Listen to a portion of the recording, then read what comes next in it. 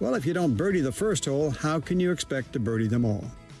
Ben Hogan knew the value of positive thinking on the golf course. That's your Golf to Go. I'm Frank LaRosa.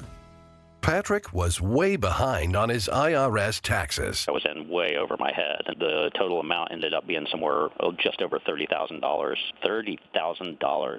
Then the IRS came to collect. Started getting letter after letter. A lien had been filed against me. They were going to basically hang me completely out to dry. He had to do something. That's when I reached out to Optima Tax Relief. Patrick's life quickly got a lot easier. It was very easy, pretty much hands off. They picked up the ball and ran with it. And how'd it go? I couldn't believe it. I had to ask 2 or 3 times. I saved an incredible amount of money. How does Patrick feel about Optima? Couldn't be happier. They definitely helped me. Optima Tax Relief, the best place to call. They're the best in the business. Do what Patrick did and call Optima Tax Relief for a free consultation. Call 800-375-2922. 800-375-2922. 800-375-2922. Optima Tax Relief. Testimonial from an actual client. Some restrictions apply. For complete details, please visit OptimaTaxRelief.com. If your passion is bass fishing, only one radio show has the action, information, and excitement of your favorite outdoor sport. Ultimate Bass, hosted by Tournament Bass Pro and California Outdoor Hall of Famer Kent Brown, takes you live to where the fish are biting every Saturday morning. Only Ultimate Bass feeds your passion with the latest news, products, tips, and advice from the pros. Ultimate Bass with Kent Brown, Saturday mornings at 5 a.m. on Sactown Sports 1140, part of SEP's Saturday Morning Outdoors. KHD1 Sacramento, KYMX HD3 Sacramento. From the Power Business Technology Toshiba Studios. Sactown Sports 1140. It's Matt George and Kayla Anderson. Online at SactownSports.com or on the app. Kings, Niners, and Sacramento. The Matt and Kayla Show starts now. Nice of the wind to die down just in time for us to at least start the show. We'll see how long that lasts. Matt and Kayla are out at the Golf for Kids' Sake tournament with big brothers, big sisters of the greater Sacramento area. It is a beautiful Monday out here at the Del Paso Country Club. We're set up right next to the first tee on hole 1. And Kayla, I was talking to our engineer, Brian, who's also a big golf fan. Yeah. It is torture. I mean, I'm not going to lie to you. The clubs are in the car just in case, Nice. just in case. It's, we can end the show at noon, Matt. You can go out and hit a few. But we're staring right down the first fairway, and all I want to do is hit the ball, although I could shank it into the trees or something. Look, first of all, props to you for being prepared, because you should always have your golf clubs in the back of your car. Always. Or whatever vehicle you have, because you never know. What if something, I don't know if they are going with threesomes or foursomes out here, but what if someone was missing a guy or someone got sick and they just needed you to come in? You got to be prepared. Listen, for the moment. Kings legend Brad Miller is out here. He actually came to me earlier and said, Matt, I'd love for you to play with me. I said, Brad, I'm so sorry, man. I got a job to do, but hey, next time. But Brad's been hitting me up for years trying to play, but I just have to say, hey, next time.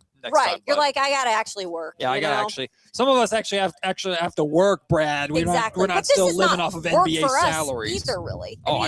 This is our office for the day, Matt. Outside the wind, it's gorgeous. It's a hell of a view. And if you've never been to this golf course, it is absolutely superb. It is stunning. It is beautiful out here. But yes, as you can hear, it is definitely windy. I did get my fair share of golf already this weekend, though, Kayla, because myself and some of the bosses went out. Oh, yeah, this guy to the right of me. Yeah, here. Myself, Richie, our program director, Jim, our market director, and then Scott Marsh, one of our head sales guys. We all went out and played. And I wish I could blame how badly I shot on the wind. In fact, the wind probably saved me a few times from hitting some terrible shots. We had fun, at least. Let's just say that. Let's put it this way. Jim and Scott, way better than me. I was going to ask who played the best round, but probably Jim. Okay. Richie, you'd say probably, Jim for sure. Scott's good too. Scott found every bunker he could possibly find while playing, and Richie was not far behind. Richie, how'd you do? Richie was living in the sand. It was not good. Richie changed into flip flops halfway through the round because the amount of sand he was finding. But we we had a great time out there. But yeah, of course the boss golf's good. Of course the boss is a good golfer. And like he needs to. He'd hit one bad shot out of 10, and he's like, yeah. And we hit 10 bad shots out of 10, and we're like, it's like, shut up, Jim. Oh, I'm sorry. Did you missed the pin by 3 feet? Boo hoo. But he's used to getting out here with some of the corporate people. You got to do these events. You got to get good at it. Right. You have to. Yeah, I'm learning that. I need to up the golf game if I want to be respected, because I think I lost, especially Richie's respect. Richie's our direct boss, and Richie saw me tee off on the first tee and went, I might have to fire you. I wish I was out there reporting on this, because I mean, I've been to the range, but like my career was spent covering like golf and PGA, and so I miss when I get out here. I'm like, man, this takes me back to like tournament coverage. And things like the whole week leading up to like the Memorial Tournament. Yeah, it's fun. Tournament in Columbus. It's funny. I was watching the PGA Championship with my wife and son, because my son's starting to get into golf, and I was watching the PGA Championship with them over the weekend on Saturday. And my wife started asking questions because we were talking about the gallery, and it's like, what do you do? Do you follow a golfer? Do you just post up at one hole? What do you do? And that's one of the best parts about it. If you've ever been to a golf tournament, and if you want to go to one, there's a very accessible one called the Celebrity Golf Tournament, the American CenturyLink Championship in Tahoe, which I try to go every single year, whether I'm working it or otherwise. And we're trying to get out there for some content. I'm not letting it go, Matt. I'm going to keep pushing. Listen, I've been emailing my guy Phil, and Phil's one of the head honchos over there, so we can get Phil to work on getting us out there to talk to some of those celebrities. If you've never been to Edgewood in South Lake Tahoe, it's absolutely gorgeous. But that's the best part about going to a golf tournament. You can just do whatever you want outside of like yelling in the backswing, which is funny, because you've met Kevin John, my partner from ABC 10. Awesome. Kevin has no volume switch. Yeah. It's just always loud. It's always 100. And he's the best. The first time we covered the Celebrity Golf Tournament at Edgewood together, thankfully it was the practice round. It was the first time we went, and we're like probably 30 to 50 yards away from a tee box, and people are teeing off, and Kevin sees somebody, and in the middle of a celebrity's backswing goes, "Hey, how you doing?" And everyone starts turning and looking at him in the middle of his backswing. I was like, "Oh no." He really doesn't know. No, that's just Kevin. It's just Kevin. Yeah. Man. It's just Kevin. We are, again, out here at the Golf for Kids' Sake tournament with Big Brothers, Big Sisters of the greater Sacramento area. And it's actually perfect we're talking about Kevin, because Kevin is someone who's very involved with Big Brothers and Big Sisters of the greater Sacramento area. It's a one-to-one mentoring service that serves children ages 8 to 18 who are primarily being raised by single parents, grandparents, or foster parents. I can speak from my circumstance. I never went through the Big Brothers, Big Sisters program, but I was raised in a single mother household, didn't have a dad. And thankfully I had uncles and other men in my life to be kind of that fatherly / big brotherly figure, but not everybody has that. Right. And people like Kevin John volunteer their time to be big brothers and be big sisters to some of these kids, and end up forming these amazing bonds, and hopefully helping being good role models. So this is one of the coolest programs that just exists. Big Brothers, Big Sisters, and even on a windy day, they're not going to stop from having a good time out here at the Del Paso Country Club. But what I wanted to ask you, Kayla Anderson, is how was seeing Michael for the 17th time? Did you see anything? Did the movie change at all, or was it the exact same? Let me tell you something. So I went with my sister-in-law, who really wanted to see it as well.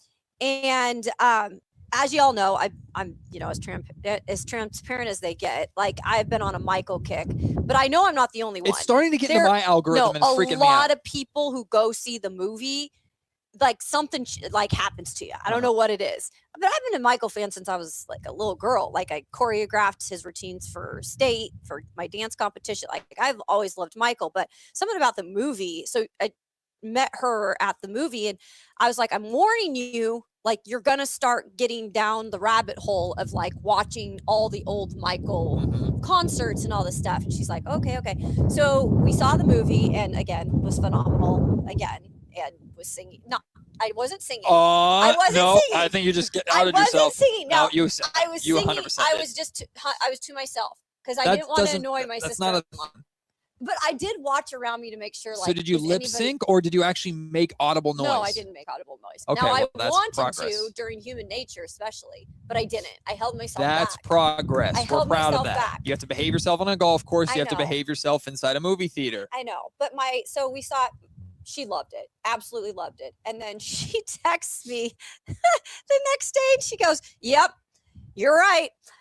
All last night was on Twitter. Was on Instagram. Was on All Michael TikTok. stuff, just huh? watching all Michael stuff. All Michael Yep. stuff. So it was just as good as the first time. Richie, if you go to a movie that's about a musical act and people in the movie start singing, you're good with that? You're singing with them? I think No, you're not good with this. But Thank I you. have like a good voice. That doesn't matter. I'm not paying to hear you. I'm paying to watch Michael. Watkins, I know you Chris feel some over type of here. way about this. Chris is like Singing if you go and see Michael and someone's singing in the movie theater with Michael, but no, terrible. Like everyone's singing. That's the worst. No, See, but thank you. everyone's No, singing. not everyone is singing. I'm saying if everyone's singing, Then they're have all you the problem. Seen some of the venues with the Michael movie, like No. people are like all like in there like singing. That's why I'm not going, because I want to watch the movie, not listen to y'all. No, that's not what they're usually doing. It's just in some of these bigger theaters. So you can go watch it and it won't be loud. Watch it at home, bah humbug by myself. Invite me over and I'll sing. Hell no. Absolutely not. Well, I'm glad you got to see it for the 17th time. Just a second, but we'll make it a third here soon. I'm sure. Have you seen it in IMAX yet? So No, Michael that's is what I like gotta a do. billion feet tall, like I gotta do looming that. over you. I've heard it's phenomenal. I still haven't It's seen really it. good. I haven't seen it, but I've Really, heard really it's good. I've heard it's very, very good. Well, in addition to watching Michael, in addition to playing golf, we also had the conclusion of the conference semifinals over the weekend. We got a double dose of Cavaliers and Pistons. My sock fell off. Uh-oh. Your wind sock? Oh, it was doing such a good job. It was breaking the wind so much. I don't know what we're going to do now. We're so cooked out here. Try and be professional. The Pistons gave us a little bit of hope. Oh my God, are they going to do it again? They go into Cleveland, they beat the Cavaliers, and then they absolutely laid an egg at home last night in Game 7. Cade Cunningham had the worst playoff game of his career. And once again, he just didn't get any help. We'll talk about Jalen Duren in a second, because the Pistons now have a major decision to make financially when it comes to Jalen Duren. And there's a lot of people, and rightfully so. Now, a couple of years ago, this would have ticked me off, but right now I think it's perfectly respectable to reference Domantas Sabonis and warn the Pistons, hey, careful about overpaying after the center has a bit of a stinker of a playoff series. Kayla. Man, I'm disappointed, Detroit. What's going on with those Detroit boys? I was rooting for them. They blew it. And well, not really. I'll give credit, though. Honestly, I'll give credit where credit is due. Cleveland on the road came out as the more physical team and really just set the tone and pace from the jump in that one. Right. And you mentioned, obviously, Cade Cunningham, not a great game for him at all. But in the same right, like, this is a man who has been carrying his team throughout the playoffs. Yep. And mind you, had come back from that collapsed lung and really didn't skip a beat for the most part. Right. He was bound to get tired at some point, right? Right. There was never consistent, but especially from the guy that we've talked about, where you just mentioned the whole giving him a bigger deal and what he needs to show, because he hasn't showed it yet in the playoffs with Jalen Duren. But yeah, I was disappointed in just not being able to hold their own home court down when it was all said and done. But I think he was out of gas. The team just didn't have enough in him. But congrats to the Cavs. They're going back to the Eastern Conference Finals for the first time when I was up there in Ohio covering them in 2018. Well, so it's been a minute. Those fans are awesome, by the way. They deserve it. It was a disappointment on both sides for the Pistons in Game 7, because offensively they only scored 94 points. I mean, Cade Cunningham had 13. He shot 5 of 16 from the field. That's not going to get it done, especially in Game 7 from your star. But you talk about getting no help. Tobias Harris, 5 points, 0 of 6 from the field. Jalen Duren, 7 points. Asar Thompson, 5 points. I mean, they just didn't get any scoring output, really, from any of their main guys in this game. And then defensively, which is their bread and butter, they gave up 125 points. And what impressed me the most about this victory for the Cavs was they built their lead, especially in that second quarter. And I was waiting and okay, here comes the run. Okay, here's a back-to-back threes by the Pistons. Now they're going to make their run. And I swear they never got within 14 points. It just felt like they'd get down from 20 to like 16, 20 to 15, 20 to 14, and then big bucket by the Cavs or back-to-back buckets by the Cavs. So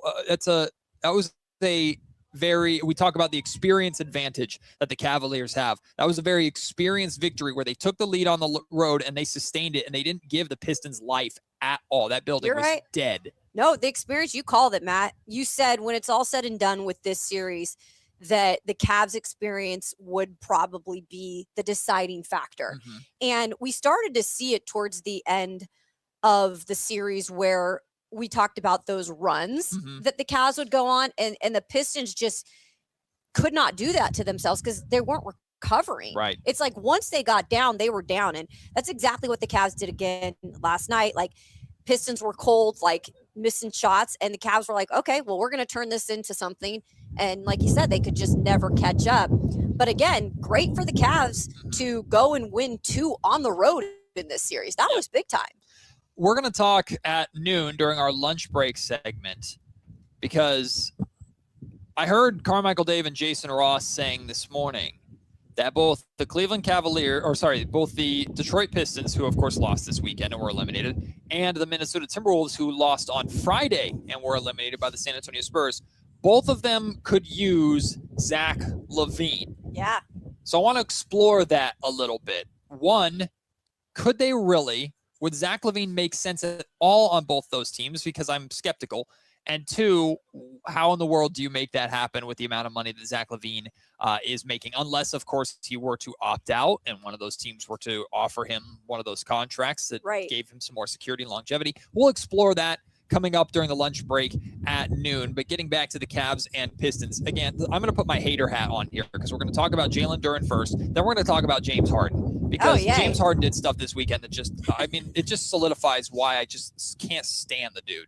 But Jalen, you're still not a fan even after the series win. I can't be. Like, he's just like people comparing. You know what? Let's just do it now. Jalen Duren, hold on. People comparing James Harden to SGA, I don't get it.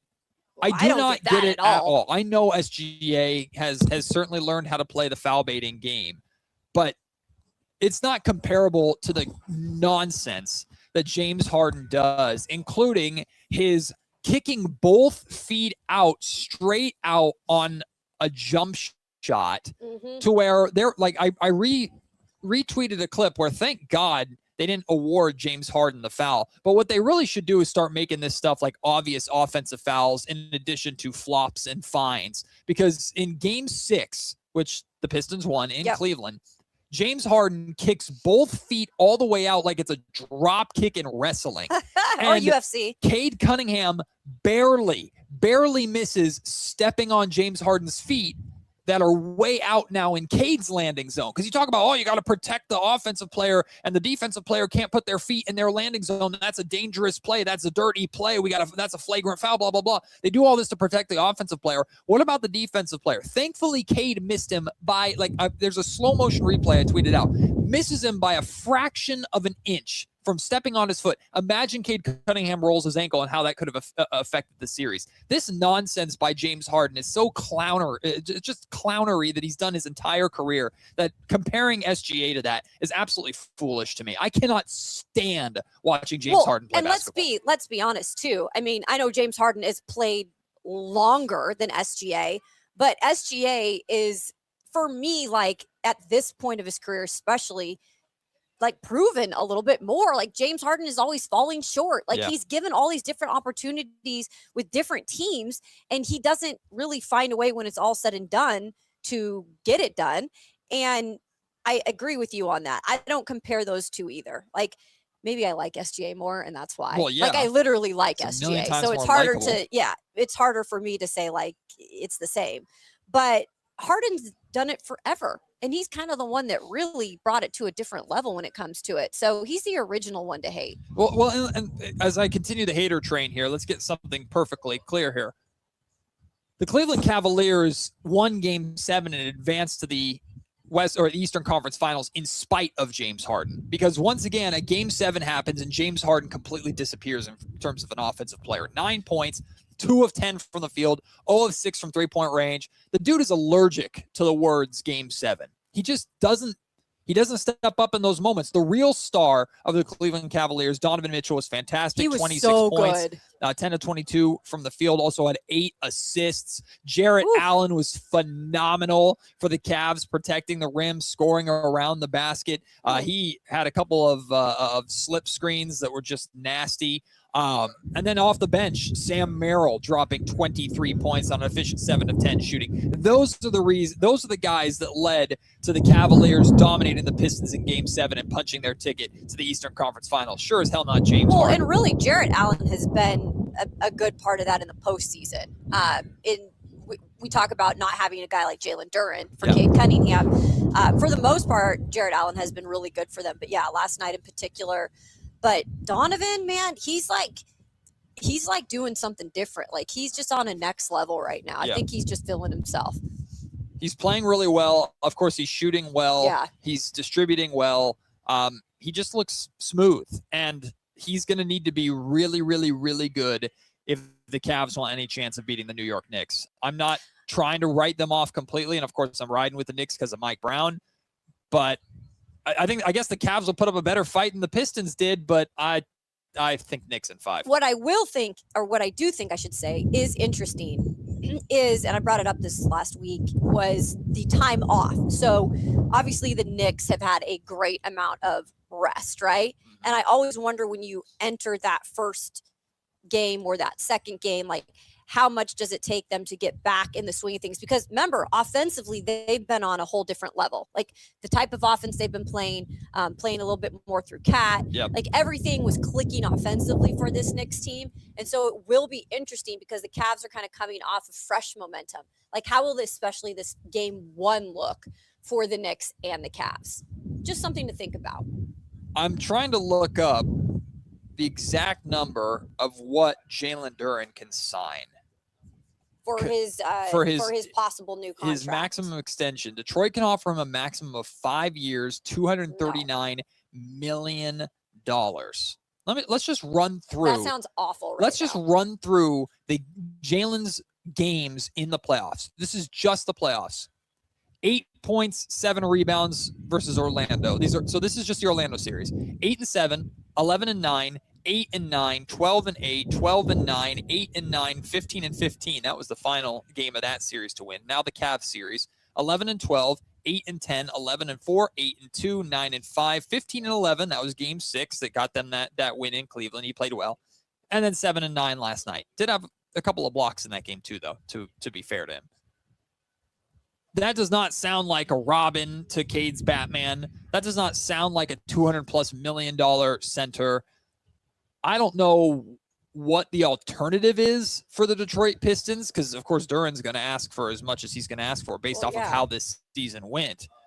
I don't know, like, what kind of negotiation power they have, but I would be very, very, very cautious when throwing that serious of money to a guy in Jalen Duren who gave you that sample size in 2 series, not 1 series, in 2 series. He gave you that sample size, and understand the expectations for the Detroit Pistons are to be right back here next year. Well, I wonder, like, for them, this is what's hard because it's like he's there. He has played with these guys. He was good during the regular season for the most part. He was actually pretty good when Cade Cunningham was out. Good. Like, he helped that team, I think, get that number 1 spot.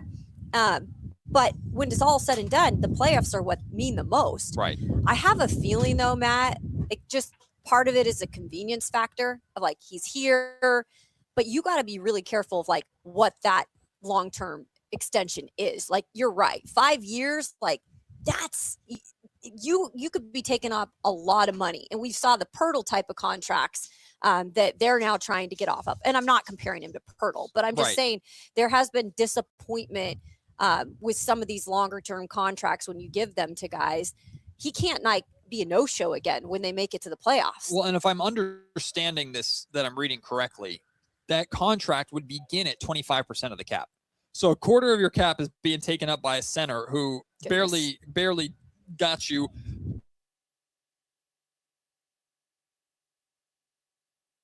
Pistons are looking around going, okay, we had a phenomenal season, but we probably can't just run it back, right? Mm-hmm. They're going to look at what do they upgrade like Tobias Harris's spot? Again, at noon, we're going to talk about the possibility of like a Zach LaVine for them because they could use an extra scoring punch for sure. I mean, Asar Thompson offensively struggled, but is phenomenal defensively, so he's definitely a part of their future. So if you're throwing that kind of money at Jalen Duren, and then let's say you're able to upgrade Tobias Harris's position, is that enough? Because what about Jalen Duren's play makes you suggest that he's going to take a leap with his financial leap that you're now committing to it? Yeah, there is nothing that guarantees you that, right? And so this is pretty much Duren's agent and what magic he can do in terms of talking them into like this.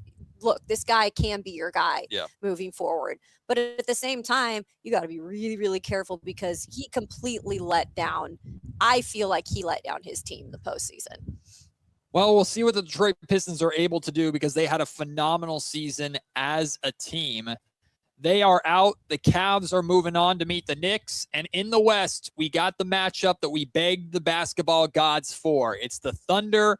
It's the Spurs, and we'll talk about the domination from San Antonio in Game 6 to punch their ticket to the Western Conference Finals. When we return, it's Matt and Kayla live from the Golf for Kids' Sake tournament with big brothers, big sisters of the greater Sacramento area. You're listening to Sactown Sports. Is a potential lottery pick for the Kings already drawing lofty comparisons. Darius Acuff measured out as a near physical match for Damian Lillard's 2012 pre-draft numbers. Darius Acuff 6'2", Damian Lillard 6'1" and 3/4. Wingspan 6'7" for Acuff, Damian Lillard 6'7" and a half. Standing reach, Acuff 8 feet 2.5, Dame 7 feet 11.5, and Acuff is 2 years younger. Your exclusive home for Kings basketball. Sactown Sports 1140.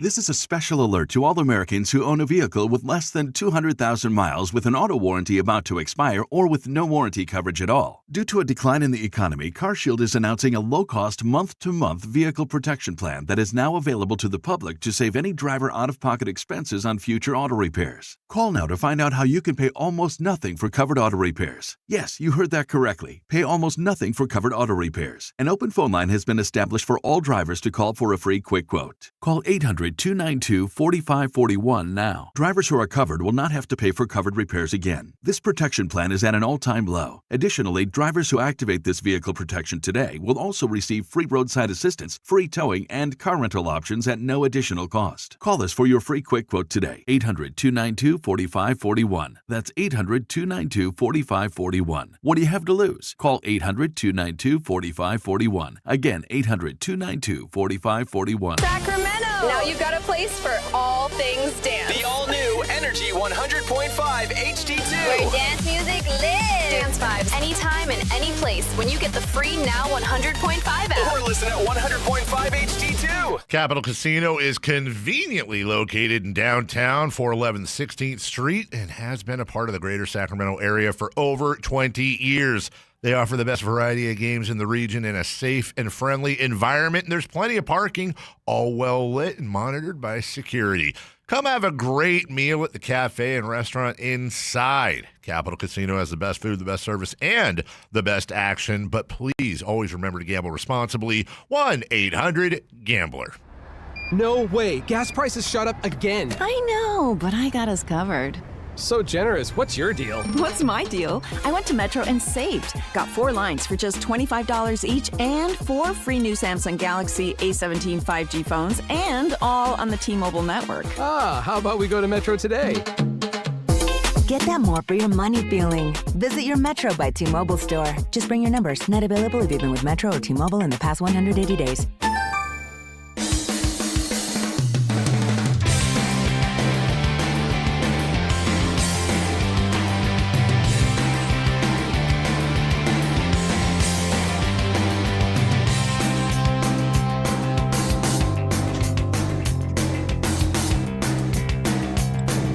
Matt George and Kayla Anderson out at the Golf for Kids' Sake tournament with big brothers, big sisters of the greater Sacramento area. We're out at the beautiful but windy Del Paso Golf Club. Right here, posted up, looking down the fairway of hole number 1, the first tee. I just wanna whack a few, I'm telling you. Wait, share the story really quick of what made you feel Oh, that no. you were See, just listen. like everybody else. Listen, I feel seen out here. Let me tell you. Right? Because these events are wonderful because anybody can play in them, right? And I mean anybody. Your boy is, let's call him an inconsistent golfer at that. I call it a spray golfer, right? Where you hit it and you just see where it goes. Yeah, I like to explore all areas of a golf course, especially when I come to a nice golf course too. I actually intentionally like try and hit like 100 plus times. Like I want my score to be high, right? Are you on the range for a long time before? Yes, but it doesn't matter. If I have if I have a bad range session before a round, my mental's already shot. If I have a good range session before a round, I'm terrified because I'm going to step up to the first tee and hit a terrible shot, and everything I was doing on the range is not going to translate to the course. That's just golf in a nutshell. Sure. But I mean, we're like the show starts, right? And a gentleman's on this first tee in front of us, and he swings and just shanks a ball immediately, and you hear the thunk right into a tree, and I'm just like, yep. You're good. like, all right, My I feel people, right at home. I feel better. This is good. No, this is good. The only place I don't see of a golf course is the fairway. Typically, I'm all around it. Fairway's boring. If you just golf and just hit out of the nice, clean lies and fairway and stuff, like whatever I like to explore the trees. How are you out of the bunker? Listen, I always watch people. I play in love the watching sand. people work in the bunker. Like it always is so fun to me. It's because sometimes people just completely shank it in the bunker. Well, hitting a bunker shot's is really fun because you just open up the face and you just let it rip, right, and just hope, right? But doesn't mean that you want to be there. No. But it's fun when you are there. One more question for you. Yep. You can tell that like I like to report Uh-huh. when I was out here. So where was probably your worst shot in the rough? On Saturday? Yes. Oh, I was OB a ton on Saturday. I lost like 6 golf balls in one round, which is really bad, really expensive. Dang, Matt. Yeah, no, I was. You can't be, your wife's gonna get mad at you. Or What buy you else golf is new? balls for your birthday What on else is new? Saturday. No, she's not allowed to buy me golf balls because she doesn't know which ones to buy. And no, I don't play. okay. I don't play like Ooh, the Pro which- V ones. I don't play Pro Which V ones ones. do you Those are the fancy schmancy go ones. for? I play Callaways. Oh, I play okay. Callaways with a Good triple choice. track, which is like the 3 lines on there to help me putt. It doesn't help, but mentally it's like, oh, this is easier to line up, and I still miss. But yeah, I enjoy playing a good Callaway Are you ball. golfing this weekend for your birthday, or what are you doing? I'm not. Besides So- us going to our game on Monday. So we have to talk about this Oh, because it no. can't be Monday. I think we're going to have to do Tuesday. But because okay, that's fine. my wife, this is how much my wife loves me. She's going out of town on a girls' trip on my birthday weekend. Wait, Imagine- what? Hear that crap? After all you did on Yo. Mother's Day to work around the draft, Yo, man, Matt. it'd be like that. So Tuesday's No, the on day, my huh? birthday weekend, she's going to be in freaking Scottsdale, Arizona, partying it up with a bunch of gal pals, and I'm going to be with my child and mother. Ugh. My mom's out of Well, town. my too. mom's here too. Hey, Yeah. chill with the moms. No, we're gonna have a great time. My wife is going on a good trip, but Good for her. I am going on a golf trip to Carson City though at the end of the month. So Oh, I'm okay, gonna that's right. That's I'm gonna right. miss a Friday show. So for that. karaoke is still in the works, possibly for this weekend. I'm gonna drag. Well, Huh? no, because you're gonna have the kid. Well, can the mom look after the kid for a couple hours? It depends. I wanted to get everybody together. For karaoke night. Yeah. Oh God, you're For just our gonna birthday. you're gonna sing Michael. I am. Just nonstop Michael. I just hear that every day. Well, maybe you'll be surprised. I'll sing Black Velvet too. Oh, well, heard that too. We are out here at the Del Paso Country Club. It's a beautiful day. As you could probably hear, though, it is windy. It's been windy all weekend. Hope everybody was safe. It was fun playing golf in the wind, though. Just like, listen, when you're a bad golfer like me and the ball goes wherever it wants to, throwing wind in there, just who cares? Yeah. I don't adds care. to it. Just whack it and see where it goes. I was very curious, Kayla. In Mhm. fact, I predicted on Friday. I thought for sure Wolves and Spurs were going 7. Because I thought, okay, Yeah. with how Wemby, after getting ejected in game 4 for the elbow, how he came out in game 5 and absolutely kicked the Wolves' ass. And I have no problem saying that. Mhm. Wemby came out and dominated the Wolves in game 5. I was thinking, okay, Wolves going back home. They know they didn't do well in San Antonio. They're back in their own building where they've been really, really good. They're going to respond. And nope. The Wolves got dominated again That was bad. by the San Antonio Spurs on Friday. I know the comment section is going to get all mad at me because of this, but I was happy to see it. A 139-109 win. Stephon Castle was fantastic. He scored 32 in that game. DeAaron Fox. Everybody did his thing. Everyone be quiet. Everyone all crickets everywhere because DeAaron Fox was stupid efficient. 21 points on 8 of 10 shooting. Perfect 3 of 3 from 3. 9 assists to lead the team. He ran the offense perfectly. It was a plus 26 for the game. But this was that San Antonio Spurs performance, Kayla, that was like, okay, that is what gives them a chance against a team like the Oklahoma City Thunder. 18 from Champagny, 19 from Wemby, 21 from Fox, 11 from Vassell, 32 from Castle. They didn't even need Dylan Harper's 15 off the bench, but they got it anyway. Well, that's the thing. I was just going to say I loved Stephon Castle's game in that game 6. Overall, I just feel like the Spurs, like you mentioned, they might even be ahead of schedule. And we might see that in this next series. But what I will say is they're going to be back and they're going to probably be right there with Oklahoma City. So get used to the San Antonio Spurs because they are deep. And that's the thing. It doesn't have to be every single night, one person in particular. Right. You've got these other guys that can have big nights or step it up. And that's what you need when you want to be a long-term successful organization. The Spurs don't need Wemby to be phenomenal every single night, although he's more than capable of being that. And that's what makes I'm turning this into a compliment. That's what makes SGA so special. By the way, now 2-time MVP, 2 years in a row. Congratulations to him. And he hooked his teammates up. Did you see the gift baskets and stuff that he bought his teammates? And they got watches. Oh my God, Rolexes. He's so dope, man. I love SGA. He hooked his teammates up, let me tell you. But that's what makes SGA so special is the fact that he can be that guy on every given night on such a stacked team versus the San Antonio Spurs. Their superpower is you can't stop all of us, and one or two of us are probably going to have really, really good games. And if all of us have medium games, we're still good enough to beat like 95% of the league. Now, I don't know if that's going to be good enough to beat the Thunder in a best-of-7 series, but just a reminder for you of how the Spurs Thunder went during the regular season in their meetings and their matchups. The Spurs won the first game against OKC. I'm pretty sure, if I'm not mistaken, this was an NBA Cup game. They won 111-109. Devin Vassell scored 23 points in that game to lead the Spurs in scoring. They beat the Oklahoma City Thunder again on December 23rd, of course, the day before Christmas, 130-110, a dominant victory for the Spurs in that game. Keldon Johnson had 25 points. Wemby was not playing at the time, I believe. Then on Christmas against Oklahoma City, the Spurs won again, 117-102. DeAaron Fox dropped 29 points on Christmas Day. Again, don't hear anybody talking about that. So there's 3 wins against Oklahoma City during the season. And then the fourth meeting on January 13th, OKC finally got a game over the San Antonio Spurs, 119-98. The leading scorer in that game still was Stephon Castle with 20, but OKC definitely got the better of them. And then Wednesday, February 4th, the 5th meeting between these two teams during the regular season, the Spurs won 116-106, another really big game for Keldon Johnson. So you had, at least during the regular season, Spurs take 4 out of 5 games.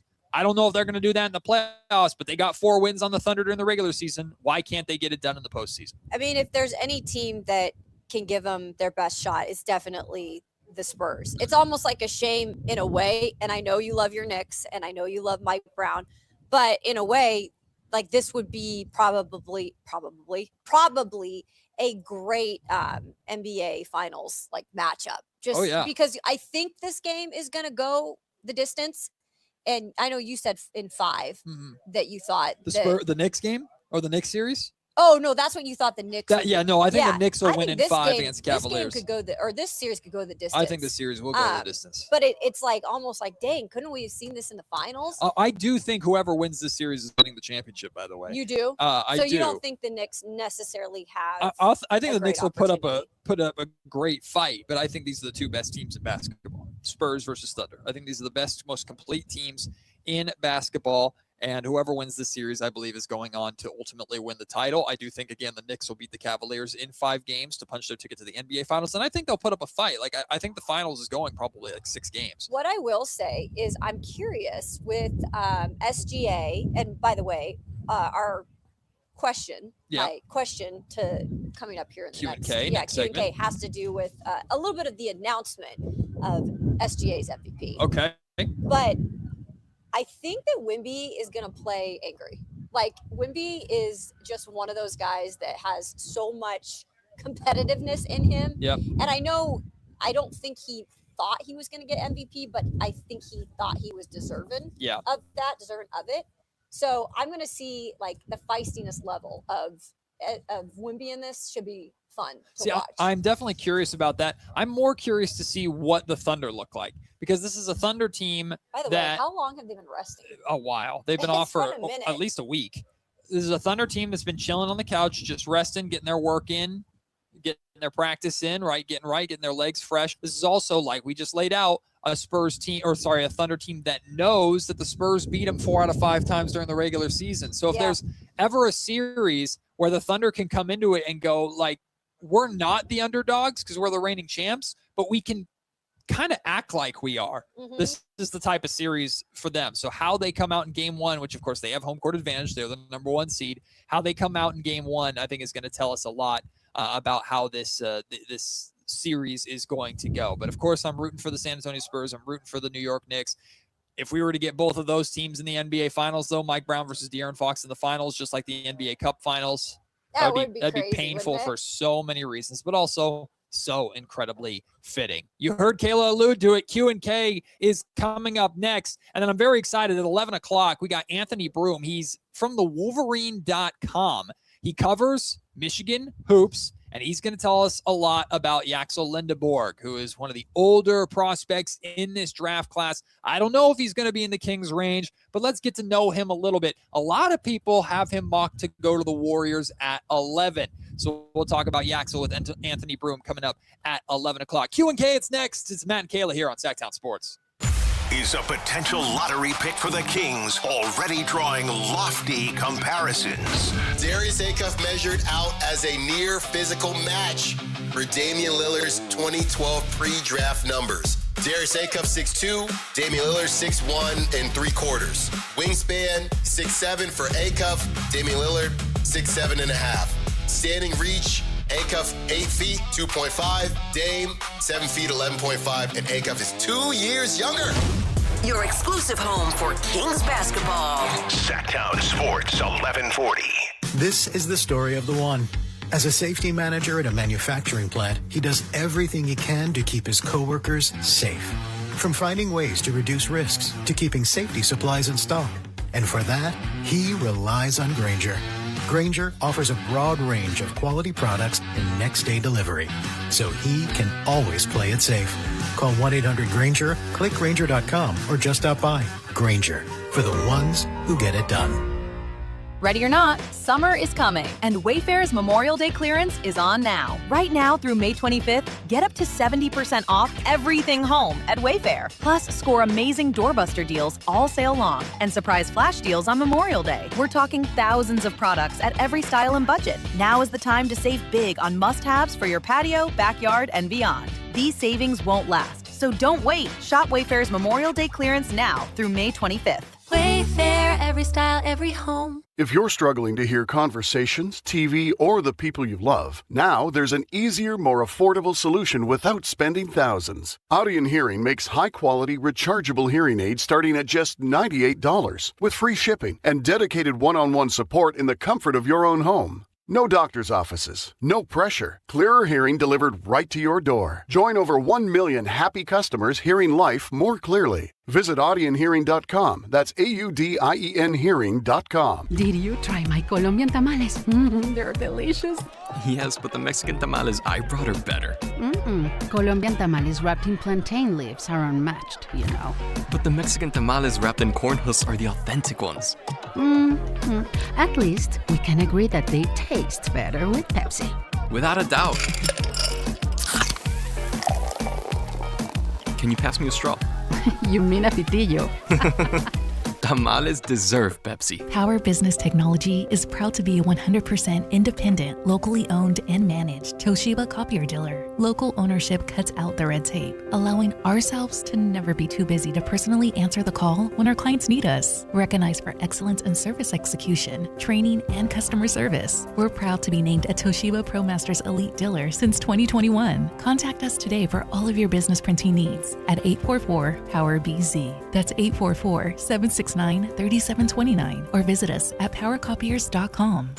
This is Sactown Sports 1140. Hey, it's Carmichael Dave. What's up? It's Matt George. What's good? It's Alan Stiles. With the most trusted voices in the community. This is Jason Ross. Hey, it's Kayla Anderson. It's Whitey Gleason. Ready to help promote your business, both as partners and customers. All you have to do is ask. Pick up the phone, dial pound 250 and say, grow my business to get connected with a team member today. That's pound 250 and say, grow my business. Our team will review your product, quickly pair you with a perfect endorser, and create video and audio samples all at no cost or obligation to you. With the most live and local on-air lineup, a dynamic content-driven website, and a state-of-the-art mobile app, Sactown Sports 1140 is tailor-made to help you connect with a sports audience in Sacramento. So why wait? Dial pound 250 today. Say, grow my business, and let us help take you to the next level.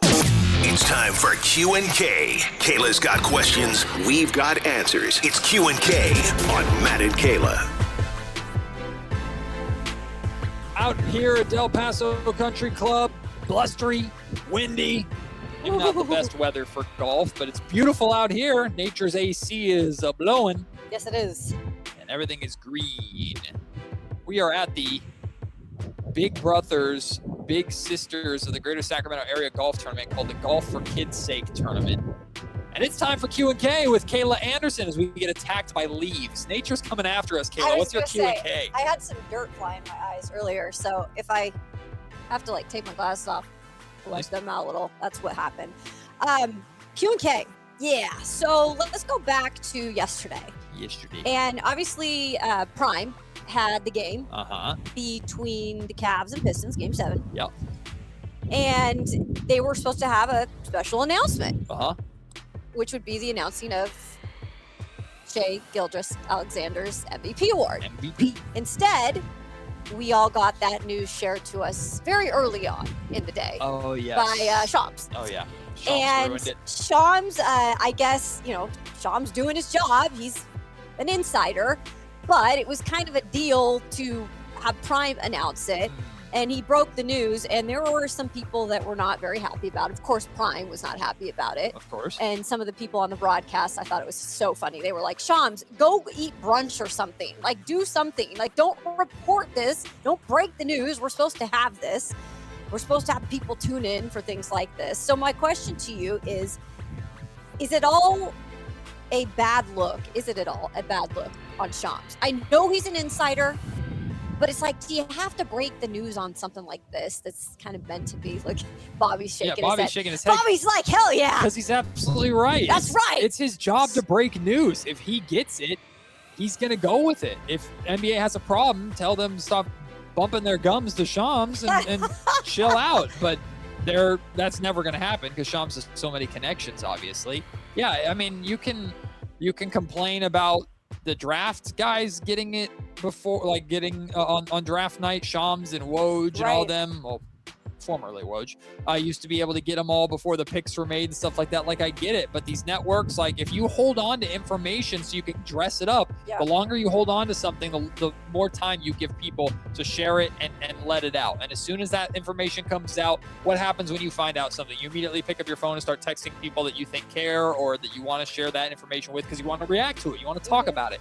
So getting upset that Shams broke the news of SGA winning the MVP, which is what we all expected anyways, is silly. Sorry, Prime, you didn't do it right away.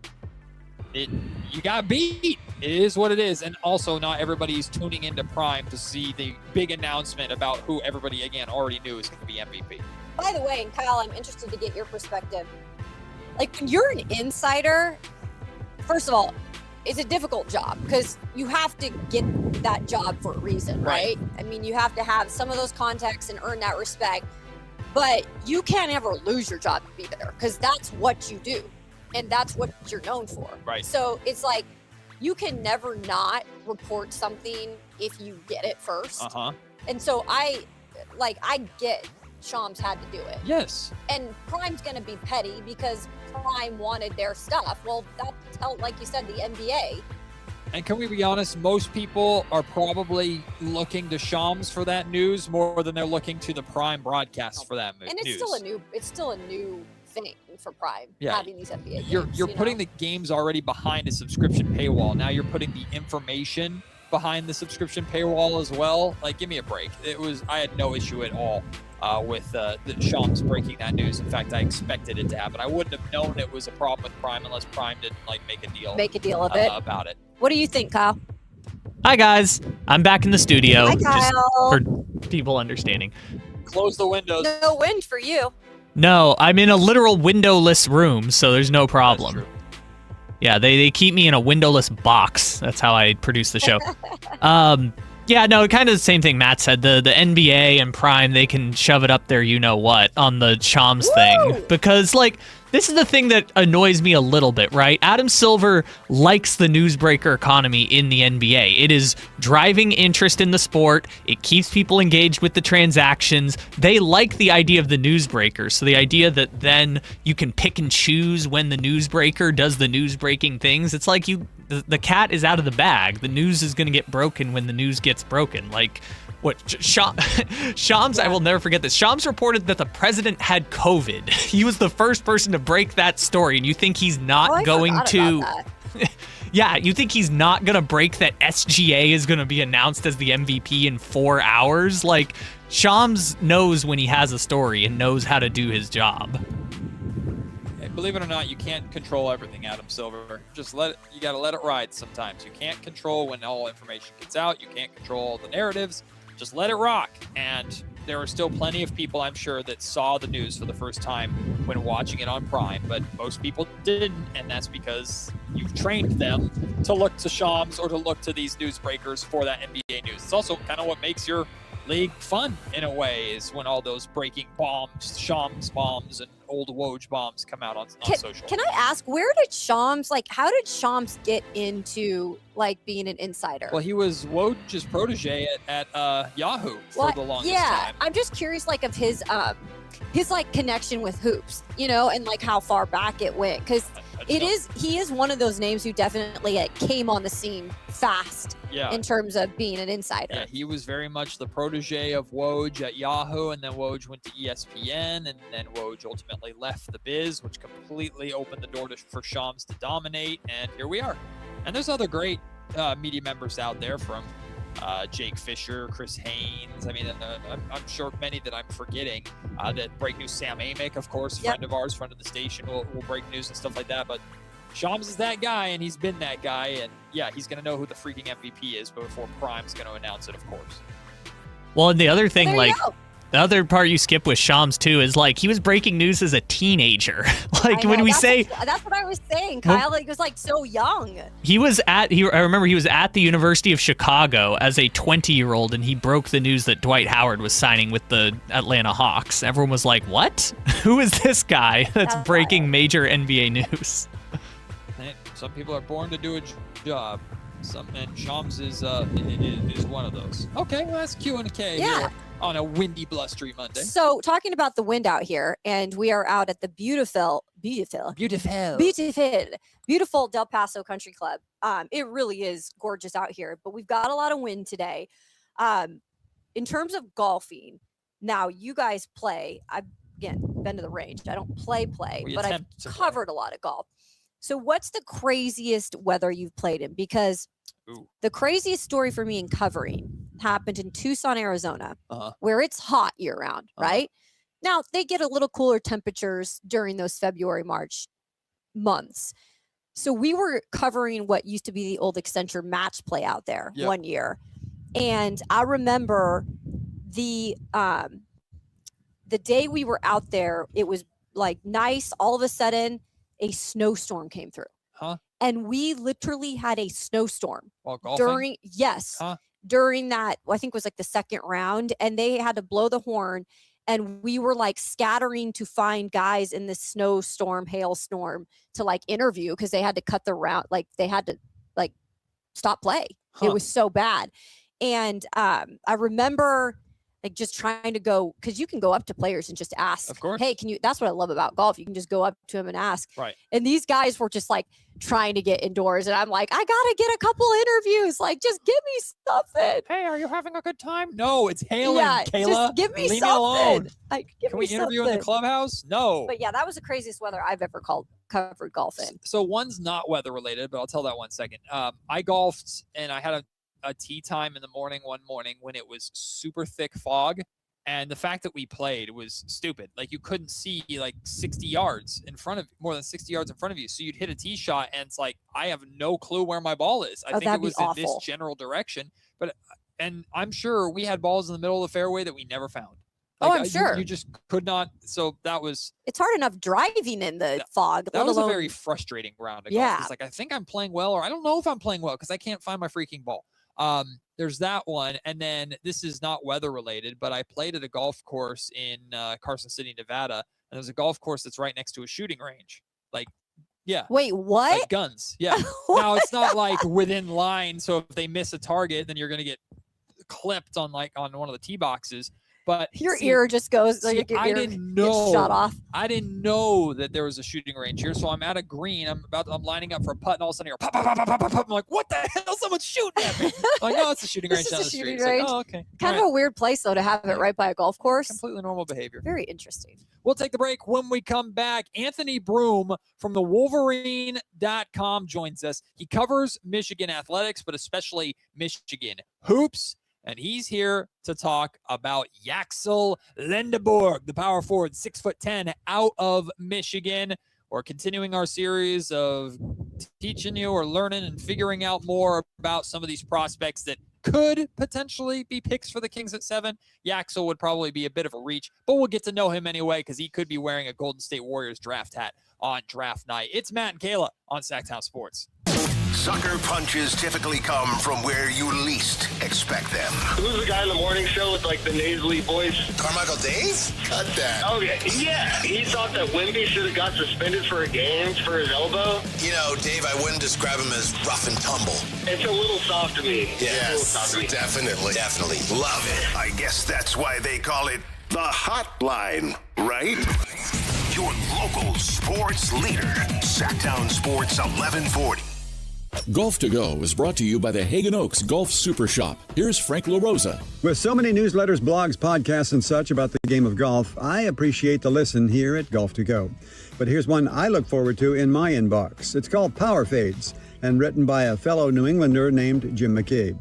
He covered the game for the Boston Globe for 23 years, going on to cover the PGA Tour for Golf Week magazine, followed by a position with the PGA Tour as Senior Manager of Communications. Since 2021, he has self-published his digital golf newsletter called Power Fades. McCabe says he has a passion for playing golf that is surpassed only by his passion for writing about people who have a passion for playing golf. I open his newsletter with a smile on my face, knowing I'll encounter another's highs and sometimes lows as McCabe writes with great sentiment about regular people's regular lives and their place in the game. And his front 9 musings add humorous reflections to this tidy package. Visit powerfades.com now and thank me later. That's your Golf to Go. I'm Frank LaRosa. There are many reasons to choose Gonzalez Law Offices. As a dedicated trial lawyer with an undefeated record from 2016 through 2019, and you'll know that no case is too big or too small. Due to his success, hard work, and commitment to excellence, attorney Jonathan Gonzalez has been listed in Super Lawyer's Rising Stars, as well as in the top 40 under 40 list by national trial lawyers. You can find Gonzalez Law Office online at saclegaldefense.com or call him at 916-304-9187. Hey, movie fans, get ready. Star Wars, The Mandalorian and Grogu is landing at the Esquire IMAX Theater in downtown Sacramento. The galaxy's toughest warrior is back, facing new enemies and bigger battles. Don't just watch the action. Feel it on the Esquire IMAX 6-story screen, Sacramento's biggest, loudest, and most immersive movie-going experience. Grab your tickets now for Star Wars, The Mandalorian and Grogu at the Esquire IMAX Theater. Good shot, baby. If you have unfiled taxes or are in debt to the IRS, this is important news. Did you know the IRS has programs specifically designed to help people struggling with tax debt? Powerful tax assistance programs that can save you thousands if you qualify. No one knows these programs better than the experts at Optima Tax Relief, America's most trusted tax resolution firm, A-rated by the Better Business Bureau. Their award-winning tax attorneys and licensed professionals have resolved over $3 billion of tax debt for their clients. One call to Optima can start the process, helping to put an end to your worries about wage garnishment, asset seizure, and other aggressive IRS actions. Find the best options to solve your tax problems. Call the experts at Optima Tax Relief today for a free consultation. Call 800-375-2922. 800-375-2922. 800-375-2922. Optima Tax Relief. Some restrictions apply. For complete details, please visit OptimaTaxRelief.com.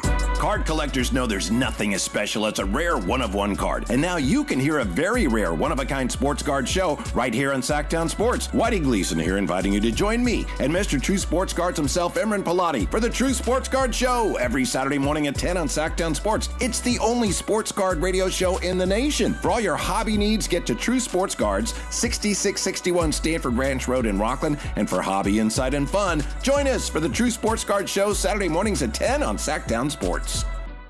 The other guys must think you failed math. Get this huge discount.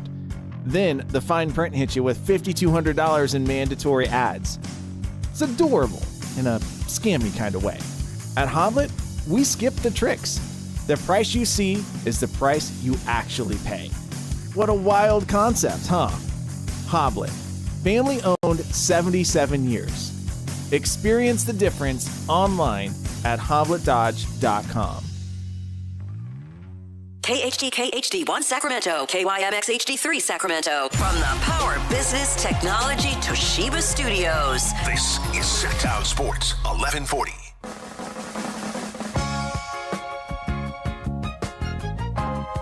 Live from Del Paso Country Club with Big Brothers Big Sisters of the greater Sacramento area. It's Matt and Kayla on Sactown Sports 1140.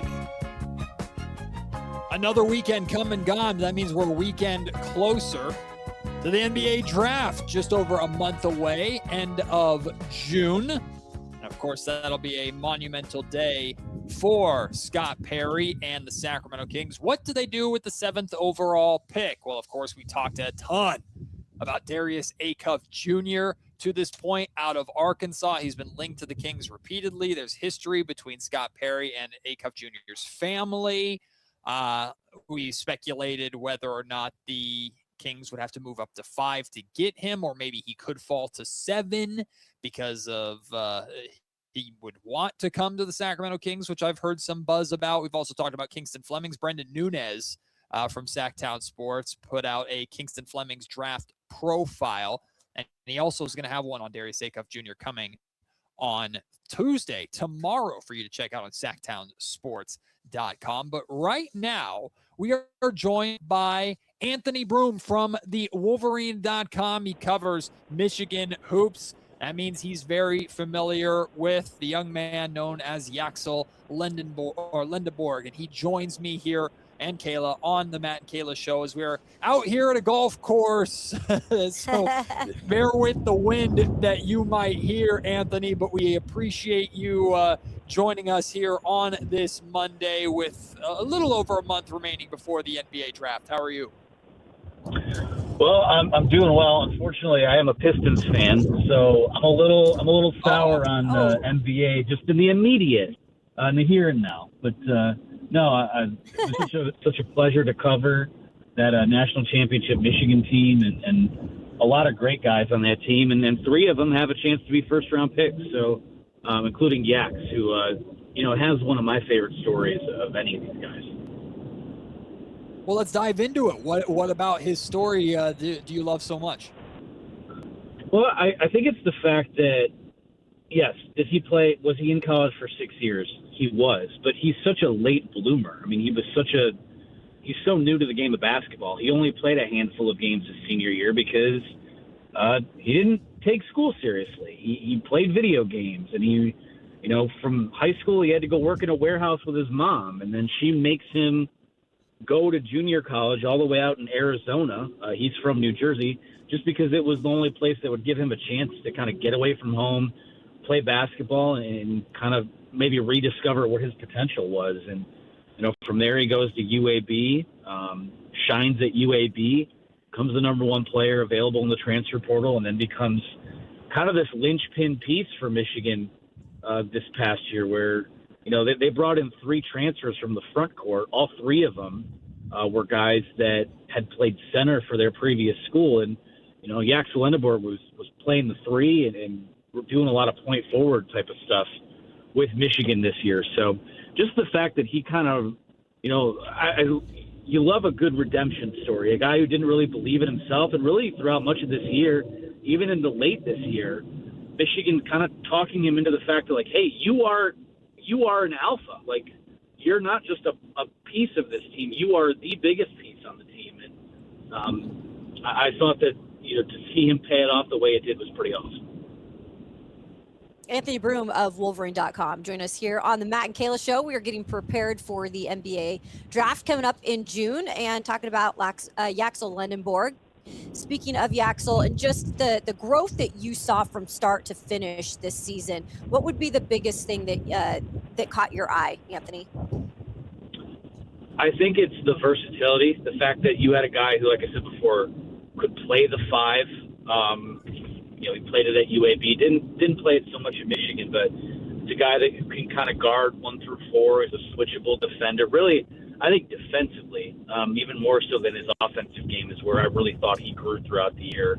There were a lot of times where he would wind up getting switched onto the other team's best player, and not only did he fare well, but played at extremely high level, an all-league level defensively. So I think the versatility, the athleticism, again, so often there's this stigma with these guys that play college for more than a couple of years that, they're just kind of try-hard guys. They're not all that athletic.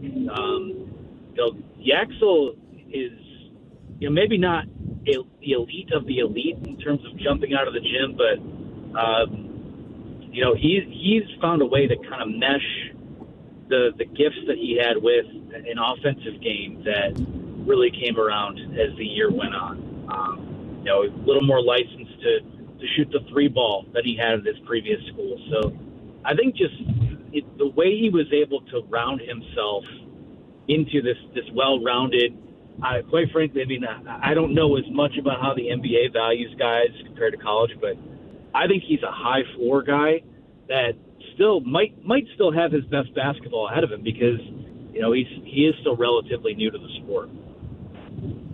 As you know, during the pre-draft process, it's kind of scouts' jobs and I guess teams' jobs to try and poke holes in these guys' games to try and figure out what's real and what's not. And I don't know if I want to call it criticisms, but a way that certainly is easy to undermine a player like Yaxel, who is 23, soon to be 24 years old, when talking about the numbers that he put up is, okay, yeah, but he was older and bigger and more developed physically than a lot of the players that he was playing against because of his age. How would you respond to that sort of criticism as a way to, I guess, again, undermine what he was able to do at Michigan? I think it's fair only in that, we don't know what, if he's reached his ceiling yet. Maybe this was his ceiling, but, when it comes to a guy, I think he's still kind of learning what he can do and what he is capable of, because that's been kind of the secret sauce of these guys who have transferred into Michigan in the last few years, that, they have talent, but they're kind of flawed, and there's a couple areas where you can kind of look to and maybe expand on what they're able to do. I think if there's the one thing that I would maybe poke the most holes into is that, when he gets down on himself, he tends to get very down on himself. And, when you're a rookie in the NBA, whether you're an 18-year-old or a 24-year-old or whatever age he'll be, like, you're riding the roller coaster of, hey, you're playing in a grown men's league now. And I think the mental part of it is going to be a big, I won't say challenge, but something that he'll have to deal with because that's just kind of the way he's wired. I think also he's not very media trained either, so he might say some stuff that's out of pocket. Certainly, went viral a few times for that throughout the year. But I don't know. I think it's the mental side, and also I don't think he's an immature guy. But I still think that from learning how to be a professional, which I think he took great strides there this year, but learning how to be a pro is something that is still kind of coming along for him. Yeah, Anthony, I read about how obviously head coach Dusty May did help with some of that stuff in this 1 year that he had there with the Wolverines, with some of the interview process and the press conferences and stuff like that. That being said, how is he and how have you observed him as a teammate, though? Oh, he's the ultimate team guy. I mean, whether he had a night where he had 9 points and X amount of rebounds, or he played 28 or played almost the entire game, had 28 points. I feel like his effort, his consistency, his ability to kind of get other people involved and pick and choose his spots, I think is something that is a major asset for him. I believe that he's a guy who, he kind of just served as a rising tide for everyone around him, and having Yaxel in your building makes everyone else better. And, he, for as much as we try to poke holes in the personality or maybe the immaturity, he is also a guy that came in and fit in right away. I mean, he's a very personable guy.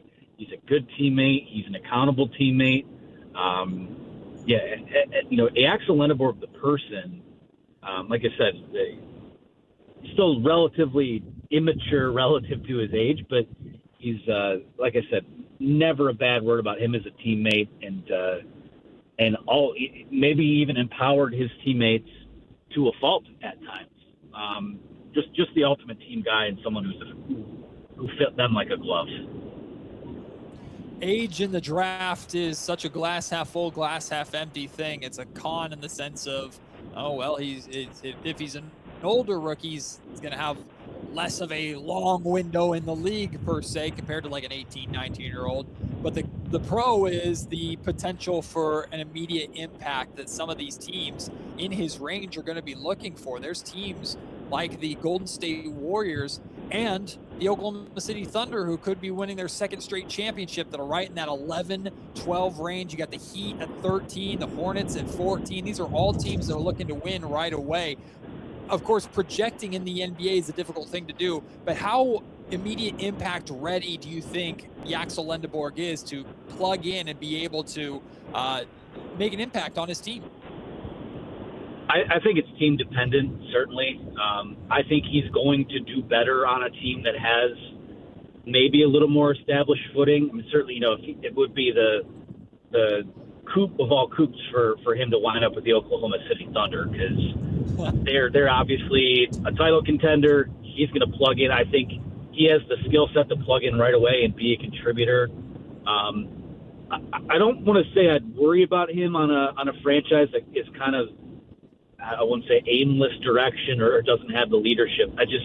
I feel like he's going to do better when he's got guys who can kind of show him the way. But that said, I think whatever team he goes, if he goes to a team that is maybe less that, he's going to have a little more runway and a little more license to, play. The minutes will be higher. I think he's a guy who will get better the more basketball that he plays. So, if you're playing for one of these teams higher up in the lottery where those minutes are available, that's a plus for him. But also, it's going to be situation dependent. For me, I would like to see him on a team that is just a little more established than maybe, those teams, those other type of teams. Yeah, Anthony, we even spoke here about maybe of a possibility of like a Pacers type of team when it comes to having some of that stability around them. Like, what are you guys speaking of in terms of other fits? Yeah, I mean, the Pacers would be any team that has some sort of established veteran all-star type of guy, just someone that can kind of show him the way, and someone that kind of works as, because he had a guy at Michigan in Mike Boynton, who is, an assistant coach that, Mike Boynton was on him all the time. And that's not to say he needed to motivate him, but Mike Boynton at Oklahoma State recruited Cade Cunningham and coached up Cade Cunningham. So that's kind of the just having a guy, even if it's just a head coach that is going to stay on you and show you the way. I think that's going to be his best fit at the next level. And I'm not saying he can't thrive or do well without that, but just knowing about what the dynamic kind of was at Michigan, and it really did at times kind of take a village for them to convince him that he's actually good. I think despite being an All-American and your Big Ten Player of the Year, a little bit of an imposter syndrome there still. So just to be at a place where you are empowered, you have good leadership, and that looks different in different spots, but I think that's what he ultimately needs. Anthony Broom joining us from thewolverine.com. He covers Michigan basketball very closely, not just Yaxel Lendeborg, but a couple other of these names that could find themselves in the first round, which we'll ask you about in a little bit. But still focusing on Yaxel, you don't get this far without being a relatively well-rounded basketball player, but everyone's always looking for the superpowers, right? What in your mind is Yaxel Lendeborg's like basketball superpower on the court that if he were to turn into a star at the next level, it would be because of this aspect of his game? Yeah, I think it's the switchability on defense. He is a plus defender when he is locked in, and to kind of use that and turn it into offense or fast break offense. Michigan was at its best when he was able to do that, when they were able to get up and down the floor and run. So I think turning the defense into offense is a big thing for him. Other than that, I think that really the improved range on his outside shot, when you're one of those bigger guys that's going to play the 3 or play the 4, you don't necessarily need to be a sharpshooter, but he's a guy who, in the NCAA tournament, he was almost automatic from out there. And that was something that really kind of came on as the year went on. So I think he's got an emerging toolkit, so to speak, on offense. But defensively, I was really impressed with, when he was healthy and when he was locked in, the way that, he could guard point guards as well as he could body up, some of the bigger 3s and 4s in the Big Ten. So to me, I think defensively is where I kind of have him circled. Anthony, share with us some of these other Wolverines that we should possibly be looking for throughout the draft. Yeah, Adai Mara is the name that seems to be hot right now coming out of the combine. He's I think 7'2" or 7'3". He's an elite rim protector, one of the better passing big men that I've ever seen, not just at Michigan, but in college basketball. The above the rim ability, he's a great lob threat. When you're that tall and your arms are that long, you almost don't even need to jump to do that. So, I think he's a guy that seems like there's some buzz. He could go top 10 now, and I think, talk about having your best basketball still ahead of him, that's a guy where I have him circled. If I had to pick a guy of the 3 that I think could be an all-star caliber player in the NBA, I think it might be Adai Mara, and I think I can make the case that despite how good Yaxel was, Mara may have been Michigan's most valuable player. So he's one. Morez Johnson, someone who's maybe more in the late teens or in the 20s that still could come back to Michigan. I think he'll stay in the draft, though, but just a super, talk about high floor guy. He's a high floor guy, a switchable defender as well. I think he's a little more raw offensively. He played the 4 at Michigan. He's played center in his career. I think he kind of if he pans out, I think he's more of kind of like an Isaiah Stewart type of guy at the next level, a high effort, high motor type of guy with some range on his shot.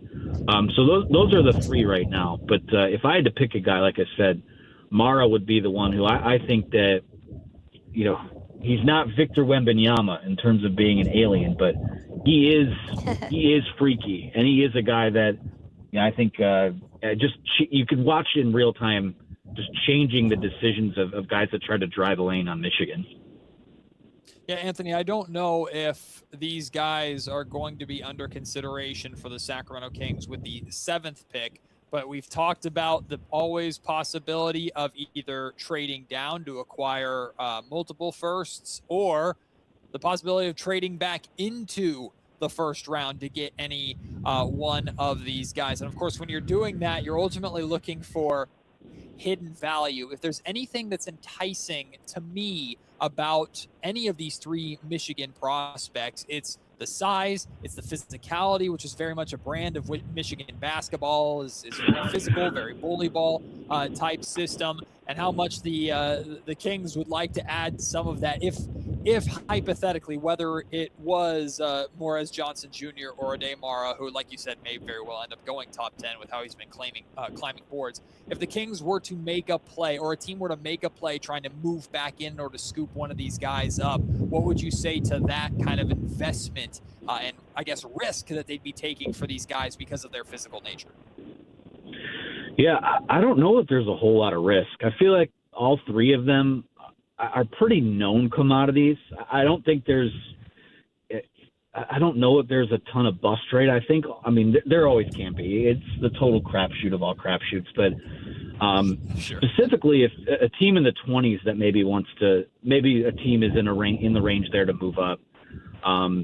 Morez Johnson is someone who Michigan often described as kind of like their floor player. Like, you knew every night you were going to get the physicality.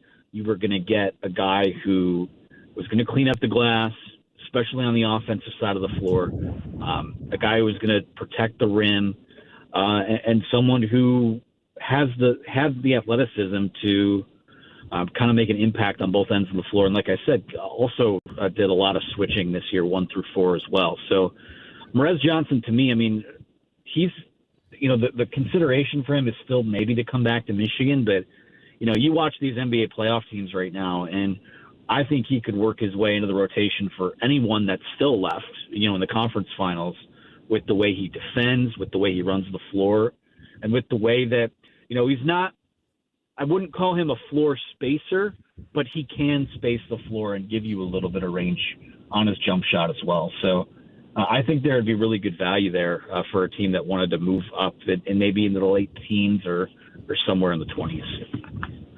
Finally, Anthony, first off, thank you so much for taking the time. We really appreciate having you on here on this Monday. I'm sure you've heard how much of the hype is around this draft class. Some are calling it potentially one of the best draft classes in history.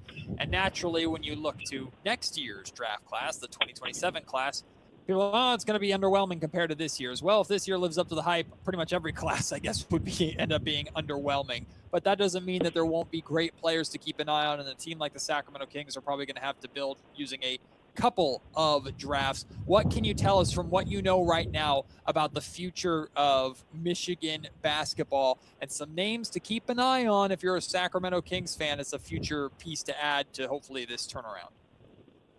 Yeah, well, I'll give you two. The first would be Trey McKinney. He was kind of a guard that came off the bench this year. He's going to start for them next year. He would have started on most teams in college basketball this year. He was a fringe 5-star guy coming out of high school. I don't think there's a more obvious, conference player of the year type of leap for anyone in the country than what could be Trey McKinney. If you're the Big Ten player of the year and you're playing guard and you're knocking down shots from the outside like he's able to do, that's going to put you into consideration to be drafted pretty highly. And I think he's someone who would not stun me if he was a lottery pick or in the mix for that next year. Ade Mara's replacement, Mustafa Chiam, a transfer from Cincinnati coming in, another guy who's well over 7 feet, runs the floor well, an elite rim protector, has a lot of offensive upside. There's some buzz that he might be looked at as a lottery type of guy next year as well. And, the one thing, it's not a big sample size. We've only got the 2 years of Dusty May so far, but every starting front court player that they've had so far has been drafted or made a team thus far. So, despite having the reputation as an up-tempo and a perimeter-based team, they've proven to have a bit of a Midas touch with these bigs as well. So I would keep an eye on Chiam next year. Anthony, we appreciate you so much for making the time, my friend. Keep up the great work over there covering Michigan hoops and Michigan athletics in general. And we look forward to chatting with you again in the future. Maybe if the Sacramento Kings end up taking one of these Wolverines, we'll have to have you back on. Well, we'd love to. Anytime, you guys. Thank you for having me. Thanks. Thank you so much again, Anthony Broom. We'll take the break. When we return on this windy weekend in Sacramento, the Giants got the better of the A's. We'll talk about it when we come back. It's Matt and Kayla on Sactown Sports. Take Sactown Sports with you everywhere you go with the Sactown Sports app. The most in-depth coverage of the Kings and 49ers. A library of written and video content. And all your favorite personalities all in one place. Download the Sactown Sports app today and get in on the action. Your local sports leader. Sactown Sports 1140. Hi, I'm Chuck McDowell, the timeshare cancellation guy and founder of Wesley Financial Group, and I want to set the record straight. I am not an attorney. I've never wanted to be an attorney, and the truth is I really don't even like attorneys. If I sound like an attorney, I apologize. But what I've learned in my 15 years in the timeshare cancellation business is you don't need to be an attorney to get folks out of their timeshare. After 15 years and over 50,000 cancellations, I can tell you with confidence, we know how to get you out of your timeshare. Call us today and we'll send you our timeshare exit guide absolutely free with all your options for cancellation. Attorneys, this was meant to be funny, so please don't sue me, especially my friend Kenneth from Black River Falls, Wisconsin. Call now for your free timeshare exit info kit. 800-881-8686. That's 800-881-8686. 800-881-8686. The statewide direct primary election is June 2nd. Vote centers open May 23rd. Remember to vote early and avoid the lines. Visit elections.saccounty.gov or call 800-762-8019. This Memorial Day, grab summer and savings by the wheel at Toyota's Summer Starts Here sales event. Lakeside, Mountainside, or Oceanside, Toyota's got the perfect deal on the perfect pickup for California. Get Memorial Day savings with low 2.99% APR plus $500 finance cash on the rugged 2026 Tacoma SR5, or get $3,000 cash back on the powerful 2026 Tundra. Hurry to Toyota's Summer Starts Here sales event today. Toyota, let's go places. Offers available through TFS to buyers with premium rated credit. Cannot be combined with other offers. Cashback offers exclude Tundra TRD Pro and 6126.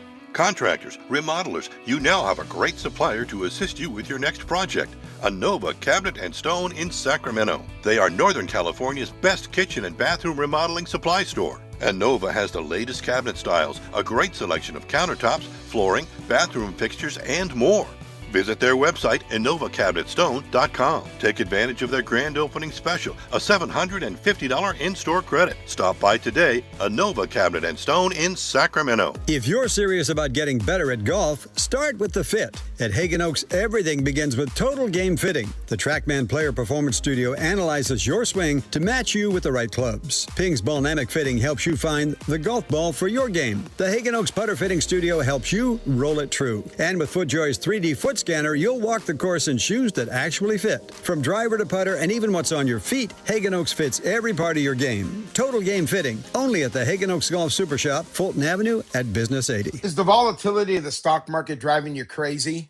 Is your retirement account sinking, yet you're getting older and you're starting to worry about, will I have enough for retirement?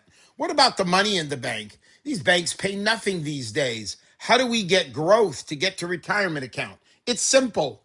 Move into gold and silver. Want to know how to do it? Listen to my show, Striking Gold, with me, Kenny Michaels. Thunder, feel the thunder. It's the energy all around you. Lightning and the thunder, thunder. The thrill of the moments to come. The flash of lights. The rush of pure exhilaration. Thunder. The roar of the crowd. See it, hear it, feel it. Thunder, feel the thunder. Lightning and the thunder. Thunder Valley Casino Resort. Feel the thunder. Mike Rowe here with another fun fact.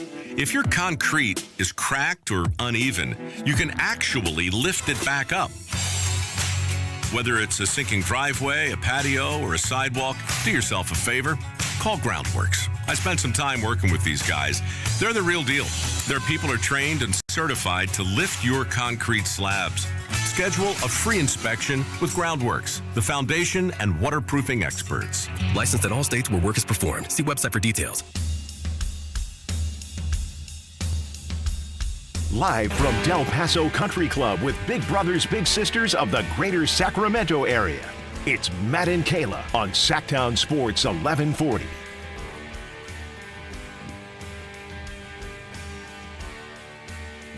Well, it turns out the Athletics are only good when they're not in West Sacramento because, well, things didn't go so hot for the green and gold taking on their rivals? Question mark? I mean, it's not even like a regional rivalry anymore. Does that, like, what is Giants versus A's anymore? It's fun because of the history, but it certainly doesn't mean what it used to mean. Nope. But the A's, they took game one. Friday started good. Why does it have to be that the one game I didn't need them to win? No, I like that one. They won. I was happy with that. I am not happy with that result. We'll talk about it in the Not happy with it. mini series at the end of the show, but your boy went undefeated. Yeah. I don't want to hear it. A perfect 5-0. Save it for the end of the show. I want to deal with it. The first 4 times champ, Yeah, Miss whatever. Kayla Anderson. Yes. Wait, what was that drop? Kayla screaming no. Yeah, that was you exercising a I demon. don't remember that. I still don't remember the context. I don't either. I do not remember that one. But the rest of the weekend went quite poorly for the Athletics, including on Sunday with very, very windy conditions. I guess that only helped the Giants, who beat the A's 10-1, including an 8-run 8th inning. And if I'm not mistaken, wasn't there a Harrison Bader grand slam? Yes, Harrison there was. Bader hit a grand salami to put the final nail in the coffin that was already buried deep underground on the A's in this series. So the A's are now 500. They're 23-23 on the season, but they're 10-12 at home, Kayla. Okay. They can't pitch at home. Well, that's what the thing is that's interesting is because last year, what did you say the record was at home? Because wasn't it pretty decent? Last year? Yeah. I could find out. Because at least in terms of when they're home and hitting, it's usually benefit them. Well, right. But the bats have not been what you need them to be. And that's interesting. Like, why can't they get it going in a park that's easily known for hitting it out? Well, the problem is for the most part, like they only scored 1 run yesterday, so this is a bad example. But for the most part, they are scoring at home. The problem is they can't stop other teams from scoring, which we thought was going to be the problem all season. But they've been winning a lot of these low-scoring games, and finally it's like, okay, when are the bats going to warm up? When are they going to wake up? Okay, here comes Nick Kurtz. Kurtz is starting to really hit the ball. Okay, that's good. But of course, they're dealing with an injury to Jacob Wilson. Brent Rooker just returned from his injury. What was that called? 36-45. Yes, at home last season. 36-45, but they were 40-41 on the road last season. So they're a better road team than they are a home team. That ballpark is just hey, another reason for the MLB to blame West Sacramento. It looked good all weekend. Yes. It was packed all weekend. Course. I mean, most probably Giants compared to A's fans out there. I don't know, but I would guess. That's very fair to say. So, but it looked good. I was looking at, we were talking about Kevin John earlier in the show. I was looking at some of his pictures from out there this weekend, and it looked really fun. I think if I saw correctly, and I'm going to look up because this is from Chris Biederman of the Sacramento Bee. Without a doubt, it's a Giants crowd. Like, and we know this, Sacramento's a Giants town. Although I will go to my grave saying the River Cats, that's the team, the minor league team that AAA plays at Sutter Health Park. The River Cats were way better when they were the affiliate of the A's. There's no ifs, ands, or buts about it. When you go to a River Cats game, you see all those PCL championships out there in left center field. Understand, damn near all of those came when they were the Athletics. And when young Matt went to Rayleigh Field, not Sutter Health Park, when it went to Rayleigh Field as a kid and got to see all of the greats from Zito to, I remember seeing Josh Donaldson when he was catching out there at Rayleigh Field. Man, that was a good time growing up an A's fan. So I'm still a little bitter about that part. But yes, Sacramento is, and especially since the 3 World Series in 5 years, it is very much a Giants town. So do you think that this series, with the Giants taking the series, obviously did not win game 1, won the next 2. Do you think that this can get them going, the Giants, in the right direction? Just because there has been so many issues this year with them finding a consistent run. Well, they have to feel good about the fact that their bats woke up, but I'm not trying. But it doesn't mean anything, knowing that it's at Sutter Heart or Sutter Well, that's Health? the thing. I'm not trying to discredit it, but like a lot of teams hit well at Sutter Health Park because the ball goes. Exactly. And I mean, even our very own Alan Stiles pointed it out. Of course, Alan Stiles hosts the Locked On Giants podcast, and he'll be on with Whitey Gleason, Drive Guys, coming up from 2 to 6. Like at Oracle Park compared to here in Sacramento, I mean, you got to really get a hold of one to send it out at Oracle Park. Yeah. In West Sacramento, I mean, I'm not saying you don't have to barrel it up, but the ball flies here in West Sacramento. So the question is always with the Giants, if they hit well on the road, will it translate to at home? And it just never translates to them hitting well in their own ballpark, and their pitching hasn't been good enough to sustain that and overcome that. So that's the big question with the Giants. But I wanted to mention this really quick. This is from Chris Biederman of the Sacramento Bee. The the Saturday game had a crowd of 12,489, which is a sellout. That was the 8th sellout of the season. I assume they sold out on Sunday, yesterday as well. So that would make it 9 sellouts It's not bad. on the season. They had 7 total in all of 2025. Are you serious? Right. So they've already surpassed it. They've already surpassed it. And I Good. think it also helps that you had the team, the organization, actually acknowledge Sacramento a little bit with their Sacramento Saturdays, and they wear the Sacramento jersey, and they always do their great promotions and things like that. But hey, you throw Sacramento a bone a little bit and act like you're happy to be here. Maybe the crowd will come out and support a little bit more, and that's what we're seeing. And it doesn't surprise me at all. The crowds at the games, even those non-sellout crowds, have been a lot better, a lot healthier, very energetic. It's good to see Sacramento representing at these baseball games so far this season. And you've got some good teams coming in, so I would expect some other sellouts to happen. By the way, the Giants start up a series at Arizona with the Diamondbacks today, and then the A's are at the Angels. Yeah, taking on the Angels and then the Padres. So they've got the Mariners coming into town soon. That's right after our birthdays. Of course, that's Kayla's Seattle Mariners. Right after that, the New York Yankees are coming into town. You'll have the Pittsburgh Pirates in mid-June coming into town. Of course, the Pirates have been really, really good. You've got the LA Dodgers at the end of June into the beginning of July. Yeah, the LA Dodgers are going to be phenomenal here. The Miami Marlins are also coming. I know that's not exactly on the same tier as those other teams, but the Marlins are at least interesting. The Boston Red Sox will be here in late July. The Detroit Tigers in late July, early August. I mean, you've got so many good teams. The Baltimore Ravens coming through, the Toronto Blue Jays coming through. So many good teams coming through Sacramento this year. So I think that sellout number is going to continue to climb and climb and climb. Certainly, I'm guessing into the 20s. I think we'll have plenty 20-plus sellouts at Sacramento, West Sacramento A's games season. So I'm happy to see that crowd support out there. I will say this, and I know right now it's a long shot for an expansion team, but I think that if you continue to kind of show like the support here for a team, and again, this isn't even Sacramento's team, right? Like if it were to be a team, it would be an expansion team, which I feel like they would like wrap their arms around. And there is a shot though. Like if you can get an owner in here, I mean, you got the land. It's a great spot for a ballpark.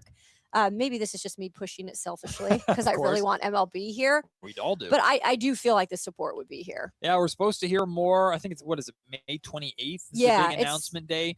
So we're supposed to hear more and stuff coming up. I do believe Sacramento is very in the conversation. I just have such a distrust towards baseball in general. Rob Manfred, yeah. I think he's just a clown.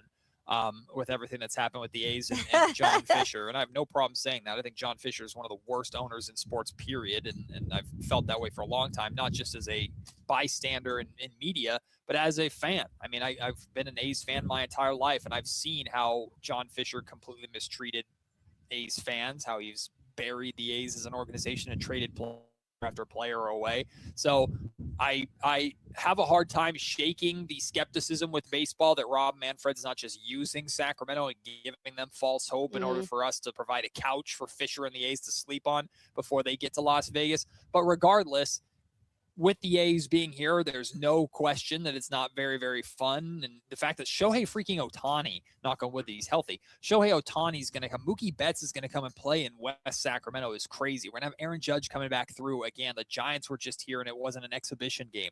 I mean, that stuff is phenomenal for Sacramento. So no matter what happens with this bid, and it does sound like from the conversations that we've been having, from what you've heard with Carmichael Dave and Jason Ross in the morning show and from Whitey in the afternoons, like it does sound like Sacramento is going to put a very, very significant, respectable foot forward.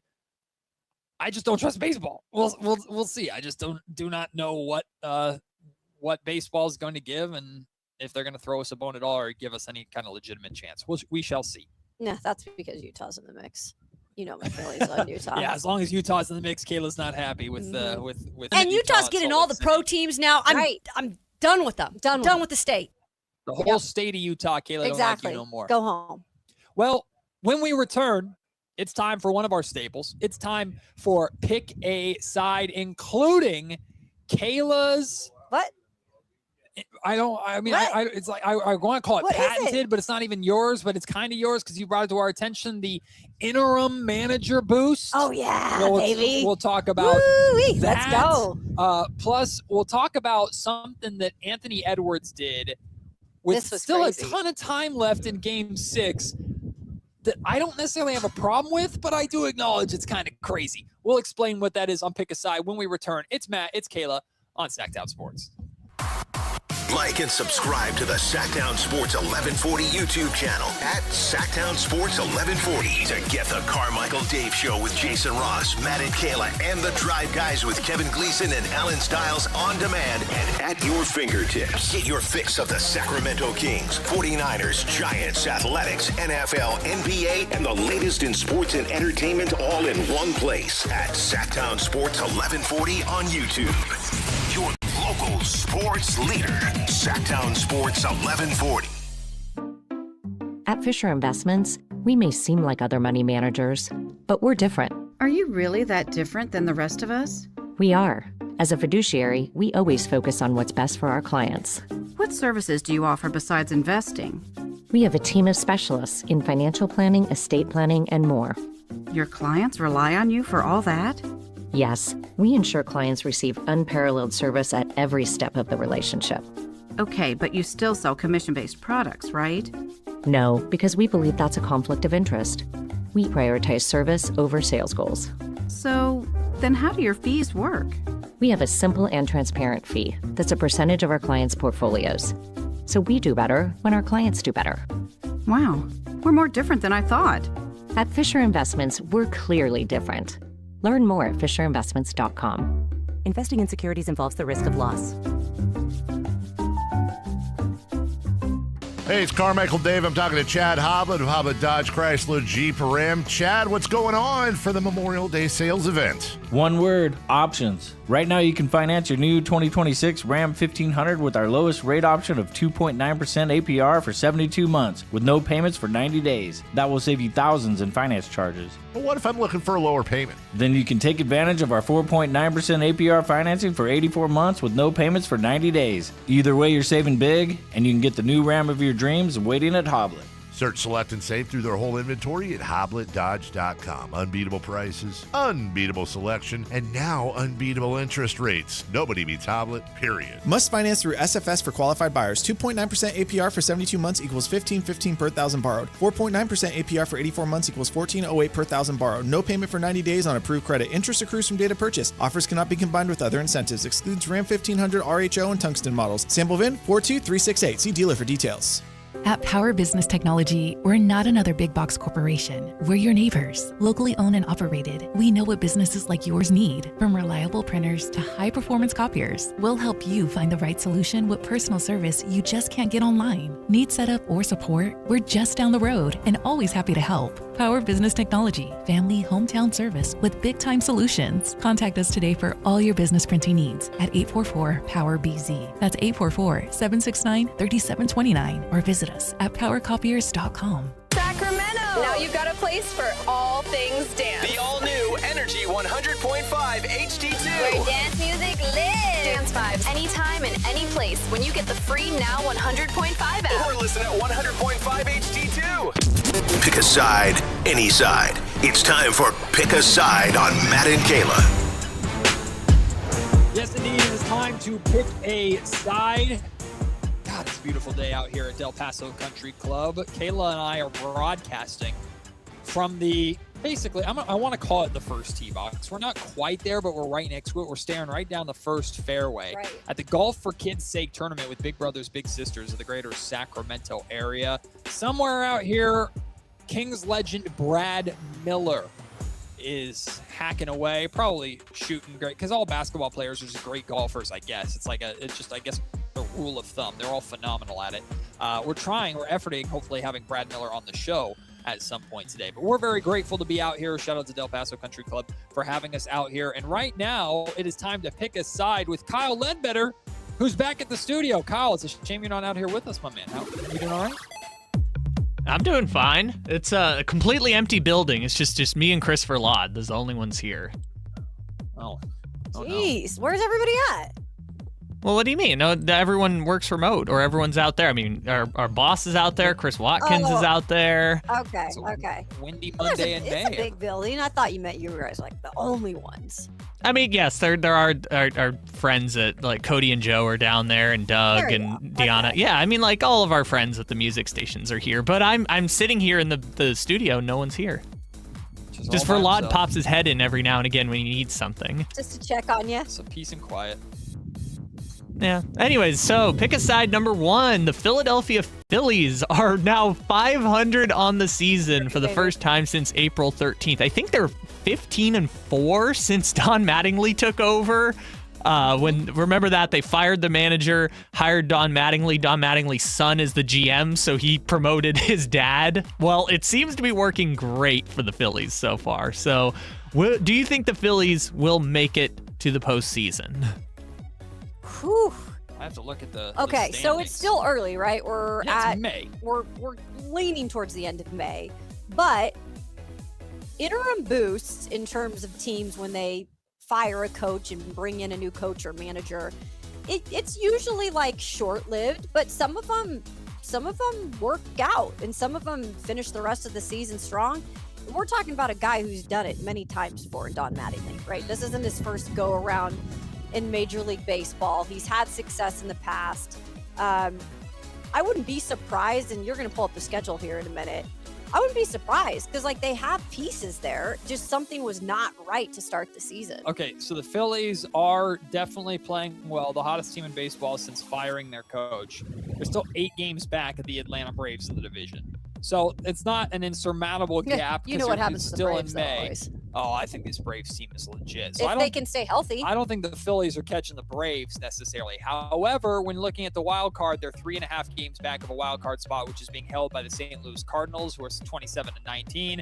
I do feel like the St. Louis Cardinals are outplaying who they actually are a little bit, are off to a hot start, but we'll see. Of course, the Milwaukee Brewers, they can try and catch as well. And then the San Diego Padres currently hold the number 1 wild card spot in the National League. I don't know if they're going to catch them necessarily. But the Phillies, the point is they're very much still in it. I don't think they're winning their division, but shout out to them turning their season around and doing it quickly too. It was doom and gloom, and now they're right back in it. All right, so we like the Phillies' chances. Next up, I'm so glad we get to talk about this. Anthony Edwards. We were laughing so much on our couch watching this happen. This was amazing. So the Spurs were up 30 with 8 minutes left in the game, and Chris Finch called the timeout where everyone agrees we're just going to put the deep bench players in. By the way, shout out Jordan McLaughlin. Totally forgot about him. He's on the Spurs too. I saw him play on Friday. Right. He came in the studio one time and had a very funny interview where he accidentally revealed that he was having a baby. That was a very funny day. Huh? Yeah, on our airwaves, accidentally revealed he was having a baby. Anyways, so the Spurs, they put in the Spurs put in their backups. Timberwolves put in their backups. Mid-timeout, Anthony Edwards walks over to the Spurs bench, daps up every coach and every player while the Spurs are in their huddle, and then walks back to the Minnesota bench. Now, I thought he was going to go into the locker room. He stayed on the bench until the end of the game. But do we think fair or foul on Anthony Edwards to dap up everybody with 8 minutes left in the game by himself? See, in general, I don't really have a problem with it.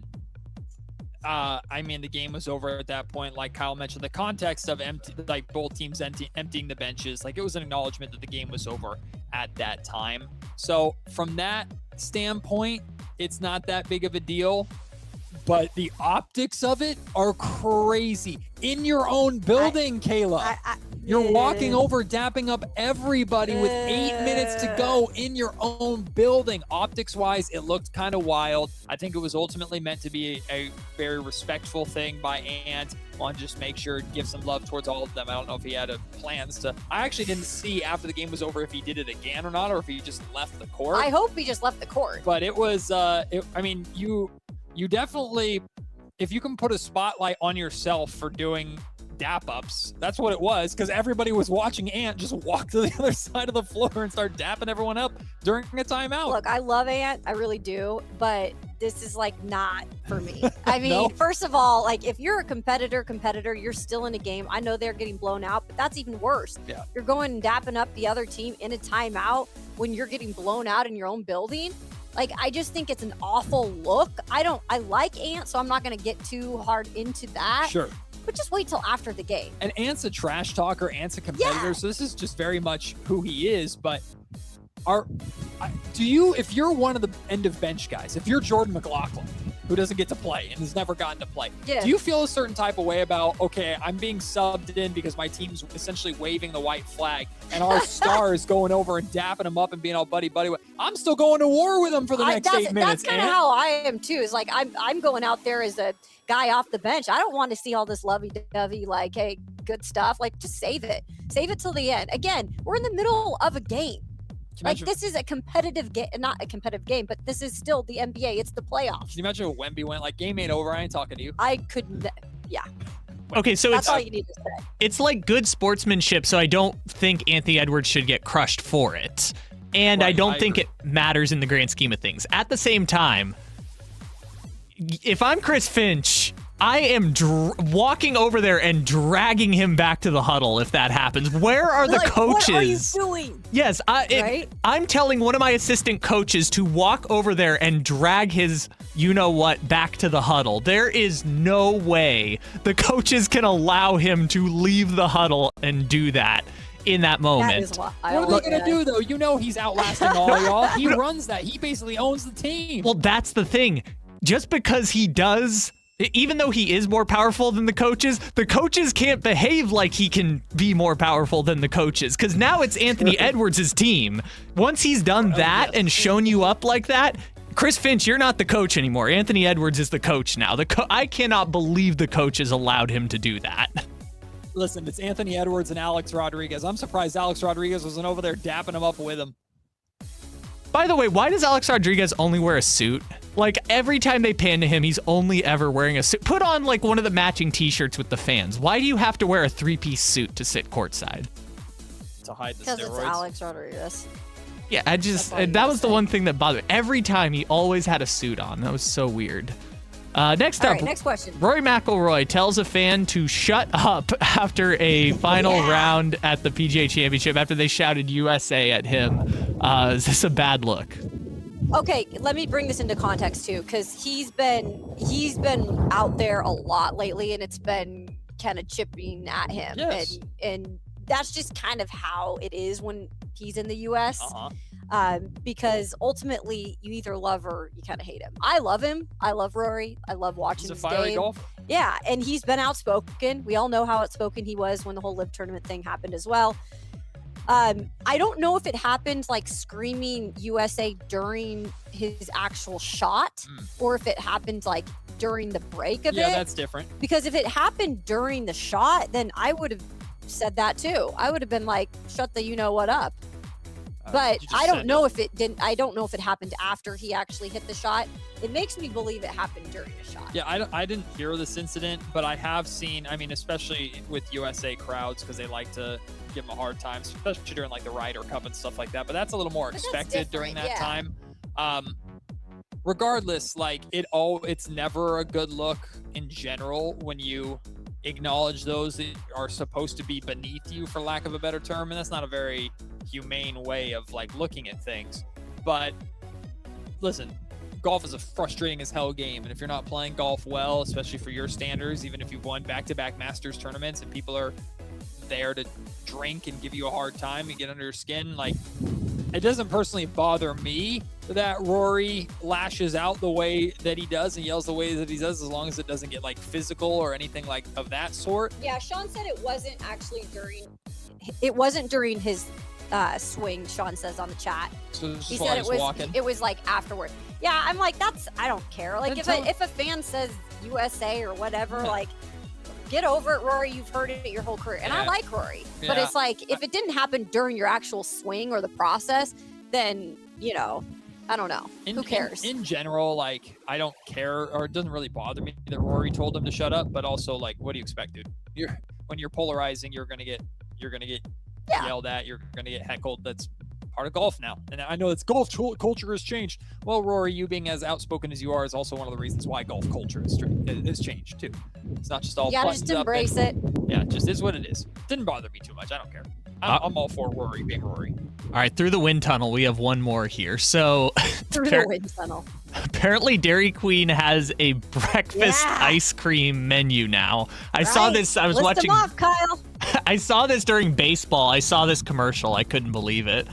Choco Frosted Donut Blizzard. Ew. They have a Fruity Pebbles shake. And this one actually looked kind of good. The Cinnamon Toast Crunch dipped cone. I will not be having any of these, but would you guys like to try any one of those three options for the Dairy Queen breakfast ice cream menu? What's crazy is I ate all that type of cereal growing up. Like, all that sugary stuff. And now I like some of the other stuff that wasn't sugary too. Sure. But Fruity Pebbles, right up there. Cinnamon Toast Crunch, right up there. Got some of those at home right now. You do? Oh, yeah. I can just eat those out of the box. Yeah. Forget but the milk. When it comes to an ice cream and, I don't know, like a Fruity Pebbles shake, I just not calling my name. What was the Blizzard option? It was a Choco Frosted Donut. Ugh. Nope. Not doing it. No, I don't want any of those. Yeah, no, I like the marketing play. Hey, we have a breakfast menu. I like the marketing play. No, I'll pass on that. That'll be a no from me. Kyle? I mean, you said no? I won't be trying. I mean, I would try it, but I won't be going out of my way to try it. Like, I'll try anything once, and all these companies are, capitalizing on like crazy combos that people will post on TikTok, and that's kind of the trend now, is to just do these collaborations that people will go viral on the internet, and then maybe people will buy them. But yeah, I mean, I'm not a big DQ person anyways, but it seems like a fun idea. It's not for me.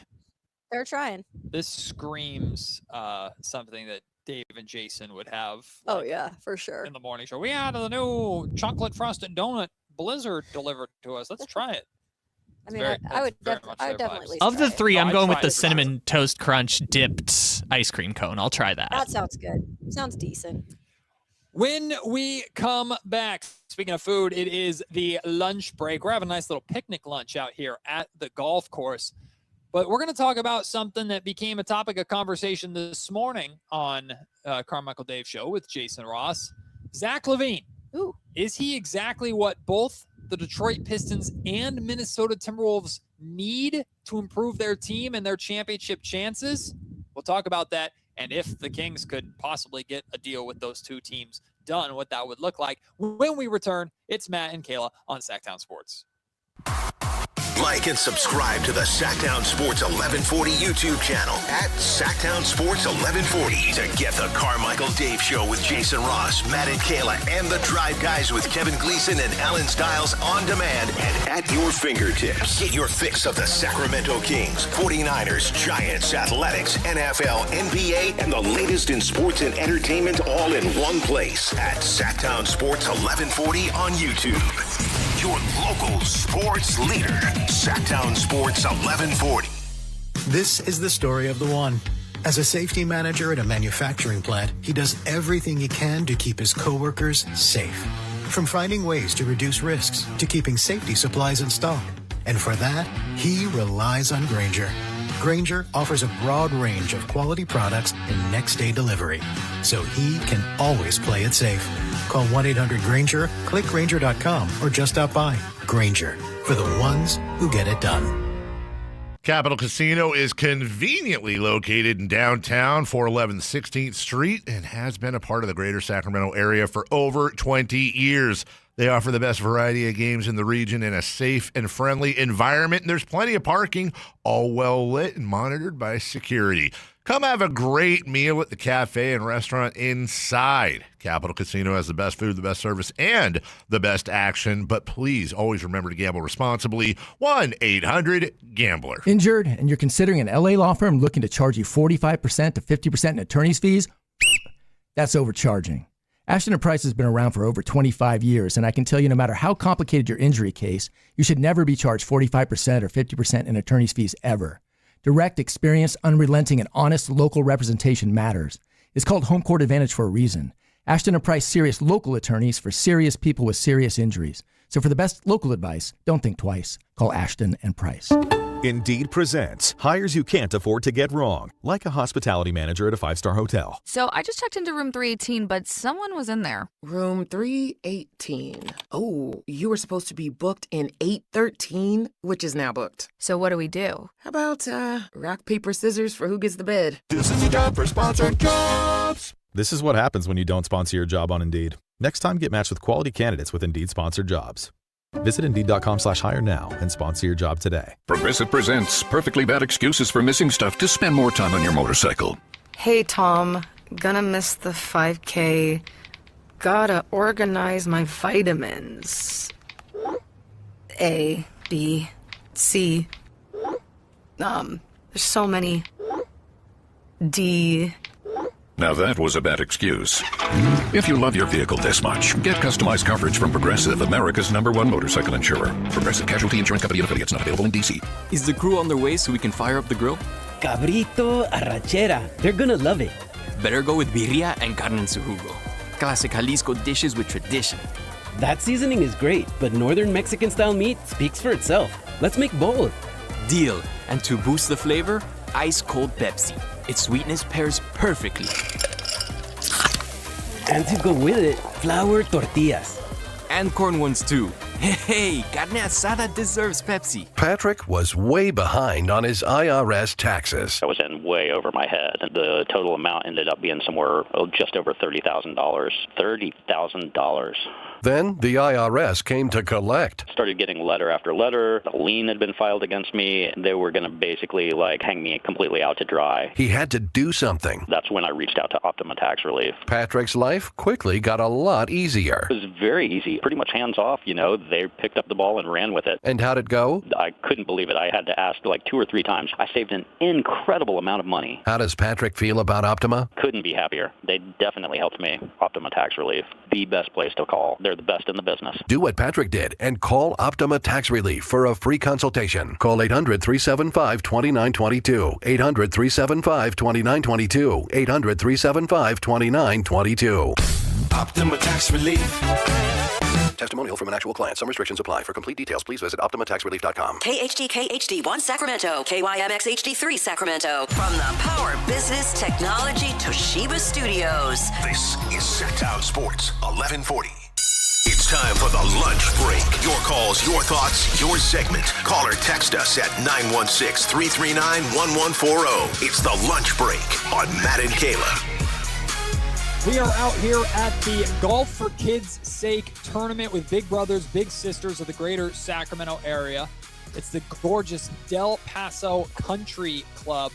Now, it's a windy, blustery day today, but I've been seeing some pretty great golf. And then some golf that makes me feel better about myself, certainly, to say the least. This game's hard, man, but anybody can play it. And it's a great time out here at another one of these great events, again, put on by the Big Brothers, Big Sisters of the greater Sacramento area. Rumor has it, a certain legend from the Sacramento Kings, known as Brad Miller, will be joining us here in the near future. So we'll keep an eye out. Brad's hard to miss. I was just going to say. When we see Brad, we'll know Brad's coming. Uh-huh. But we're expecting to have Brad Miller join the show here shortly. He is participating in this event today, and Brad is one of my favorites. So I'm going to be. I've never met Brad. Just so make sure I don't fangirl too much over Brad when he's here, because okay. I'm such a fan of his.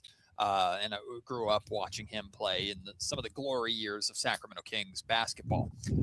Before we get to Brad, though, or while we wait for Brad to arrive, this morning, Carmichael Dave and Jason Ross talked about the need for a player, that too, the need for a player like Zach LaVine on both the Detroit Pistons and the Minnesota Timberwolves, two teams that were eliminated from the playoffs, failed to make it to the conference semifinal round over the weekend.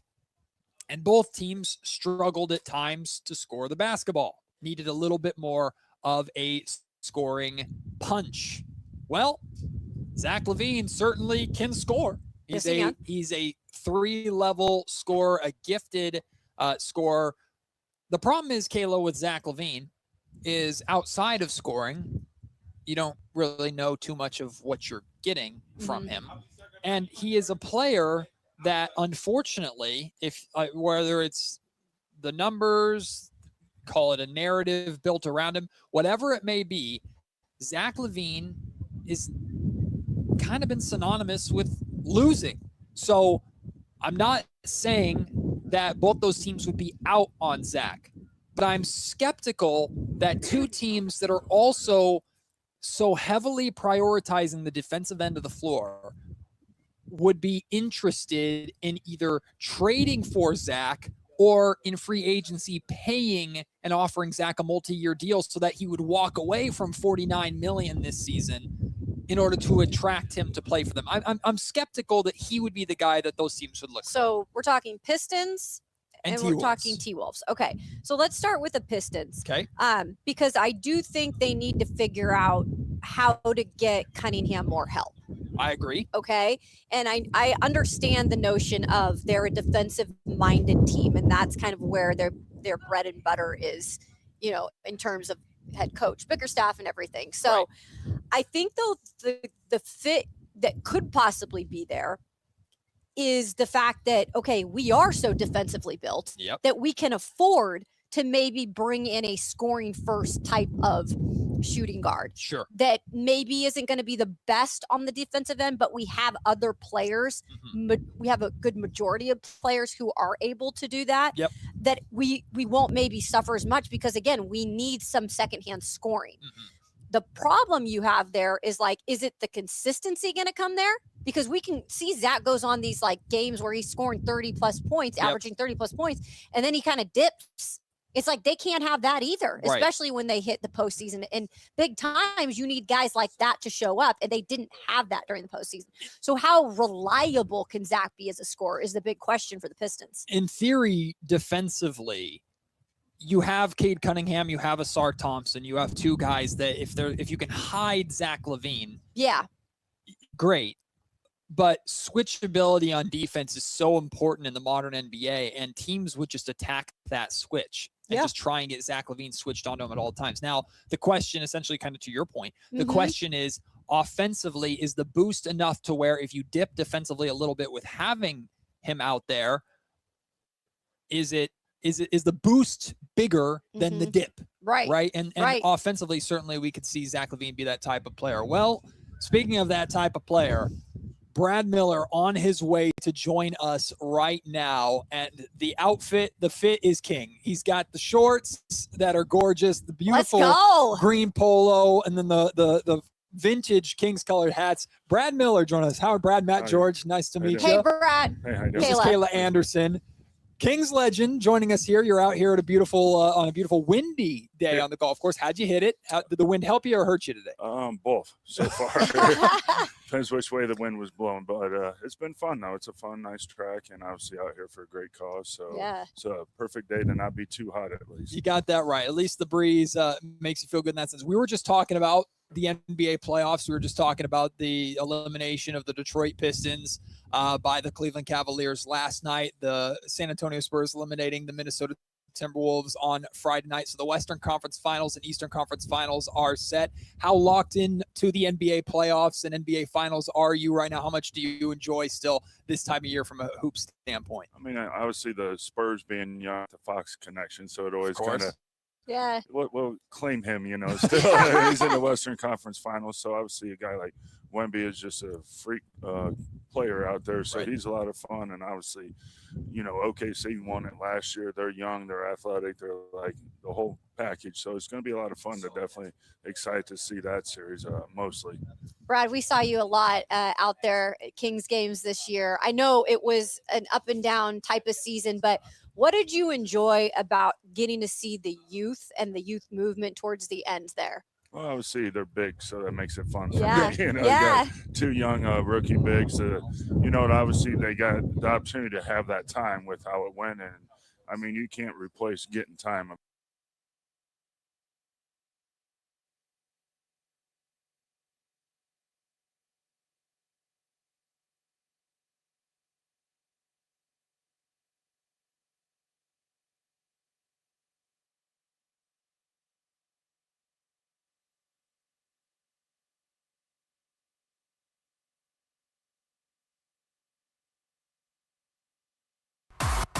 Like and subscribe to the Sactown Sports 1140 YouTube channel at Sactown Sports 1140 to get the Carmichael Dave Show with Jason Ross, Matt and Kayla, and the Drive Guys with Kevin Gleason and Alan Stiles on demand and at your fingertips. Get your fix of the Sacramento Kings, 49ers, Giants, Athletics, NFL, NBA, and the latest in sports and entertainment all in one place at Sactown Sports 1140 on YouTube.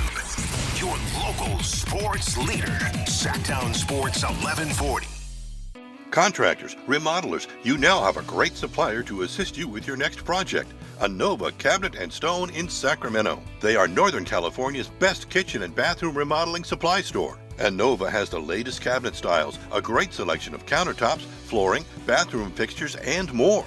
Visit their website, InnovaCabinetStone.com. Take advantage of their grand opening special, a $750 in-store credit. Stop by today, Innova Cabinet and Stone in Sacramento. If you're serious about getting better at golf, start with the fit. At Hagen Oaks, everything begins with Total Game Fitting. The TrackMan Player Performance Studio analyzes your swing to match you with the right clubs. Ping's Ballnamic Fitting helps you find the golf ball for your game. The Hagen Oaks Putter Fitting Studio helps you roll it true. And with FootJoy's 3D foot scanner, you'll walk the course in shoes that actually fit. From driver to putter and even what's on your feet, Hagen Oaks fits every part of your game. Total Game Fitting, only at the Hagen Oaks Golf Super Shop, Fulton Avenue at Business 80. Ready for a new truck? Folsom Chevy is truck country. From the mountains to the levee, think Folsom Chevy at the Folsom Auto Mall along Highway 50 between the Hazel and Folsom exits, or go to folsomchevy.com.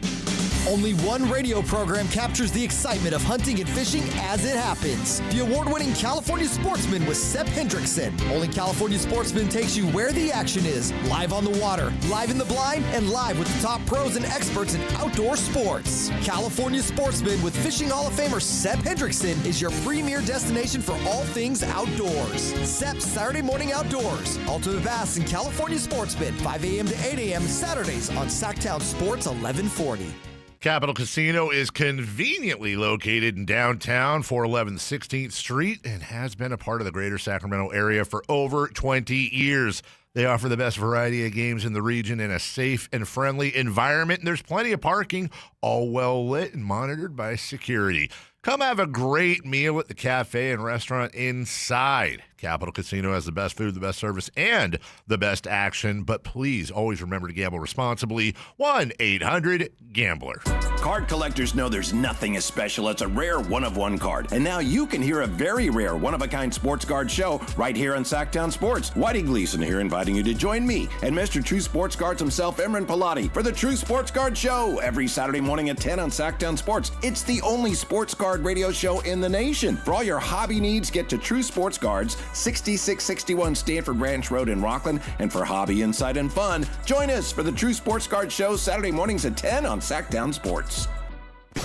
In celebration of 80 years of 49ers football, Sactown Sports is counting down 80 of the most memorable moments that have shaped the team's storied legacy and winning tradition. Here's today's faithful flashback. Number 80, Jim Harbaugh's heated handshake. Year one of the Jim Harbaugh era in San Francisco was a thrill ride. The 4-1 Niners visited Detroit and took out the undefeated Lions with 2 late scores in the final 2 minutes. But that wasn't the headline. The story came at the conclusion, when the head coaches met for their customary handshake. Harbaugh's energy and passion, mixed with a slap to the back, didn't sit well with Lions head coach Jim Schwartz. Schwartz went after Harbaugh. The two had to be separated. In the end, a win for the Niners and a memory for all. Faithful flashbacks on Sactown Sports 1140. Live from Del Paso Country Club with Big Brothers Big Sisters of the greater Sacramento area. It's Matt and Kayla on Sactown Sports 1140.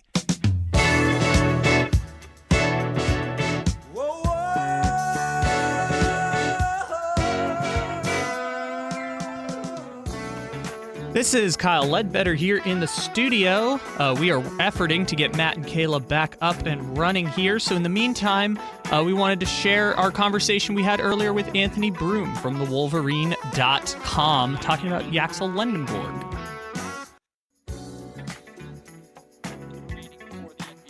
How are you? Well, I'm doing well. Unfortunately, I am a Pistons fan, so I'm a little sour on NBA just in the immediate, in the here and now. But no, it's such a pleasure to cover that national championship Michigan team, and a lot of great guys on that team, and then three of them have a chance to be first round picks. So, including Yax, who has one of my favorite stories of any of these guys. Well, let's dive into it. What about his story do you love so much?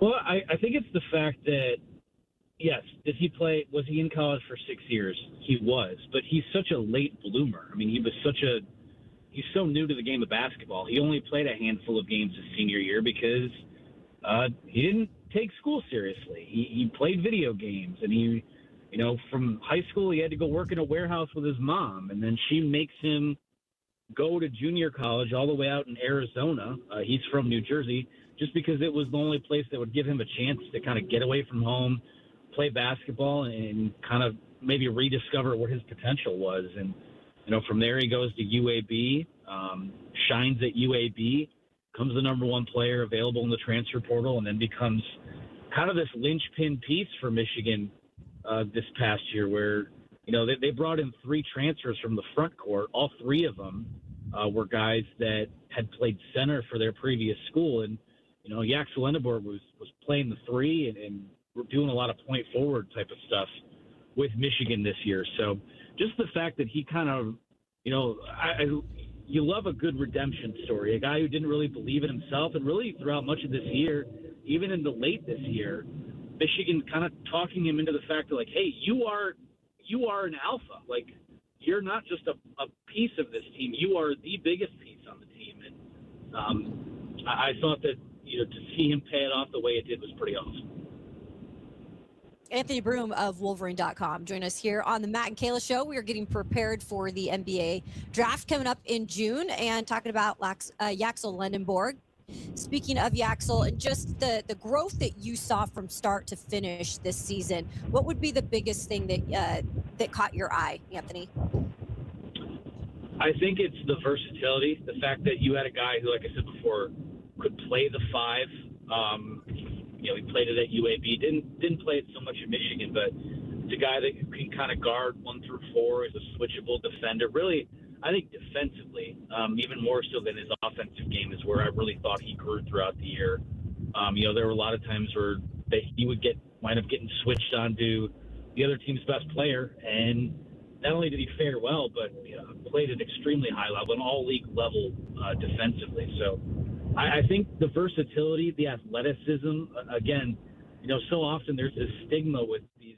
Fun time coming from college to go through that process, though. That's cool. Brad, I'm not trying to age you at all here. I grew up with your teams, the vintage Kings teams. That was my childhood so much. So that your teams were synonymous with Sacramento Kings basketball for so long. And clearly that legacy upheld from Doug coaching the team, Bobby being an assistant, Mike Bibby's down the street coaching at Sac State. Of course, C-Webb will come back, Jay will come back. You're courtside all the time. But for you personally, to know your name is synonymous with not just the Sacramento Kings organization, but the best times of an organization and a city, to be completely honest, like, does that sit with you at all when you get to come home and be a part of that environment? Oh, I definitely feel the love. Like Mhm. living Midtown now, it's like a lot of people just walking the dog and get a lot of love still. So cool. like I say, I love the Kings have been great to me. Obviously, the city became my second home, so I'm here and like I say, getting to help Bibby at Sac State. You know, I Yeah. want to help the Kings wherever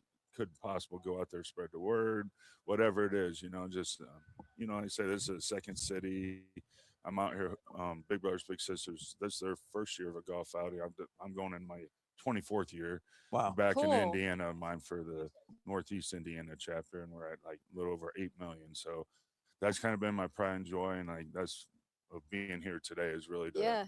help spread the word of what the charity is. And I was a little since 1985, and I'm still considered my little to my big brother. That's Wow. a little guy. So That's what I was going to ask you, Brad, is like, what was there something in particular for you that drew you to this organization and said, hey, I need to give back once I get that opportunity? yeah, like I said, I was 9 years old when I Yeah. got matched, and we'd go up to my big brother's house on the lake, and Cool. he had a boathouse, and they get the boats out in the summer and put a hoop up and just go fishing up there, just be Yeah. on the lake, and kind of did. That's how I kind of grew up going to his house for, all the time young. So obviously, when I signed with Sac that was the year, I was like, all right, I'm going to finally start a golf outing to raise money for the charity back there. And, it was like 30 grand the first year, and then just escalated to, made $1 million year 20 on the dot. So like I say, it's gone, but the awareness, the number of matches that we made is, I bring friends in, like David Garibaldi came in, like he's been in 3-4 times, and he's like, Boys and Girls Club. I'm like, David, no, Big Brothers Big Sisters. I'm like, it's like, okay, but because they're kind of similar, but we want to, we have separated ourselves in Indiana. The people know what the program is, and I'm really hoping to kind of help push chapter here. Jacob's come on board, and it sounds like he wants to stay around, and that's what it takes is some commitment at the top to. I mean, it's a nonprofit, so you're not in it for breaking the bank. It's for giving back and everything. So I think it feels like we're in a good place with a chapter out here that we can hopefully just keep growing it. Is this where you reveal your big brother was like Larry Bird or something? No, he was just Dewey. Just Dewey. Was he a hooper? Could Dewey hoop? No. So you taught Dewey how to hoop. Yeah, exactly. He was good at rebounding though, so that's There you go. I definitely needed that. There you love go. it. So getting back to Doug and the Kings a little bit, Doug has talked about how much finished business he feels here as a player, which is why he's so passionate about doing that job. Do you feel that unfinished business, and how much do you feel does the former Kings during that time, those late or early to mid 2000s, do you feel that unfinished business of we wanted to get it done here? Well, yeah, I mean the city just for the city. It's like the fans come out, like that playoff game 1 against the Warriors was like insane. I was at Punch Bowl like 3.5-4 hours before the game. I'm like, I want to immerse as a true fan. Yeah. And I mean, it was just nuts. Like it was like that feeling was like, oh man, the city be nice to have that championship or get back that winning culture for sure. Yeah, because we've got cities like Milwaukee, cities like Oklahoma City. These are not big markets that have been able to hoist a championship trophy. How much do you feel confidence wise in the future here when they get things back together here, hopefully with Scott Perry at the helm here as GM, that this can happen for the city? Because y'all fans just blow me out of the water. Oh, I mean, obviously everyone knows the pressure now of Yeah. taking over. You just want to do it so much. It's like, the culture, you got the new stadiums down in place, which is great to have it downtown. Fan base wanted more. I mean, they just wanted more than I feel like most other cities, because you don't have, got the A's in town now, Sac Republic, but we don't, the Kings is just Sacramento. Right. So it's like, say Sacramento, and they're like Kings. Yes. Like instantly. So, obviously it's just be a dream to get it back and have it rolling, create the culture the right way and build and, get the right pieces. It's not easy, but it can be done. So, that's what Scott's turn is right now. It's like you're up, and, I like the lack of moves and a little bit of moves already. So, he wants to recreate a culture again, and that's, you got to reboot it. And I know Sac fans are more patient than average. They're not like the Knicks fans or Philly or something. So, it's a good thing for that. And I think, obviously he's got to tough choices coming up on shortly. So we'll see. Do you have a memory of just a fan moment, whether it was in Arco or on the road, whether it was Sacramento Kings fans or just NBA fans, general moment that just sticks with you, an interaction that you had with a fan or a volume level where that just is synonymous with being a player and experiencing an NBA fan environment? I always say it. I think the first playoff game, I was pulling into Arco. It was like 2.5 hours for the game, and these people got a couple campers set up their tables, and it's just like a full-on football tailgate. And I was like, oh, they're going to be primed for the game. They're like, you want to get out there with them. Yeah, I was like, oh, like they're going to have some fun and be rowdy. And, obviously the sound. I played at Purdue, which is known as one of the top three loudest college arenas, and it was packed every game. So it felt like that when it came out here, because some NBA places get a little boring, but Tuesday night in Arco, it would be cracking in there, like it didn't matter. So it was always a fun environment when your fans are into it, and then just peps you up, better than a quiet gym. You got a hype gym, you just want to dive maybe, or give a little hustle play. People the fan base will reward you on seeing like the little things. So it's a great asset to have out here, that fan base. Real quick, speaking of the NCAA tournament, I'm assuming every year you're locked into Purdue. And how much do you keep up with, Purdue and get back there? And, because I would think college-wise, you're very connected. Yeah, I talked with a lot of the assistant coach, Brandon Brantley, I played with, and then one of the assistants.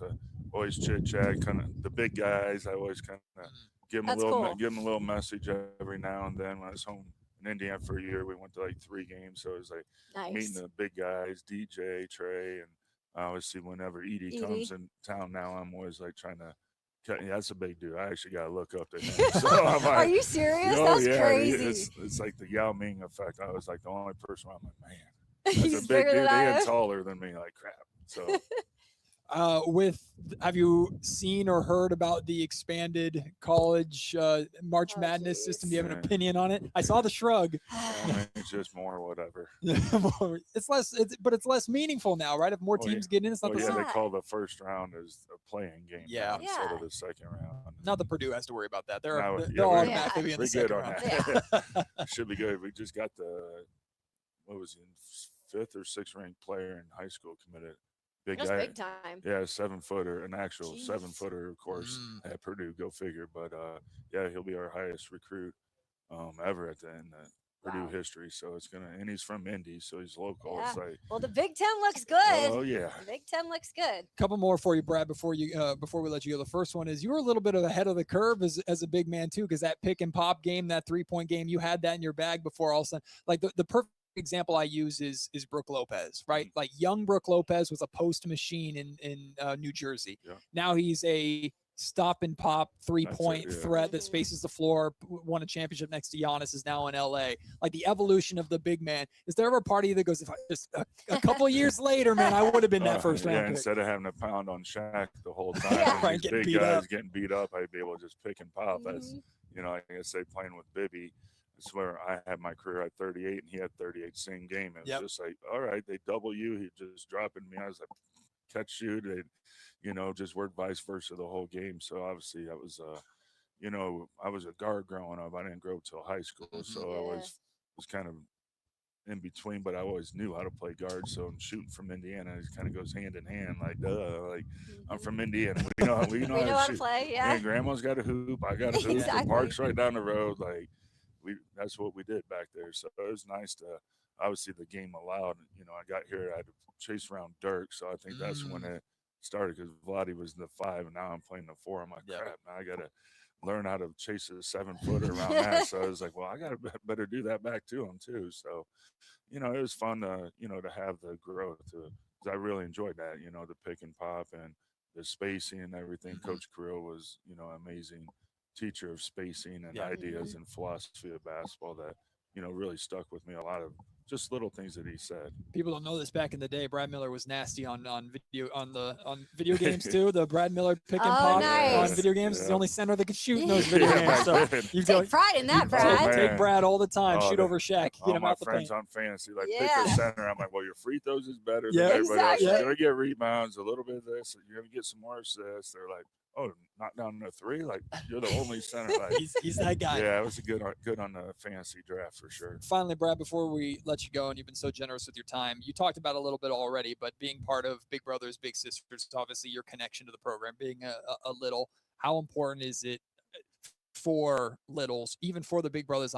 My former colleague at ABC 10, Kevin John, is a big brother. Yep. So how important is it for things like this to exist, these events to go on to raise awareness and to just be those role models in the community for these single parent households? Yeah, because there's a lot of different programs.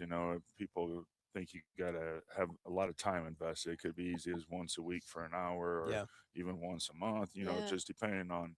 There's a lot of options. We're never going to turn someone away that says, "Hey, I don't have much time," but we'll be like, "All right, let's figure out a lane for you," because some of these kids, the experience that they have, they would never have that experience of just getting out. Like my big brother picked me up on a motorcycle. My mom didn't love, but that's the only time I was a little kid holding on tight. But just different experiences that are, gives you a change and the idea of a mentorship is to have another person that's going to support you. Obviously, he was my biggest fan of basketball and grades and outdoors and all that stuff. Like that's my big brother got me into the outdoors, and obviously I did a hunting show and traveled the world hunting. So I mean, it kind of stuck with me definitely of stuff that I was taught, and it was around from my big brother. And the awareness is there's thousands and thousands of kids waiting, and there's less matches, but we need these events to not only we have to raise money because there's due costs like to train a big is like maybe like $4,000, $5,000 just a training program because you got to go through all this stuff, and the matches to do events, the lunch buddy programs, there's Halloween parties you throw. I do a camp out at my property in Indiana, and they come from the city, and they're like, whoa, they had never been in the woods at all, and they're like, set up your tent. Like, oh, that's cool though. So it's experiences and awareness and the money. It all goes hand in hand. It's all about, at the end of the day, it's about making the kids, giving them an opportunity to have a better chance in life that they wouldn't have possibly.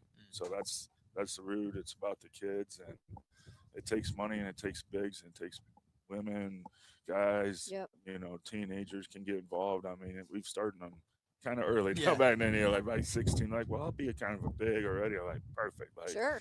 Yeah, we get them locked in early. Like, so it's a great program, and obviously can reach a lot of people. Well, you're a That's legend. Wonderful, Brad. You're a legend on and off the court. Brad Miller from the Sacramento Kings, Big Brothers, Big Sisters. Go enjoy the rest of your event. You've given us too much time. They probably birdied everything without me. We'll find out. Okay. I hope so. Okay. He's sandbagging over here, Thanks Brad so Miller. much, Brad. Appreciate you. We'll take the break. Matt and Kayla will return right after this. Listen up, Niner gang. Sactown Sports is your local home for 49ers football, and we're here to level up your game day experience. Download the Sactown Sports app and tap the contest banner on the homepage for your chance to win a pair of tickets to the 49ers home opener this season. Don't wait. Download the Sactown Sports app today. Your local sports leader, Sactown Sports 1140.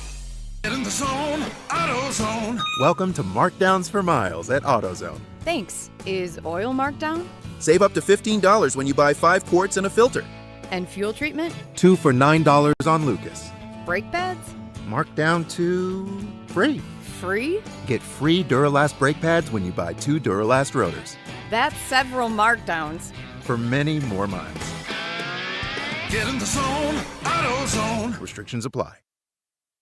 Wesley Financial Group is not a law firm. I'm Chuck McDowell, founder of Wesley Financial Group. Did you buy a timeshare because they told you it was a great investment? That's a lie. Most timeshares can be bought online for $1. To find out what your timeshare is worth and to cancel it, call us today and we'll send you our timeshare exit kit free with all your options for cancellation. Call Wesley for your free exit info guide. 800-771-1300. That's 800-771-1300. At University of Maryland Global Campus, we know you're no stranger to setting big goals, whether in school, at work, or in life, and you're ready for more. At UMGC, we offer the skills-based education you need to move your career forward. Learn how to apply AI, data science, and other emerging tech, plus gain skills in leadership and critical thinking. You've come far. Succeed again.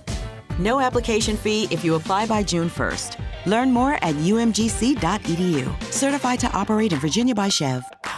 Wesley Financial Group is not a law firm. I'm Chuck McDowell, founder of Wesley Financial Group. Did you buy a timeshare because they told you it was a great investment? That's a lie. Most timeshares can be bought online for $1. To find out what your timeshare is worth and to cancel it, call us today and we'll send you our timeshare exit kit free with all your options for cancellation. Call Wesley for your free exit info guide. 800-771-1300. That's 800-771-1300. Power Business Technology is proud to be a 100% independent, locally owned and managed Toshiba copier dealer. Local ownership cuts out the red tape, allowing ourselves to never be too busy to personally answer the call when our clients need us. Recognized for excellence in service execution, training, and customer service, we're proud to be named a Toshiba ProMasters Elite Dealer since 2021. Contact us today for all of your business printing needs at 844-POWER-BZ. That's 844-769-3729, or visit us at powercopiers.com. The spring service event is on at Maida Subaru. Now is the time to let Maida Subaru get your Subaru road ready for spring with exceptional savings on tires, brakes, wiper blades, and more. See all the service specials at MaidaSubaru.com. If you've ever endured a Sacramento summer and your air conditioner isn't exactly doing its job, oh man, how do you sleep at night? Turn on a big fan, kick off your sheets, even laying in front of an open refrigerator, which, by the way, is just weird.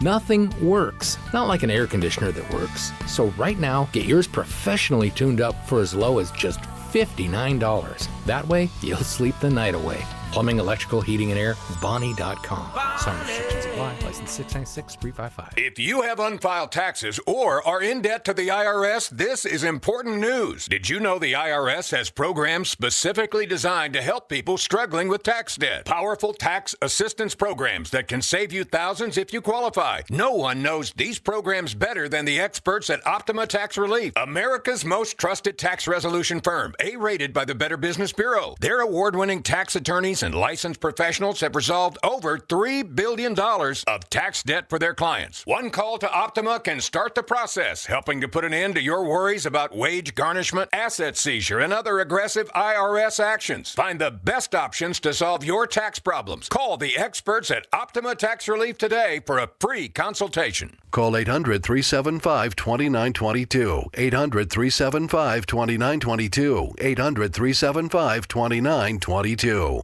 Optima Tax Relief. Some restrictions apply. For complete details, please visit OptimaTaxRelief.com. Sacramento! Now you've got a place for all things dance. The all-new Energy 100.5 HD2. Where dance music lives. Dance vibes anytime and any place when you get the free Now 100.5 app. Or listen at 100.5 HD2.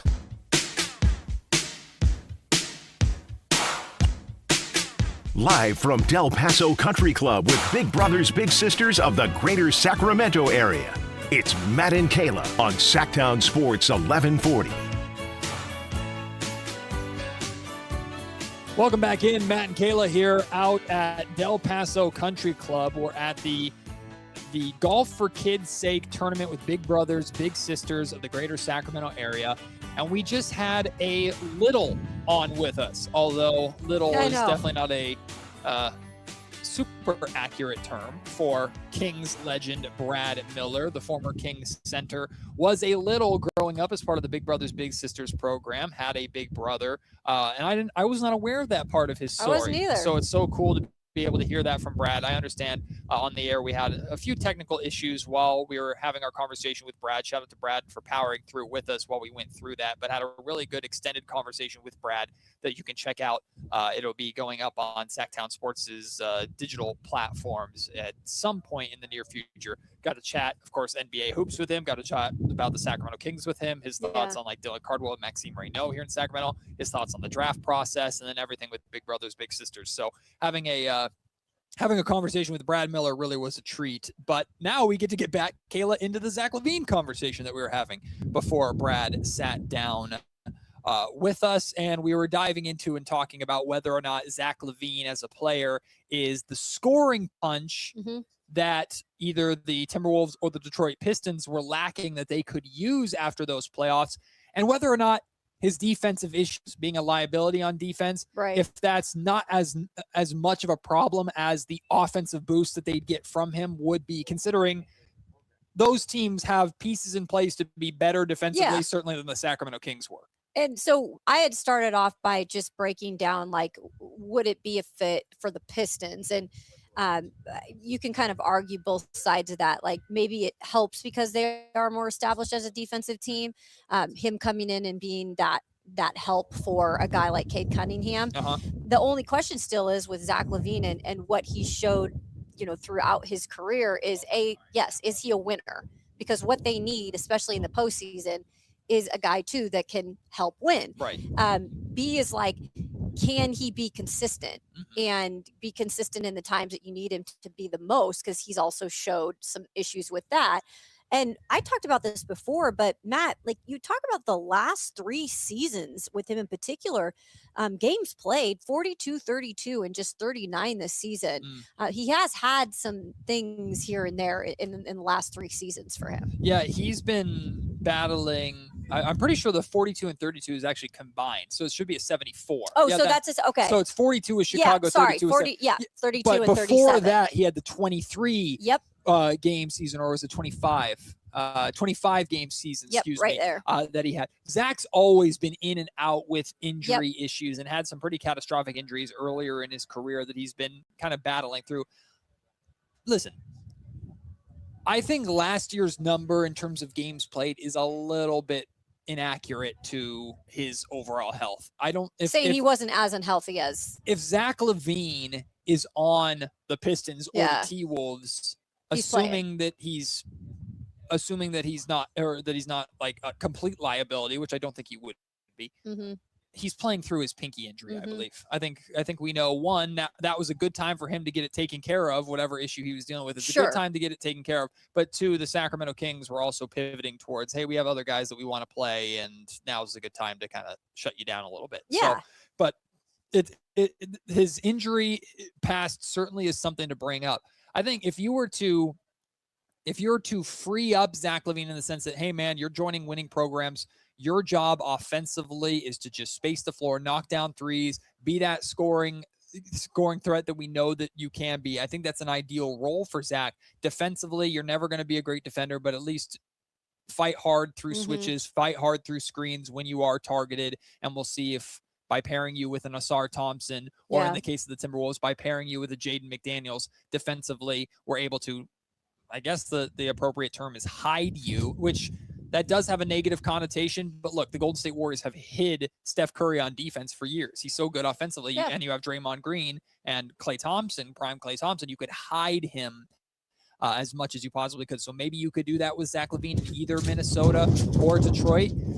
I do wonder, though, because Zach is clearly I should be getting the ball more. Hey, man, you play next to Cade Cunningham, you ain't getting the ball as much. You play next to Anthony Edwards, you ain't getting the ball as much. But if you space the floor with the amount of attention that those guys draw, in theory, you should get good shots, just not as many as maybe you want. And that's what I always wonder about Zach, like, not knowing him very well, because this is obviously my first full year in Sacramento covering him, and he didn't play half the season. But not knowing Zach in terms of like what he's looking for too, right? Like, is he clearly would be going to teams that are competitive now. Yeah. So would that change his mindset of like, okay, I can be that guy that's not the first guy they're going to look to. I can maybe not have to, be as much about myself and, know that there's other guys here that are going to have the primary role and be okay with that, because I'm on a winning team. Like, I don't know Zach enough to know that. But what I will say is, like, he's played for Minnesota before. Obviously, he started his career with Minnesota. That'd be interesting in terms of going back there. But again, they have very different franchise than they are now, though. It is. And they have an established defense as well. I don't know, mindset wise, like, he doesn't seem like a total fit there. Like, but I don't know. Zach's just a different type of player. Like, he doesn't seem like that gritty, that's not what I see him as when you look at these types of teams. But again, they do need scoring. I mean, you need that type of player as well. I'd just be curious to see, and it's hard to say this without being insulting to Zach. I'd just be curious to see how interested those organizations would be in him. The scoring is obvious, but there's a reason why Scott Perry granted before he took the Kings job, said publicly in a podcast that he questions whether or not Zach LaVine's a winning player. And you look at his entire career, he's had 1 year where he made the playoffs, and he played 4 games when the Bulls were swept in the playoffs. And you could argue kind of the same thing with DeMar DeRozan in a sense, but DeMar at least has the track record in Toronto. You could argue the only reason that the Bulls got there was because Lonzo Ball was healthy enough to be the point guard that they needed. Right? So, we had a 4 call. Oh, geez. Oh, man. We are in the line of fire going? over here. I was going to say. That's the kind of golf shot I hit. Oh, my typically, goodness. if you stand next to the flag, you stand next to the pin, you're as safe as you could possibly be when you golf with me. Exactly. I won't put anything on target. But if you're 50 yards to the left or to the right, You're in trouble. I might hit you. Oh, those do not, by the way, feel good. Like Golf golf balls at Yeah, full no, speed not are at all. awful. Yeah, awful. That could probably hurt. Okay, so let's say, though, that Minnesota or Detroit are interested in Zach. Okay, how do you make that happen? How do we make this happen? Okay, it's up to Zach in a sense, because if Zach wants to opt out of his 48, basically 49, rounded up $49 million contract that he has, player option that he has, and then sign with those teams, well, the Detroit Pistons certainly have cap space to be able to absorb him. So the Pistons could do that. And one of the reasons why we heard Zach talk about the idea of we're going to watch the playoffs and weigh all of our options is because if you're Zach LaVine in Zach's camp, you're Rich Paul, you're watching what happened to the Pistons last night, you're going, yes, this is good. Like, they need me. They need a scorer like me. They could have used a scorer like me. If I'm going to find a 3-year, $65, $70 million deal, maybe it's from Detroit. So Zach probably watched the Pistons get eliminated and was maybe a little excited about it. And maybe the Kings were too. They're like, yes, they need him too. Maybe something will work out here. It would be a lot easier for a team like Detroit to acquire Zach that way by him opting out, which is, of course, Zach taking a risk. And this is where, like, it's tampering, the illegal tampering period, blah, blah, blah. Like, there's no way that Zach and Rich Paul are opting out of that deal if they don't know that there's money from Detroit or money from Minnesota or another team right there waiting for them. That would be foolish. Oh, like, even if this doesn't happen, and I know Kimberly in here is saying it's not going to happen, and even if it doesn't happen, I'm pretty sure Rich Paul is on the phone and has been on the phone and is like working every angle of this, because it is kind of crazy to think that if you think about last season was pretty much wash for LaVine, besides the hot start that he was averaging like 30 points. But if you think about that, and then this next season, like, he's going to be on a team, regardless, he's going to be on a team that is not probably going to win a ton of games. They're definitely not going to be winning a championship at this point. So that's 2 years of your career. Yeah. And maybe then if, next year he would be able, not this next year, but the next season is when you could see him be able to get out. Right. Yeah. But that's still, that's a good chunk of your prime of your career. Right. I guess the way, because I was looking at it kind of in the trade machine and playing around with the finances of it a little bit. If Zach wants to be a Piston, or if the Pistons want Zach, they're probably going to have to opt out, or he's going to have to opt out and sign with them. Yeah. If Zach wants to be a Timberwolf, it's probably going to have to be through trade. And when you're looking at the trade market and you're looking at the contracts that the Minnesota Timberwolves have, well, Anthony Edwards makes almost the exact same money. I don't know about you. I'm all in for an Anthony Edwards, Zach LaVine swap. I don't think the Minnesota Timberwolves would be, though. So nice. Maybe we can send that fantasy to hell. Rudy Gobert makes 36.5. Julius Randle makes 33.3. Jaden McDaniels makes 26.2. There's no shot in hell they're getting rid of Jaden McDaniels after the playoffs that he had, and he's a very valuable player. Naz Reid, they love Naz Reid in Minnesota. He makes 23.2. So in theory, you could grab a Naz Reid and a Dante DiVincenzo at 12.5, and DiVincenzo is a former King for a very short period of time. In theory, you could do that to make the money work. But it's never going to happen, because in my mind, why in the world would I give up 2 prominent role players, including one who I know is essential to us, for a really, really good offensive player who has a massive question mark and is not known for being a winning basketball player? So this is why I agree with Kimberly in the comment section. That just it isn't going to happen. The way it happens is if Detroit, I don't think it happens in Minnesota. The way it happens is if Detroit calls Rich Paul and goes, if Zach opts out, We got 3 years, 65 waiting for him. Is that worth the 3 years, 65 of security to play in Detroit for a playoff team? Is that worth walking away from 1 year, $49 million in Sacramento? And the other part of that question is, would Detroit even want to do that? I mean, if Detroit wanted to do that, and I'm not Zach LaVine, and so I can't really speak to exactly what he wants, but for me to be able to possibly go to a team that is in contention now and that is seemingly wanting me, like, because they are like they're like, hey, come on over here, we need scoring help, I would do it. Yeah. But again, that's a lot of ifs and things lining up. But I would do it personally if I were the player. I think Zach has to, for all the reasons that we laid out. I know Carmichael Dave talked about this as well. Zach has to really, really, really strongly consider if there is 3 years, 65 waiting for him somewhere. I am skeptical there is, but if there is, he needs to strongly consider taking it, because I don't know if he gets anything close to that after this $49 million year.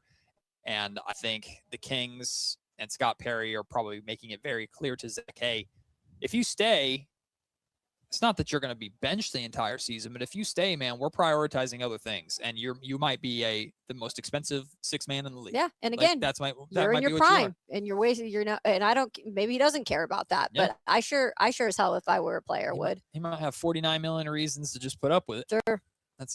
Hey man, if I'm going to be unhappy for a year, I might as well make 49 million and live close to home. So we'll see what he decides to do, but I agree with Kimberly. I'm skeptical that it'll ever happen. Yeah. But it is a legitimate possibility that it could, and a team like Detroit Detroit could make it real if they want to. I think so too. I just don't know if Detroit's going to want to make it real or not. Because of our conversation with Brad Miller, we had to shake things up a little bit. Normally, we would have our 2-minute drill coming up here in just a second, but we're bumping that down to the second to last segment of the show for Kayla to update us on everything that's happening in the NFL. But right now, really quickly, let's do our MLB mini-series update. Do we have to? Yes, you're dang right. We have to. You don't have the trophy here, though. I know, no trophy. It's back in the studio, safe and sound, because it's coming on home. Matt George is your 4-time champ, ladies and gentlemen. It's sitting in that little corner over there, just nice and pretty. Go figure. It's his game, his crazy game, and now he's a 4-time winner. This is what you do. When you win, this game's great, but when you lose, it's this reason, it's that reason. Hey, pal, just get good at the game. How about a 5-0 runner-up this week? You went 4-1, and you had enough to win it if the Giants had just managed to beat the A's on Friday and they instead of couldn't. Saturday or They Sunday. just beat them the next 2 days. Nope. A's beat the Giants Unreal. 5-2. I bet on the Giants to lose 2 games in a row, one against the Dodgers, one against the A's, and they lost them both. Shout out to the Giants. I went 5-0 last week. Dang, Matt. So really good week for me. I'm a 4-time champ. Kayla, you had the Diamondbacks over the Rockies. You won 9-1. So had the Giants won that game, I would have been cooked. You had me absolutely cooked in run differential. And Kyle got a big win on Friday as well. The Cubs beating the White Sox 10-5. In terms of overall records, I'm 21-17. Kayla's 20-18. Kyle's 19-19. Guys, we're climbing a little bit. It got dicey for a minute. We were all having losing records, but we're climbing. We're okay. We're in May, and we're finally getting better at this game. We're like the Phillies. We got Don Mattingly as our manager now. We're slowly getting going. But why don't we pick our teams really quick? Kyle, you get first pick because you were last. Kayla, you get second pick, and I will get the final pick this week. Kyle, I'm already writing in the Dodgers unless you tell me differently. You are correct. All right. Dang it. Kyle's got the Dodgers. Of course he's got the Dodgers. Oh, shut up. You'd already written Dodgers down? Yeah, I wrote it yes, down. I was manifesting, all right? She had already written Dodgers down even though she didn't have the first pick. What are you doing? Manifesting? All right. Next, even though the Dodgers are playing the Padres this week, but, you know. Yeah, what the heck, All right, Kyle? I wrote down the team that I think you're taking second overall. Who are you taking? Yep, Yankees. Okay, easy. I read you guys like a book. I got the scouting report. No originality, I say to. Okay, saying from you, coming from you who's won 4 times, I can't Kyle, be original here. Takes the Marlins all the time. You know what? I will go. You know what? Just to make it interesting, I am going to go the Padres. Yes. Good choice. Good choice. Kyle, pick number 2. Braves. Braves for Kyle, number 2. Kayla? All right, I'm going with the Cubbies. Cubs. I will take with my second pick. I will go with the Blue Jays, because why not? Okay, What, I'm 'cause you're realizing. going up against us? know. This is what he's doing, Kyle. know. He's going head to head with us every day Not necessarily. to try to prove a point. Not necessarily. What I'm You don't know realizing me. now is that we what know you're there's doing. only 5 good teams in baseball, so we're just picking those 5 teams first every I time. know. Shh. Don't expose us that way. But this is why we're getting better, is that we know who the good teams are now. Yeah, we just know who to pick. Yeah. Keep Is an eye my out pick? on Thursday's schedule, by the way. It's a light schedule. Oh, is it? Okay. Yeah. Which is why, on that Thursday, I'm going to take Luis Severino in the Sacramento A's. Well, that's smart because he's on the road, so he'll actually pitch well. Mm-hmm. If it was in Sacramento, I'd say that was a terrible They're also idea. playing the All right. Angels, who are the worst team in baseball. Hooray. No, but Mike Trout's still on that team, remember? And Jose Soriano. Wasting away, rotting away. I'm going to go with the Rangers. Kayla will take the Rangers. So, Kyle got the A's. Kayla's got the Rangers. And I will take... who did I say? I already forgot. I will take the Guardians because they're taking on the Tigers. I just realized Kayla's picked all the teams I picked last week. Oh, did I? I didn't Yes, realize all the that. teams that That's lost for me last week are who you're picking. All right, Kayla. All right, Kyle. Pick number 4. Pick number 4. Let me go to the schedule. Get blasted by wind out here at Del Paso Country Club. I had a It's a team. I'm beautiful trying to day. remember who. Oh, yeah. How about interim manager boost, baby? I'll take the Phillies. The Phillies. That's a good choice, actually. A good I'm going value with in the fourth Cardinals. The Cards. And I will take... Oof. I'll take the Pirates. Okay. Guess who the Pirates are taking on later in the week? Who? The Cardinals. Oh, you're doing something here. no. I'm on to you. It's going to be a heavy All right, final head-to-head picks. week. Yeah. Final picks, everybody. I'm gonna. No, Kyle, not Oh, you. sorry. No, yeah, go for it, Kayla. I cede my pick to you. Go, Kayla. No, that's not how I'm it works. going with- Hey, I am commissioner and champion. All right, Go fine. ahead, Kyle. No, fine, you can do it. I'm going with my Mariners. Okay, so what's funny? There you go. Yeah, I couldn't even pick them anyways. So what's funny is I was going to pick the Marlins because I'm allowed to pick the Marlins this week, and I just realized the Marlins are playing the Braves, who I also have as my pick. Hey, you're guaranteed to win. Yeah. So I'm gonna go head to head with myself this week. I'm gonna take the Marlins. I just got to pick which day it is they're gonna beat the Braves. Sure. What's wrong with that? I'm either gonna get it both wrong or both right. All right, you go Marlin. You know what? I'll go Brewers to end it. Okay. Okay. So my teams are to make me a 5-time champion: the Padres, Blue Jays, Guardians, Pirates, and Brewers. Kayla's teams are the Yankees, Cubs, Rangers, Cards, and Mariners. Kyle, you have the Dodgers, Braves, A's, Phillies, and Marlins. So who are we picking? Who we starting today? Matt, do we Who's want to starting do today, everybody? head to head today? With who? Dodgers. Dodgers? Are you okay with picking the Padres? Let's I'm do it. only gonna do it if we're doing head to head. All right, let's do it. I'm going with them Yankees. We're not talking to you. Oh, well, I just said it anyway. Eat that. All right. Matt, you have Michael King pitching. He's actually pretty good, and I have Yamamoto. See, I don't like that. Yamamoto sucked this year. I don't know that. I like you. Oh, he hit a tree. I don't like that you Wide right. are endorsing. He's on the tee box. It's right in front of you, and you just said that. Oops, sorry, bud. Just read my That's mind. crazy. My guy just completely shanked it into the trees. But By the way, Kayla's. y'all, look at this. We got Bobby and Chris out here. Could you guys eat a bucket of not? Look at how I would literally be like in the bathroom the rest of the game. Wait, what are we talking about? You could. A You buck- are hungry right a now. nachos bucket? Look at the Diamondbacks. They're like, you know how they always come out with all those foods. Oh, it's by the pool. This is like a huge bucket of nachos, but it just looks like it's like 50 pounds Nacho of just straight up. Yeah, just give you a fork. And we're so hungry out here. We're like, yeah, whatever you have, we'll eat it. Bobby will crush anything. Yeah, Bobby's like, he's like, yeah, give it to Nacho me now. bucket. That's the best Yeah. part of this remote. So we get to hang out with Chris Watkins and Bobby. Bobby's been crushing putts. I've been seeing. Yeah. Bobby's. Huh? Did putt Matt after just putt slight after- our boss, who's also out there with them? Wow. Richie's not here right now. Richie's not here right now. He's We don't know where he is. He wandered off, so Yeah. he doesn't get my compliment. Mm-hmm. Sorry, Richie. Not yet. Bobby just asked if we're on break. We're going to break now. We got 1 hour of the show left, and we're going to have some fun. The final athletic player poll dropped today, and, well, there's something that's not too flattering for Sacramento that we'll get into. That's coming up next to start the final hour of the show. It's Matt and Kayla on Sactown Sports. Now we're at break, Bobby. Listen up, Niner gang. Sactown Sports is your local home for 49ers football, and we're here to level up your game day experience. Download the Sactown Sports app and tap the contest banner on the homepage for your chance to win a pair of tickets to the 49ers home opener this season. Don't wait. Download the Sactown Sports app today. Your local sports leader, Sactown Sports 1140. This is the story of the one. As a safety manager at a manufacturing plant, he does everything he can to keep his coworkers safe. From finding ways to reduce risks to keeping safety supplies in stock. And for that, he relies on Grainger. Grainger offers a broad range of quality products and next-day delivery, so he can always play it safe.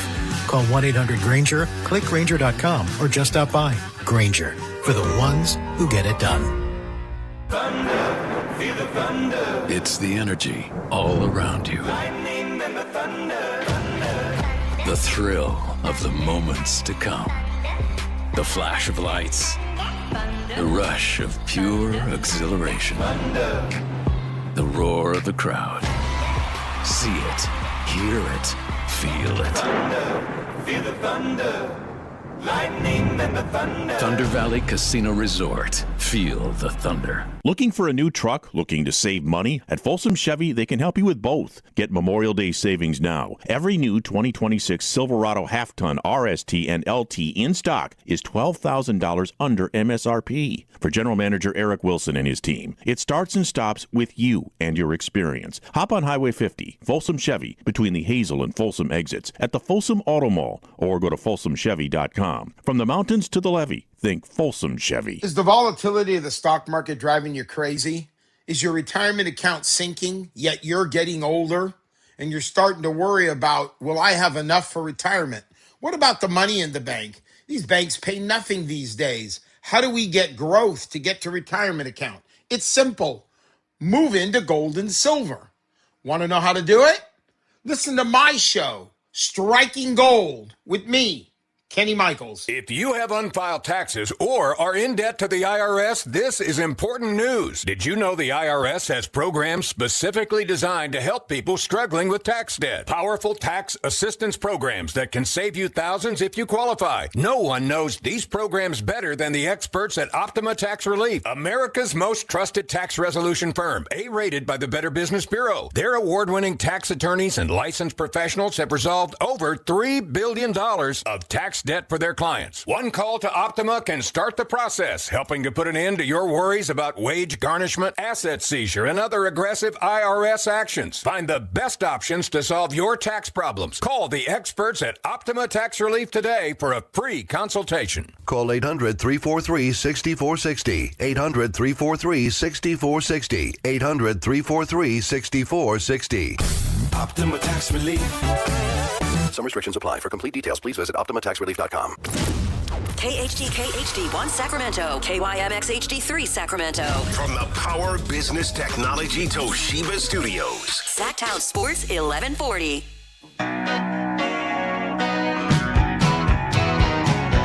Live from Del Paso Country Club with Big Brothers Big Sisters of the greater Sacramento area. It's Matt and Kayla on Sactown Sports 1140. It is a beautiful day out here at Del Paso Country Club, albeit a little windy. Probably affects the golf game a little bit. In fact, I lived it because I experienced it playing on Saturday myself, and some of the bosses got to go out to Wild Horse Golf Club in Davis. Beautiful track. When was this? This was Saturday. We played on Saturday. Oh, you went, yeah. I thought you said. Yeah, you went with it. You don't remember? No, I do not. I was not invited. Oh, well, you don't golf. So it's kind of just invite you people. Want to just with what seat? You want to just walk? No, I mean I'm entertaining. You want to sit on top of the cart? I could just go in the cart and be cracking jokes. Well, yeah, but where? carts are 2-seaters, and there's 4 of us. Dude, right on the roof. Is Kayla sitting on the roof? Honestly, no. Kayla drives. I need a little suntan anyway. Kayla needs to drive. Let Kayla drive the cart. Yeah, Kayla could have exactly. stood on the back. That's fun. Oh, Kayla would have heckled the hell out of all of us. I would see. That's what you needed me for. No, I disagree. All right. I disagree with that. I'm bad enough as it is. I don't need you yelling at me. I lost the respect of our bosses by watching me play golf. I don't need to lose your respect or what little I have remaining with you seeing my golf game, because it's not pretty. You better watch yourself. It is not pretty. Speaking of not pretty, the final edition, I believe it's the final edition of the NBA Anonymous Player Poll from 2026 is out. Great segue, Matt. With thank you, Kyle, and me. Here are some of the questions that were asked, and we'll tell you how these anonymous players answered. The first question: what team will Giannis Antetokounmpo be on to begin the 2026-27 season? 151 votes were cast, with 45%. So nearly half of the players that weighed in think he's still going to be a member of the Bucks. Yeah. And this is for the entirety of next season? To begin the season. Okay. To start the season. If Giannis is still on the Bucks to start the season, I'll be pissed. Yeah, because we're going to still be talking about it at the trade deadline. I Get don't it want to do over that with. all again. Get it over. And the entire offseason is going to be on hold until they get this stuff done. Hopefully they get it done before the draft like they say they're going to. Number 2 was the Miami Heat, 23.2%. Number 3, the New York Knicks, 16.6%. But I don't know how the hell New York is able to get him. Lakers got 3.3%. The Warriors 2%. Timberwolves 2%, and then Rockets and Raptors all got some votes. Apparently, the other teams that were listed on here but only received 1 vote: Atlanta, Brooklyn, Chicago, Dallas, Oklahoma City, San Antonio, and Utah. Can you imagine? I don't want to hear Giannis in Utah. No. Giannis I'm in done. Utah. I'm done with them. And Utah's getting all the pro teams now. I'm done with them. Done with the state. They get whatever they want. Utah gets pro teams. Utah gets the second pick. Utah gets Giannis. Yeah. Now remember, this survey was done in the season. This survey was done before they knew the Jazz had the second pick. That's wild. I think more people might have voted for the Jazz if they got the second pick. Anyway, he's not going to end up there though. I think Miami is my best bet. Miami? Yeah. I think Miami makes sense, and it's still somewhat kind of close to where he wants to be. Like, he wants to be east. Yeah. I mean, I know it's more south, but it's further over here from where we are. I'm not counting the Warriors out yet. I think the Warriors will still really make one more fixated push. on that. No, I don't want it to happen. I'm just not counting it out. And I still think San Antonio can make the best offer, but I don't know if San Antonio wants to. When they said that at the trade deadline, I was like, okay, come on, really? But now I'm like, okay, I mean, they might win a title this year, although they might lose to lose in the finals or lose in the Western Conference Finals, and then go, okay, we need Giannis to get this across the finish line. And a lot of people think they would use DeAaron Fox to go out and get Giannis, which would certainly be interesting. Which arena has the most passionate fans? I like this one. Who would you guess that 161 votes were cast, 161 players. They can vote for their own fan bases, of course. The most passionate fans. That doesn't necessarily mean it's a good thing. Okay, I don't know. It's just however you determine passionate. Give me a hint. Eastern Conference. Okay. Eastern Conference is actually the top 2. New York Knicks. Madison Square Garden is number 2 at 19.3% of the vote. Number 1 is think loud fan bases in the East. There's 2 you could choose from, and they played each other in the playoffs. The Cavs. No. Oh, that is actually a good fan base. I don't know if the Cavs are even on here. Oh, they are. Yeah. They are tied in a 1, 2, 3, 4, 5, 6-way tie for second, I guess, or fourth. Is Minnesota on there? No. Well, Minnesota is. Minnesota got a few votes. They're at the very bottom, towards the bottom. It's the Celtics. Oh, the Celtics, duh. TD Garden, the Celtics got 20.5% of the vote. The Thunder, Paycom Center, 18% of the vote. Like I said, there is a 6-way tie for 4th place, all receiving 3.1% of the vote. Those arenas include the United Center, which is the Bulls, Rocket Arena, which is the Cavs, Chase Center, which is the Warriors, the Gainbridge Fieldhouse, which is the Pacers, Xfinity Mobile Arena, which is the Sixers, and the Golden One Center, Sacramento Kings. I was going to say, are they in the mix there? So the Kings got multiple votes out of 161 votes cast as the most passionate fan base. Other areas were receiving votes. The Hawks, the Nets, Grizzlies, Heat, Pelicans all received at least a vote. The Lakers only got 1.2% of the vote. That makes me happy. That's really funny. Well, they only show up when they're good. Okay, flip it. Which arena has the most obnoxious fans? Ooh. Obnoxious. Philly. Philly is number 2, Let's 17.9%. This is actually pretty funny. 159 players voted for this. For the top spot? Yeah. No, 159 players voted, period. Okay. But receiving the top spot received 32.1% of the vote. Eastern Conference again? Of course. Think East. Of course it's East. Of course it's Philly's East. number 2, most obnoxious. Boston. This is actually pretty funny. Yes. Yeah, Boston is I most was gonna passionate say, and most obnoxious. They got both of them. The Knicks, Madison Square Garden, third at 16.4%. This is pretty funny. Number 4 at 8.2%. The Jazz, Delta Center. That's actually interesting. Jazz fans have a bit of a reputation. Yeah. You like Saying some jazz? things No, not all the time. Grizzlies also made it on there, 3.8%. Thunder made it on there. Grizzlies? Yeah. Huh. No, the Kings did not get any of the main vote or multiple votes. They did get one, it sounds like, For obnoxious? side vote, like honorable mention vote. Yeah. Oh, they that's got okay. We'll take it. Okay, here we go. I know you saw this. I did see it in the break, and I was like, oh, yeah. What's the first team on your no trade list? Kayla, you and I are not at all we're not able surprised to to see number guess this. 1 with 35.8% of the vote out of 120 players. Overwhelming number 1, the Memphis Grizzlies. Dang. Memphis just keeps getting the sucker punch. They've had some tough times in the last, and in all seriousness, losing obviously, what just happened. Why am I blanking on his name? Losing Brandon Clark. Yeah, thank you. Yes. Like that just is awful. Yeah. But just all the other stuff that has gone on there, and with John Morant, and technically he's still a Grizzly, and with all the stuff LeBron said. LeBron and Draymond basically saying screw that place. I mean, they traded away Triple J. I mean, it is literally hit after hit there, and now you got this to cap it all off.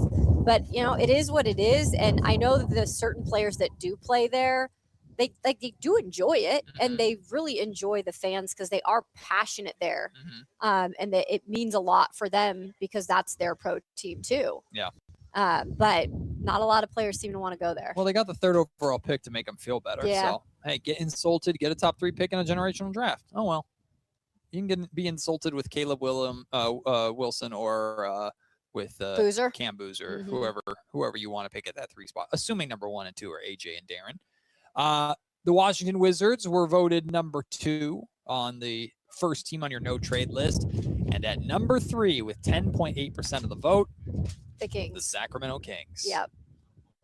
On no trade on players no trade list. So 10.8% of the vote out of 120 votes cast. That's what? 11 players? So 11 different players roughly said, yeah, I don't want to go there. Not Sacramento. Hey, at least they're not number 1. I know that's not saying a lot, but they're not number 2. They're 3rd on the list. And again, this is what Scott Perry's going to have to start to narrative start to change. Yep. But you can't do that until you start to win and build something there. Because I think once a player comes here and they're winning, I think it's an enjoyable place to play. Now let's play a game of who do we think those 11 players are? Oh God. If DeAaron Fox, 1,000%, DeAaron Fox, if he's part of this poll, put the Kings. 1,000%. I believe he's petty enough to do that. 100%. That's definitely. I don't. No, he's no, Memphis. I think LeBron would put Memphis is number 1. Yeah. I think LeBron would put Memphis, Cleveland, and Milwaukee as his top 3. Think of the Stars, probably. Well, I don't know about which stars would not want to come here to Sacramento. There is a like Anthony Edwards has said that the Golden One Center is one of his favorite places to play. A lot of stars like playing here, but probably not playing for the Kings. Bam Adebayo, because he's De'Aaron Fox's best friend. Oh, yeah, Bam There you Adebayo. go. Draymond Green, maybe. Yeah. Be like, no, I don't want to play there. I don't know. How about Steph? Oh, I don't think Steph wants to play anywhere that's not Golden State, but with Sacramento, no, I think Sacramento would not be his lowest. Yeah, I don't He'd either. still be able to keep his house in the Bay. Yeah. No, Steph wouldn't do us like that. Right, Steph? You hope not. By the way, the New Orleans Pelicans were 4th on this list. The Brooklyn Nets and Utah Jazz both tied for 5. It's pretty much all like the lower tier teams, though, in terms of win. Yeah. The best team on here, surprisingly, the New York Knicks, 3.3% of the vote. Really? A lot of people don't want to play in New York. Detroit got 2.5% of the vote. Indiana, 2.5%. Milwaukee, 1.7%. And the Lakers, 1.7%. Yeah, some people are like, LA is just not for me. Yeah, the Celtics, Sixers, Heat, Bulls, Cavs, and Rockets all received votes as well. Goodness gracious. As we get Hear hit by my another, paper over here. hit by another windstorm. Russell Westbrook definitely voted Lakers, right? Probably, if he got a vote. I mean, the whole point of it's being anonymous, but if ever there was to leak who was surveyed, that would be way too much fun. Finally, and this one's kind of boring. What do the smartest teams spend money on beyond player contracts? 85.9% of the vote said player comfort, which includes staff, facilities, etc. And then 7.4% the family experience, 6.7% organizational investment, fan-facing measures. I assume that just means making the organization look better and more fun and more popular to fans, like giveaways and things of that nature. So that is the last of the anonymous player polls from The Athletic. But The Athletic put out a number of really good articles this weekend for us to react to here, including what should the Wizards do with the number 1 pick in the 2026 NBA draft? Polling executives to find out. One of the first executives said, where did it go? I take AJ DeBonsa and I sleep like a baby. One of the 7 respondents who voted for DeBonsa said. So 7 different executives who are anonymously polled in this article for The Athletic said that they would take DeBonsa, but others did weigh in on the Wizards potentially taking Darren Peterson. One said, I think they should take Peterson. They have the infrastructure. The Wizards have the infrastructure for him to reach his full potential. Another said, Darren Peterson did some extraordinary things, sometimes all in the same half. So interesting that some executives out there think that the Wizards should go Darren Peterson. I would not be surprised if one of those executives was the Utah Jazz or with the Utah Jazz. Of course. Yeah, take him. Yeah, take him. Take him. You don't want him. You don't want AJ. You want Darren Peterson, and we'll take AJ off your hands. Yeah, I truly do feel like it is going to be something that they discuss like heavily, because I think if you're past the whole Darren Peterson mystery of the injury and you've now brought him in and talked to him, and these top teams will probably talk to DP a couple times. Yeah. But I would think AJ is to us like the no-brainer number 1. But maybe for me, that's because I've been a little bit more hesitant on Darren Peterson as a whole. Yes. So I can't say if I'm an exec and I'm looking at the bigger picture. I mean, Darren Peterson is a talent. And if you feel comfortable with all the other things, maybe that at that time is a better fit for the Wizards. So I think it's still up in the air. I don't know if this might be a little skewed of a question towards you, because I know how you feel about Darren Peterson, or it's not that you don't like the guy, just No, the it's not that I don't concerns like that the you have kid. based Yeah. off of what happened at Yeah. Kansas, right?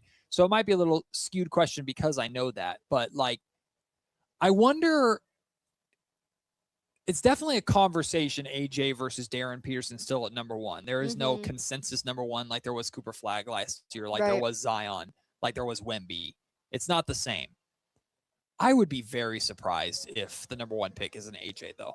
Like, just everything that happened at Kansas and just all the questions and how everything was handled, even though we now got an explanation from Darren Peterson in the article with Ramona Shelburne about the extreme cramping and the scare that he went through and the creatine and everything like that. Like, what pops into my mind, Kayla, is like, what would have to happen for the Wizards to take Darren Peterson number 1 overall? to me, it's either they talk themselves into Anthony Davis is here in the long haul and putting a superstar scoring two guard, getting the best scoring two guard we could find in the draft. Is the outside of that, it's like, well, he would have to nail that interview. Something that he said in that interview would have to be so. You'd have to feel so confident in whatever happened at Kansas will have no impact on who Darren Peterson is as an NBA player in Washington. Like, if I'm the Wizards, I know they're in a better position to be successful shorter term than the Sacramento Kings are, but the same exact concerns that we brought up months ago about, can Darren Peterson, is he the right guy to handle putting on his shoulders the low-hanging fruit of a franchise and changing the narrative of a franchise? I'd have those same exact fears in Washington. Yeah, it's harder for me because I've been set on what my opinion is in terms of the question marks with him, and because I'm not able to talk to him like a GM would be, those question marks remain for me. I mean, obviously the Kings are not in the mix for him anyway, so it doesn't really concern us here. But I will say it's more so maybe the question, Matt, of what Washington is willing to do if Utah is like, hey, it's really how much does Utah want AJ DeBonsa? And how much would the Wizards, if they do feel a little certain way about DP and they like him as a player, but if they go number one with no offers, they're just going to take AJ. What would it take for Utah to be like, hey, this is what we're going to give you. And the Wizards are comfortable enough with Darren Peterson, where they would switch spots. Do you get what I'm saying? Yeah, well, I think it's pretty well known. Like the pressure in that situation is less on how okay are the Wizards with Darren Peterson versus how okay are the Jazz with anybody not named Darren Peterson. Yeah. Not named AJ DeBonsa. Yeah. Because, I mean, AJ has been so, like, you talk about like a match made in heaven in so many ways. Yep. Like, AJ just makes so much sense for them that, like, are the Jazz okay with, are they comfortable with, we lose out on AJ, but we're happy with Darren Peterson? And what's interesting is, I'm going to find it because I read it earlier as part of this article. There was a quote in here from someone who weighed in on this that caught my attention. Let me see if I can find it. Excuse me. Someone said, just take AJ DeBonsa, don't complicate it. Where is it? So here we go. When we approached another respondent and asked him to name the player the Wizards should pick at number one, that respondent, no, that's not it. Gosh darn it. Essentially, and I will try and find it, but essentially it was it mentioned like, here we go. Nope, I can't find it. I'm so sorry. Essentially, when talked about not taking AJ DeBonsa number one overall, it was not Darren Peterson that they mentioned. It was Caleb Wilson. Okay. Going number two. There we go. Or instead, now like it was like that, Matt, I could see. Which it would be if Caleb Wilson got taken number one overall, that would be crazy, and I don't think it's ever going to happen. So in the sense of if the Wizards are, we want Caleb Wilson, we're good with Caleb Wilson. Okay, now we're definitely going to trade number one to either Utah or whoever wants to move up to come and get him, and we'll drop to 2 or 3, and we'll take Caleb. I think in that sense. I think that is realistic. I'm so sorry. I wish I could find this. I really do.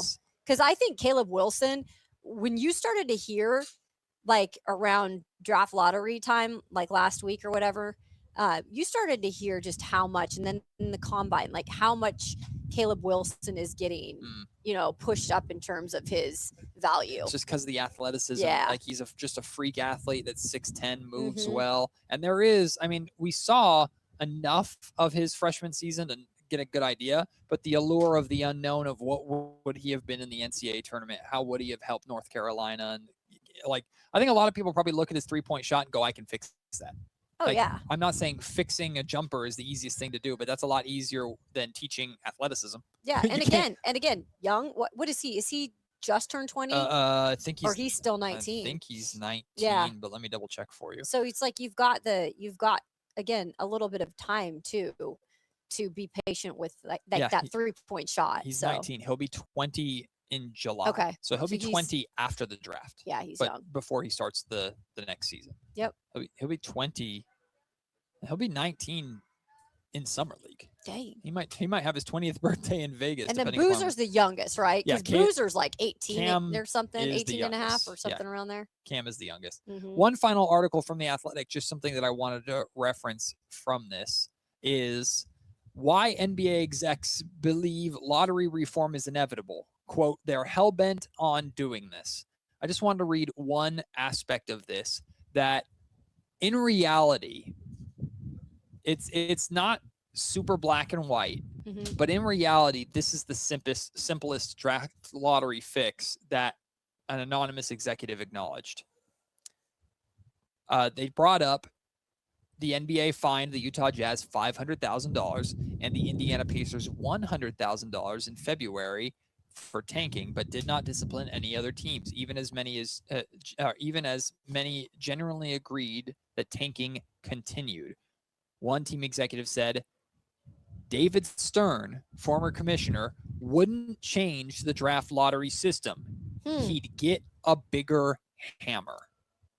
That does not surprise me. Meaning, he'd come down harder on the teams. Don't change the system. Just go at the team. Make it. Yeah. If you're going to obviously do this to a lot, because tanking is always going to happen to some extent. But if you're going to blatantly, obviously do it like so many teams did this year, don't let them breathe. No, just keep finding them. Or make the fine bigger. Fines or somehow impacting their draft lottery circumstance, have a case-by-case basis. It gets messy because who has the final say and the end-all be-all, and how does it not become conspiracy theory towards this team that Adam Silver doesn't like? Like, it opens a can of worms itself, but I thought it was interesting that an executive very clearly said, like, David Stern wouldn't change anything. He'd just not let this, happen. So he'd live up to his last name. Yeah. Where obviously, that's not the case right now. Right. I think it's just a little bit of in terms of Silver and the way he navigates. Thank you. The board liked it today. The board is happy on a Monday. Yes.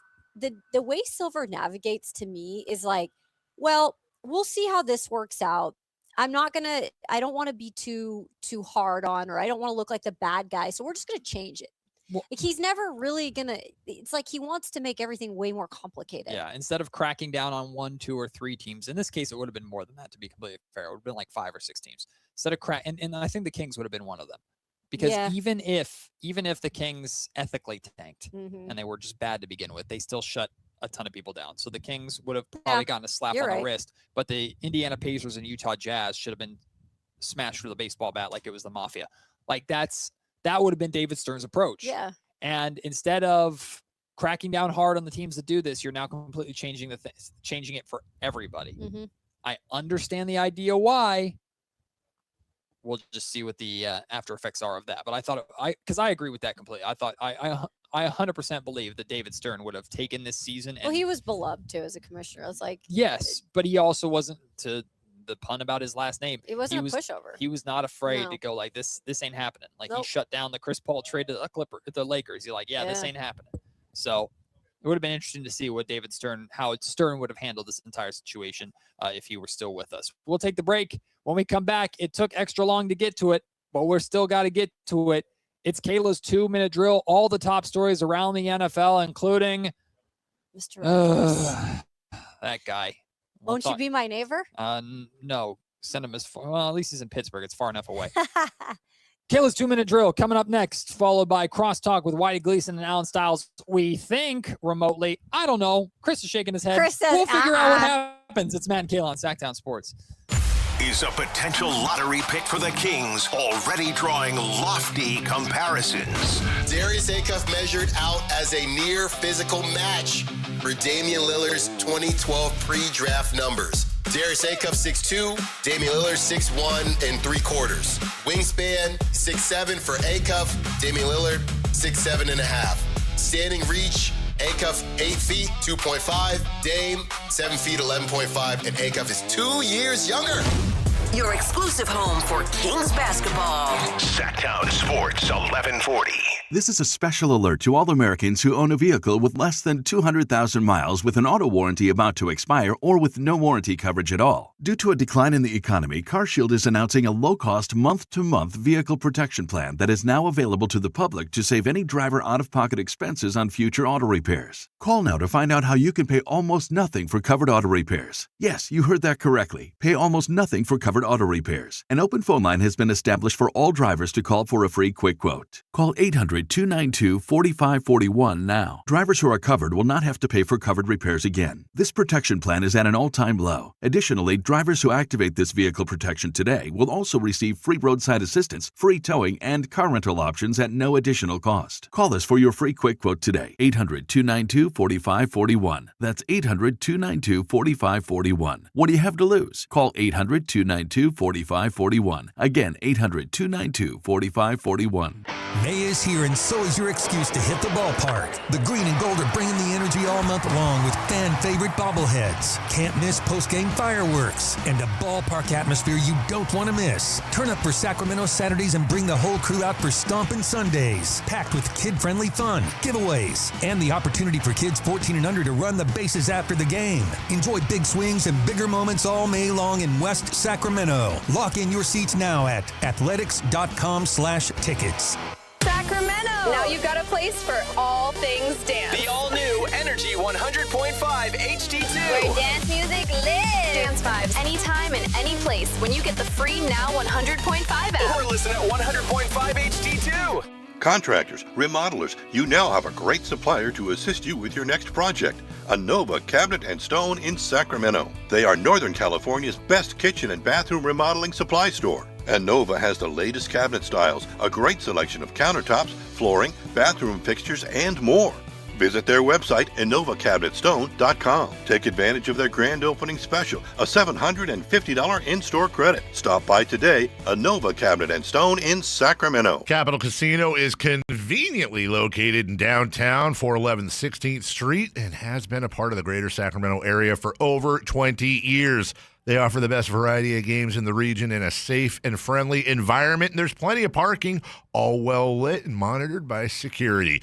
Come have a great meal at the cafe and restaurant inside. Capital Casino has the best food, the best service, and the best action. But please always remember to gamble responsibly. 1-800-GAMBLER. Patrick was way behind on his IRS taxes. I was in way over my head. The total amount ended up being somewhere just over $30,000. $30,000. Then the IRS came to collect. Started getting letter after letter. A lien had been filed against me. They were going to basically hang me completely out to dry. He had to do something. That's when I reached out to Optima Tax Relief. Patrick's life quickly got a lot easier. It was very easy, pretty much hands off. They picked up the ball and ran with it. And how'd it go? I couldn't believe it. I had to ask 2 or 3 times. I saved an incredible amount of money. How does Patrick feel about Optima? Couldn't be happier. They definitely helped me. Optima Tax Relief, the best place to call. They're the best in the business. Do what Patrick did and call Optima Tax Relief for a free consultation. Call 800-375-2922. 800-375-2922. 800-375-2922. Optima Tax Relief. Testimonial from an actual client. Some restrictions apply. For complete details, please visit OptimaTaxRelief.com. It's time for the 2-minute drill. Kayla Anderson has the ball, and she's taking us around the world of football. It's Kayla's 2-minute drill on Matt and Kayla. But now it's here. Let's go. What's going on in the NFL, and why do we have to talk about Aaron Rodgers? I mean, I don't want to talk about Aaron Rodgers, least it's but done. because it's still the off season, there's not as many headlines, and he's one of the headlines. Mr. Rodgers' neighborhood.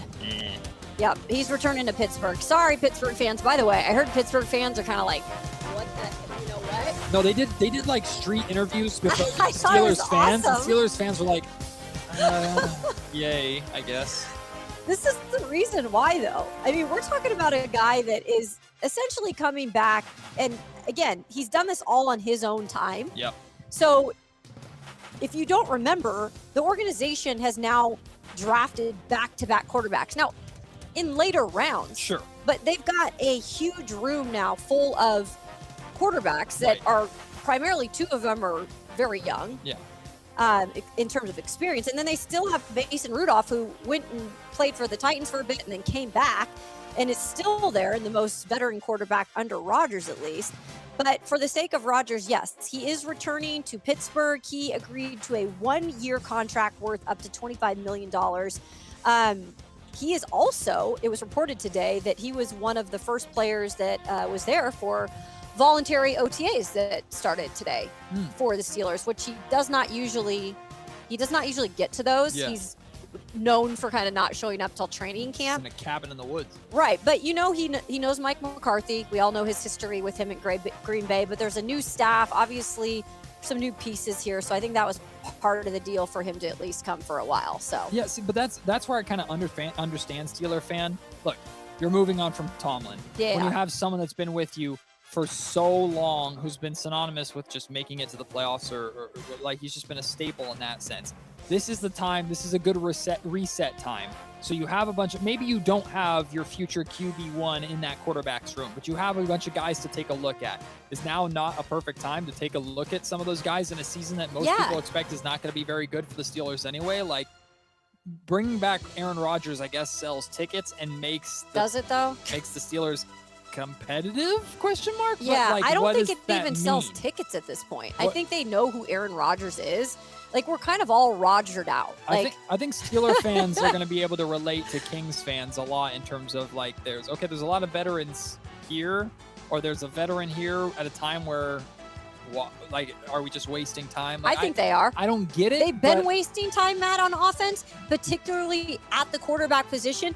And I just listed the 2 younger quarterbacks that they have that they've drafted for some reason in Will Howard and Drew Allen. Like, Drew Aller?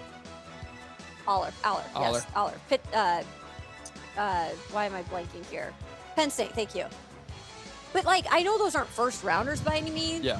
But you have to start at least trying to develop somebody. Or maybe their plan is to draft another one again next year if they're bad. And you could talk yourself into, well, having Aaron Rodgers in the QB room is great for these guys to learn from. Okay, but are they going to play? Like, yeah, I don't even know, like, how great of a mentor Aaron is. Aaron's kind of about Aaron.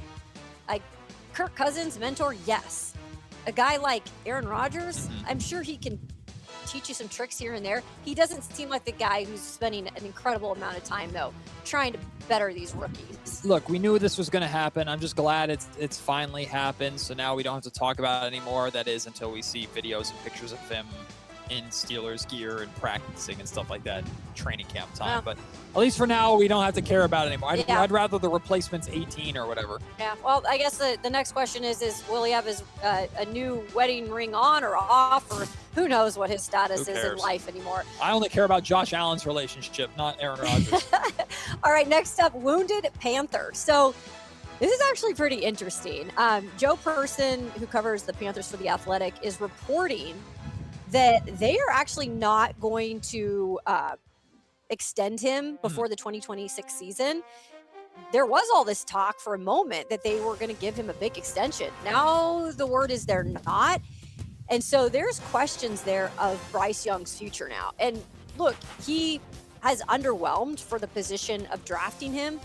But again, if you did your research or watched him in college, great college quarterback, no doubt about it. Watched him several times. Phenomenal player at the college level. He is small. He's just not been able to elevate himself, I think, as fast on a really crappy team because he hasn't been surrounded by much. Now, they got Tet last year, and he was great for him. Yeah. But at the same time, like, how good is Bryce Young yet? I don't know. Yeah. And I don't think they're convinced in terms of his progression to keep him long term. I mean, I think it's the smart play from an organization standpoint. Yeah. It doesn't exactly give Bryce Young a nod of confidence, but also on the other side of that coin, you can look at it as, well, now he's extra motivated. Yeah, that's what I was just going to say. So it just depends on how is he going to respond. But if you're if I'm advising Bryce Young, go out there, use this as a chip on your shoulder, and then when we come back to the negotiating table after you have a good season, you're more expensive than you were. Today's price is not yesterday's price. Make him more expensive than you were if you had signed right now. Honestly, that's what I would look at it if I was Bryce Young. I'd be like, chip on my shoulder, go out there, show I can be the quarterback for this franchise. And then maybe I can get a little bit more money out of it. And I think the Panthers would take that. Like, if you were to tell the Panthers right now, sign him for less right now, or sign him for more later, but you're getting after a good season from him. I think Panthers would take that even if it's a higher price tag. Yeah, I think so too. I'm rooting for Bryce. I really like the kid. It's just he's got a lot up against him in a not great organization in terms of winning. So he's got the weapons around him now, so he could try to do a little bit more this season. All right, music to their ears. I mentioned this briefly a couple of weeks ago. Dan Patrick actually had broke the news, and now it seems to be an actual thing. They have the owners meetings going on this week. They are expected to vote on this, but Nashville is expected to be named the host of the Super Bowl in 2030. Again, owners will have to vote on that, but it looks like it is a done deal. Obviously, we've got Super Bowl coming up here at SoFi. And then Vegas. Then we've got Vegas. Then we've got Atlanta. And then Nashville would be the following Super Bowl. Look, Nashville's a great place to visit. It's got a lot going for it. It'll be a heck of a Super Bowl party town, but good for them. The stadium will only be 3 years old at that point, so it's going to be new and fresh. So looks like it's a go. Everything's right downtown. Yeah, so it's everything. So you can't miss it. It's probably the best setup I've ever seen. Because the hockey arena's right there. You walk across the bridge and boom, there's the stadium, and then you've got Broadway that's right there. Preds will be playing at the same time too. Yeah, so it's quite the setup, but good for them for landing the Super Bowl, and some really good places here coming up if you want to experience the Super Bowl, especially if your team's in it. Yeah, you can obviously speak to Nashville better than I can because I've never been there, but I mean, it's not that I'm comparing Nashville to Vegas necessarily. My only Super Bowl experience that I ever had was in Las Vegas, and it was just picture perfect for it because everything was centralized and it was just a place to have a good time. It just made sense. And again, while I'm not putting Nashville and Vegas on the same level, from what I understand of Nashville, it makes sense to have an event like this in a place like that is going to be so enjoyable. And I think a lot of people will come to Nashville to be a part of the weekend, even if they're not going to the game. Like that's where I think a lot of people are going to be in LA because it's LA. Atlanta, a lot of people are going to be in Atlanta because it's Atlanta. It just makes sense to me to put Nashville in the rotation of Super Bowl cities, especially with the new stadium downtown. Yeah, they hosted the draft. It was phenomenal. And then speaking of the draft, it is a go to in 2028. It is going to be in Minneapolis. Hey. So that is, look at that. You gonna be there, Chris? The Vikings. You gonna be there, Chris, at the draft? We got Chris Watkins over here. Diehard Vikings fan. Chris Watkins next to us. He obviously doesn't have a microphone. So thumbs up, thumbs down, Juwan Jennings. Oh, yeah. Big thumbs up. Big thumbs up. He said, he was happy about the Juwan Jennings signing. All right. Well, there you go. 2-minute drill. Vikings fans are happy, and that's your 2-minute drill. We'll take the break. When we come back, I've been informed Whitey is not here. Apparently he's on vacation or he's somewhere. But we do have Alan Stiles, we think. Crosstalk with Alan, I hope. I would love to talk to Alan. Alan wishes he was out here golfing. Maybe, I don't know. If Alan wants to come out here and hit some golf balls, he might have to figure out what to do about the show. But maybe Alan will join us. If not, we'll wrap up the show. It's Matt and Kayla on Sactown Sports. Is a potential lottery pick for the Kings already drawing lofty comparisons? Darius Acuff measured out as a near physical match for Damian Lillard's 2012 pre-draft numbers. Darius Acuff 6'2", Damian Lillard 6'1" 3/4. Wingspan 6'7" for Acuff, Damian Lillard 6'7.5". Standing reach, Acuff 8 feet 2.5, Dame 7 feet 11.5, and Acuff is 2 years younger. Your exclusive home for Kings basketball. Sactown Sports 1140. If you have unfiled taxes or are in debt to the IRS, this is important news. Did you know the IRS has programs specifically designed to help people struggling with tax debt? Powerful tax assistance programs that can save you thousands if you qualify. No one knows these programs better than the experts at Optima Tax Relief, America's most trusted tax resolution firm, A-rated by the Better Business Bureau. Their award-winning tax attorneys and licensed professionals have resolved over $3 billion of tax debt for their clients. compliance. One call to Optima can start the process, helping to put an end to your worries about wage garnishment, asset seizure, and other aggressive IRS actions. Find the best options to solve your tax problems. Call the experts at Optima Tax Relief today for a free consultation. Call 800-343-6460. 800-343-6460. 800-343-6460. Optima Tax Relief. Some restrictions apply. For complete details, please visit OptimaTaxRelief.com. Do you owe $10,000 or more to the IRS like Will? When I was 50, my whole life fell apart. I lost my job, I lost my wife, I lost the house, I lost pretty much everything except for my life. When the IRS came calling, I just didn't have it in me. I felt like Wile E. Coyote, just waiting for that IRS anvil to drop. Then Will found tax relief advocates. I heard their advertisement on the radio, I wrote down the number, and I made the call that changed everything. The IRS gave me a bill for $40,000. Tax Relief Advocates got that down to $3,200. I've paid 9 cents on the dollar. Now that's a great deal in anybody's book.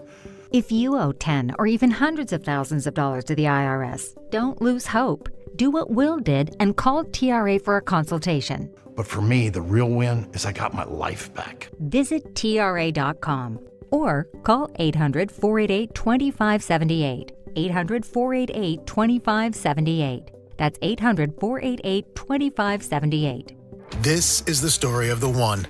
As a maintenance tech at a university, he knows ordering from multiple suppliers takes time away from keeping their arena up and running. That's why he counts on Grainger to get everything he needs, from lighting and HVAC parts to plumbing supplies, all in one place. And with fast, dependable delivery, he's stocked and ready for the next tip-off. Call 1-800-GRAINGER, click Grainger.com, or just stop by. Grainger, for the ones who get it done. The next 30 seconds could save you hundreds on your car insurance. At The Hartford, we're passionate about your protection. If you're 50 or over, AARP Auto Insurance from The Hartford gives you benefits that really matter. And you could save $597 when you switch. How's that for a little peace of mind? Visit trusthartford.com today. The Hartford, your protection is our passion. The Hartford Insurance Group, Inc. pays royalty fees to AARP for the use of its intellectual property. AARP and its affiliates are not insurers. Savings vary. The statewide direct primary election is June 2nd. Vote centers open May 23rd. Remember to vote early and avoid the lines. Learn more at elections.saccounty.gov or call 800-762-8019. Live from Del Paso Country Club with Big Brothers Big Sisters of the greater Sacramento area. It's Matt and Kayla on Sactown Sports 1140. One more segment out here at Del Paso Country Club. It's been a wonderful day, and we're very thankful the Golf for Kids' Sake tournament. Big Brothers, Big Sisters of the greater Sacramento area putting it on, having us out here. We really appreciate it. And now we're at the end of the day. Yeah. To where the course is starting to clear a little bit because most people are coming in after their rounds. So all you just see is wide open. I don't see any waiting times on any holes. No. I just see, hey, I could get 9 in like an hour and you got your clubs in 3 hours because I hit the ball too much. I would love to. By the way, the wind's died I down. wish I could. No, it's well. As you I say that, of course, don't I don't tempt even. the gods. Yeah, I'm sorry. No crosstalk with Whitey Gleason or Alan Stiles today. In fact, no Just Whitey Alan. Gleason at all today. Alan is going to be hosting the Drive Guys solo. He's been cooking solo with Jay boy. Johnson, of course. So 4 hours of Alan Stiles. Looking forward to hearing what he is going to bring to the table after a busy weekend. And we got the week starting off with a banger tonight. The beginning of the Western Conference Finals that, for the most part, everybody wanted. Matt's so excited. Oh, I'm very to excited. see his guy DeAaron Fox. DeAaron Fox versus SGA, That's because you know right. Fox is going to be guarding him, but he's not going to be guarding Fox. And Fox is going to talk about it because it's what he does. I'm very much looking forward to this series. They met 5 times during the regular season. The Spurs won 4 of those games. So they say the postseason's different from the regular season because that's apparently a hot take. And we'll see how true that holds on tonight. But I'm very much looking forward to this series. I do think, though, like I'm very interested in the first 5 minutes of this game. Not that it can be won in the first 5 minutes or anything like that. But What, you talking about OKC? How Like been does- on break for about a week? how does OKC come out being rested Yeah. and knowing that they're playing the one team that people can argue is their kryptonite? Yeah. And on their home floor, how do they come out and how do they set a tone? Also, I love this about this series. Let's hope that this stays this way.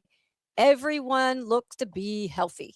So we've got a full roster on both sides, which hopefully that sticks that way throughout this series. Because I want to see that. Like, I want to see the best players on the floor. Yeah, best of these two teams going at it. Chet Holmgren versus Victor Wembanyama. Oh, that's going to be a battle. Although Chet, they kind of use him as a 4 with Hartenstein at a 5, but we'll see the two of them. But regardless, match up with each other. Chet and Wemby, like, they're going to talk. And Chet feels a certain type of way about it too, because Chet believes he should be the defensive player of the year, and Chet believes he should be in all those conversations. And Chet's been good in the postseason. Chet's been very good. He just knows he plays his role perfectly there with that Oklahoma City Thunder team. So I'm very excited about this series. I think the favorite should be the Thunder, and I actually haven't checked to see. Yeah, what's the line on that? Okay, right so wow, I'm surprised by this. The Thunder are favorite, but how many? It's not going to be much. I'm going to go with 3.5. The Thunder are favored by 6.5 tonight. Oh, okay. That's actually a little more than I thought. I thought you were going with a little lower. I thought it would be. I would have guessed like the 3.5, 4.5, what you were thinking, because I expect these games to be close. But again, maybe that home court advantage plus the championships respect that they have. I think the Thunder should absolutely be favorites in this series, but of course I'm going for the Spurs, and I think the Spurs are the only hope that we have of OKC not being crowned champion. But like I said earlier in the show, Kayla, to me, this Western Conference Finals is the NBA Finals. I'm not writing off the New York Knicks. I am writing off the Cleveland Cavaliers. If the Cavs make it past the Knicks, I think they're losing in like look at Bobby 4 games. What? Bobby I do too. Nah, not me, man. I'm not a believer in the Cleveland Cavaliers. I don't. I think it's more so Harden for him. Yeah. Oh, well, I can't stand. I can't stand James Harden. That's for sure. Right. I just don't want to see him anywhere near. Yeah. I cannot stand James Harden, but I do think the Knicks would put up a good fight. I think it would go like 6 or 7 games, probably 6 games, but I think whoever wins this Western Conference Finals is winning the NBA Finals, and we'll see how it starts tonight. I'll tell you this much though, if you're a Knicks fan right now, and we know how passionate Knicks fans are, you got to be happy with what you've seen in the postseason, especially this last series with the Knicks. And we spoke about the offense. It just seems to be churning at a different level. I do believe that the Cavs are probably the worst team left in the Eastern Conference with defense, defensively. So if the Knicks come out with that offense still churning, it will be difficult for Cleveland to defend. Dave pressed my defend Mike Brown button this morning because he was talking about NBA head coaches and basically he said like they're overrated. And I get the point that he was trying to make, because yes, of course it's personnel based. Of course, like the players play the game. Of course, it's based off how good of your roster is going to determine how much success you're probably going to have as a head coach. But I think it's saying things like that, I think, are very surface level. And I already think head coaches in general already get a bad rap. Yeah. Because think about it. If things go wrong, who's the first guy to go? It's usually the head coach. It's their fault. Oh, the rotations are terrible. It's this fault, this fault. And then if the Knicks were to sweep the Cavs, it wasn't Mike Brown. It was because Karl Anthony Towns and Brunson played well. Like that's just the rap that coaches get, and it's part of the job, and they get paid well to not care about it. But I care about it, damn it. And whether it's Mike Brown or Mark Dagnov or any of these coaches, Mitch Johnson that are still in, like Kenny Atkinson with the Cavs, like they're here and they're a large part because of that. And with the Knicks specifically, the Knicks did not look great to start the playoffs. And then they flipped the switch and dominated. And it was because of how offensively Mike made adjustments to play through Cat and run through Cat to where the Knicks are playing very similar to how Beam Team played, but it's working great for them because of how talented they are. So I know we spoke about this before the playoffs started. You still convinced if Mike Brown just gets them to the NBA Finals, like then he keps his job? I think doesn't have to necessarily win the whole thing. It depends on how the finals go. I think Mike deserves to keep his job no matter what. But of course, I'm just Captain Mike Brown. If the Knicks were to, let's put it this way, if the Knicks were to get past the Cavs and make it to the finals, and then they play the Thunder, Actually, arguably, it would be worse if it were the Spurs because the Spurs have less experience than the Thunder. But if they were to make it to the finals against either the Thunder or the Spurs and get their ass kicked in 4 games, I think that probably would look great. Great for Mike. I wouldn't fire him based off of that, and I don't think that's going to happen. I think Mike has done a very, very good job given the circumstance. My question is always, okay, if not him, then who? Like, who are you going out to get? You already tried to interview damn near everybody else's coaches, and they told you no. Like, so you're going to try that again? Like, well, and part of it's just like OKC. It's just OKC. Like, what other coaches and team is going to at this point get past OKC? You know, I mean, the Spurs could get the upset in this series, but we kind of been betting on OKC to go back there and win it all again. It's just like everybody's just assuming that. So it's like, how much can you really put on the Knicks for that too? Yeah, I get that. And you're right. But the Knicks are built to win a title in New York. Like that, and especially with how, whether you think Karl Anthony Towns is flawed or Jalen Brunson is flawed or whatever, like they've spent so many of their assets and done so much to where, like, realistically, where can the Knicks go from here? What else can they do? They fired Tom Thibodeau because that was one of the most reasonable things that they could do outside of just flip the whole roster on its head. So if this Knicks team, I'm not saying loses in the finals, if they get to the finals and just get whacked, where do you go? So that's where I could see them going, like, we should be performing better than getting blitzed in 4 games. I don't think they're going to get blitzed in 4 games. I think the Knicks, if the Knicks make it to the NBA finals, I think they'll take it at least 6 games. That's what you want. I just don't think they'll win. I'm rooting for Mike. I just don't think they'll beat whoever comes out of the West. And I think that'll be enough for Mike to keep his job, or at least it would for me. But I could be wrong. Well, I'm just hoping that the last 2 series, how they ended in terms of Cleveland and the Pistons and Minnesota and the Spurs, like, let's have some competitiveness here down the stretch. I don't want to see these blowouts. No blowouts. Keep them this close. is not what this needs to be. We need that play-in drama. Remember how good the play-in Absolutely. was? We need some of that play-in drama. We need that back. Give us back that in our lives. Well, again, shout out to Del Paso Country Club. Shout out to Big Brothers, Big Sisters of the greater Sacramento area for having us out Brad here. Miller. Thank you to Brad Miller for joining us on the show. That was a very fun conversation with the Sacramento Kings legend. And thank you to all of you for hanging out with us today. The Golf for Kids' Sake tournament was an absolute success here at Del Paso Country Club. And now, well, where's the Marshall? Can I sneak past him and get onto one or two of these holes? Go get you and a few holes in. Sneak around. What are they going to do? What are they going to do? Kick us off? Yeah, right? they definitely would. Well, Kayla, we got to get you into golf, man. You got to come golfing with I just don't like, I'm a perfectionist. So like, if I don't have the time to like perfect my game, I will not be happy. There is no perfecting golf. There's just hoping. But we all think that. Well, yeah. We all think we're going to be that good. See, I think you'd get into the bug if you really embrace it. No, I know I would. Like my wife. I know I would. Starting to. Ooh, oh boy. Computer's blowing there away. Goes my computer. My wife is starting to get into. No, I think golf. Eventually that'd be a great hobby to start to pick up. Well, you got to come out with us at least a little bit to play. Well, if anything, I'll be the cart girl. No, we'll do a scramble so you can be on a team with us, and we'll just watch as you. No, you'll scream at all of us when we hit a bag shot. You're our motivation. Kayla's our coach. Yes. That's the takeaway. That I could do. Shout out to Kyle Ledbetter as well, holding it down back in the studio. Kyle, we will see you in the flesh tomorrow. Working on getting some good guests. Very much looking forward to reacting to Game 1 of the Thunder and the Spurs tonight in the Western Conference Finals. Alan Stiles is coming up next. The drive guy today. No Whitey Gleason, but he's still got you covered for the next 4 hours. Kayla and I will say so long and see you tomorrow at 10 a.m. Peace.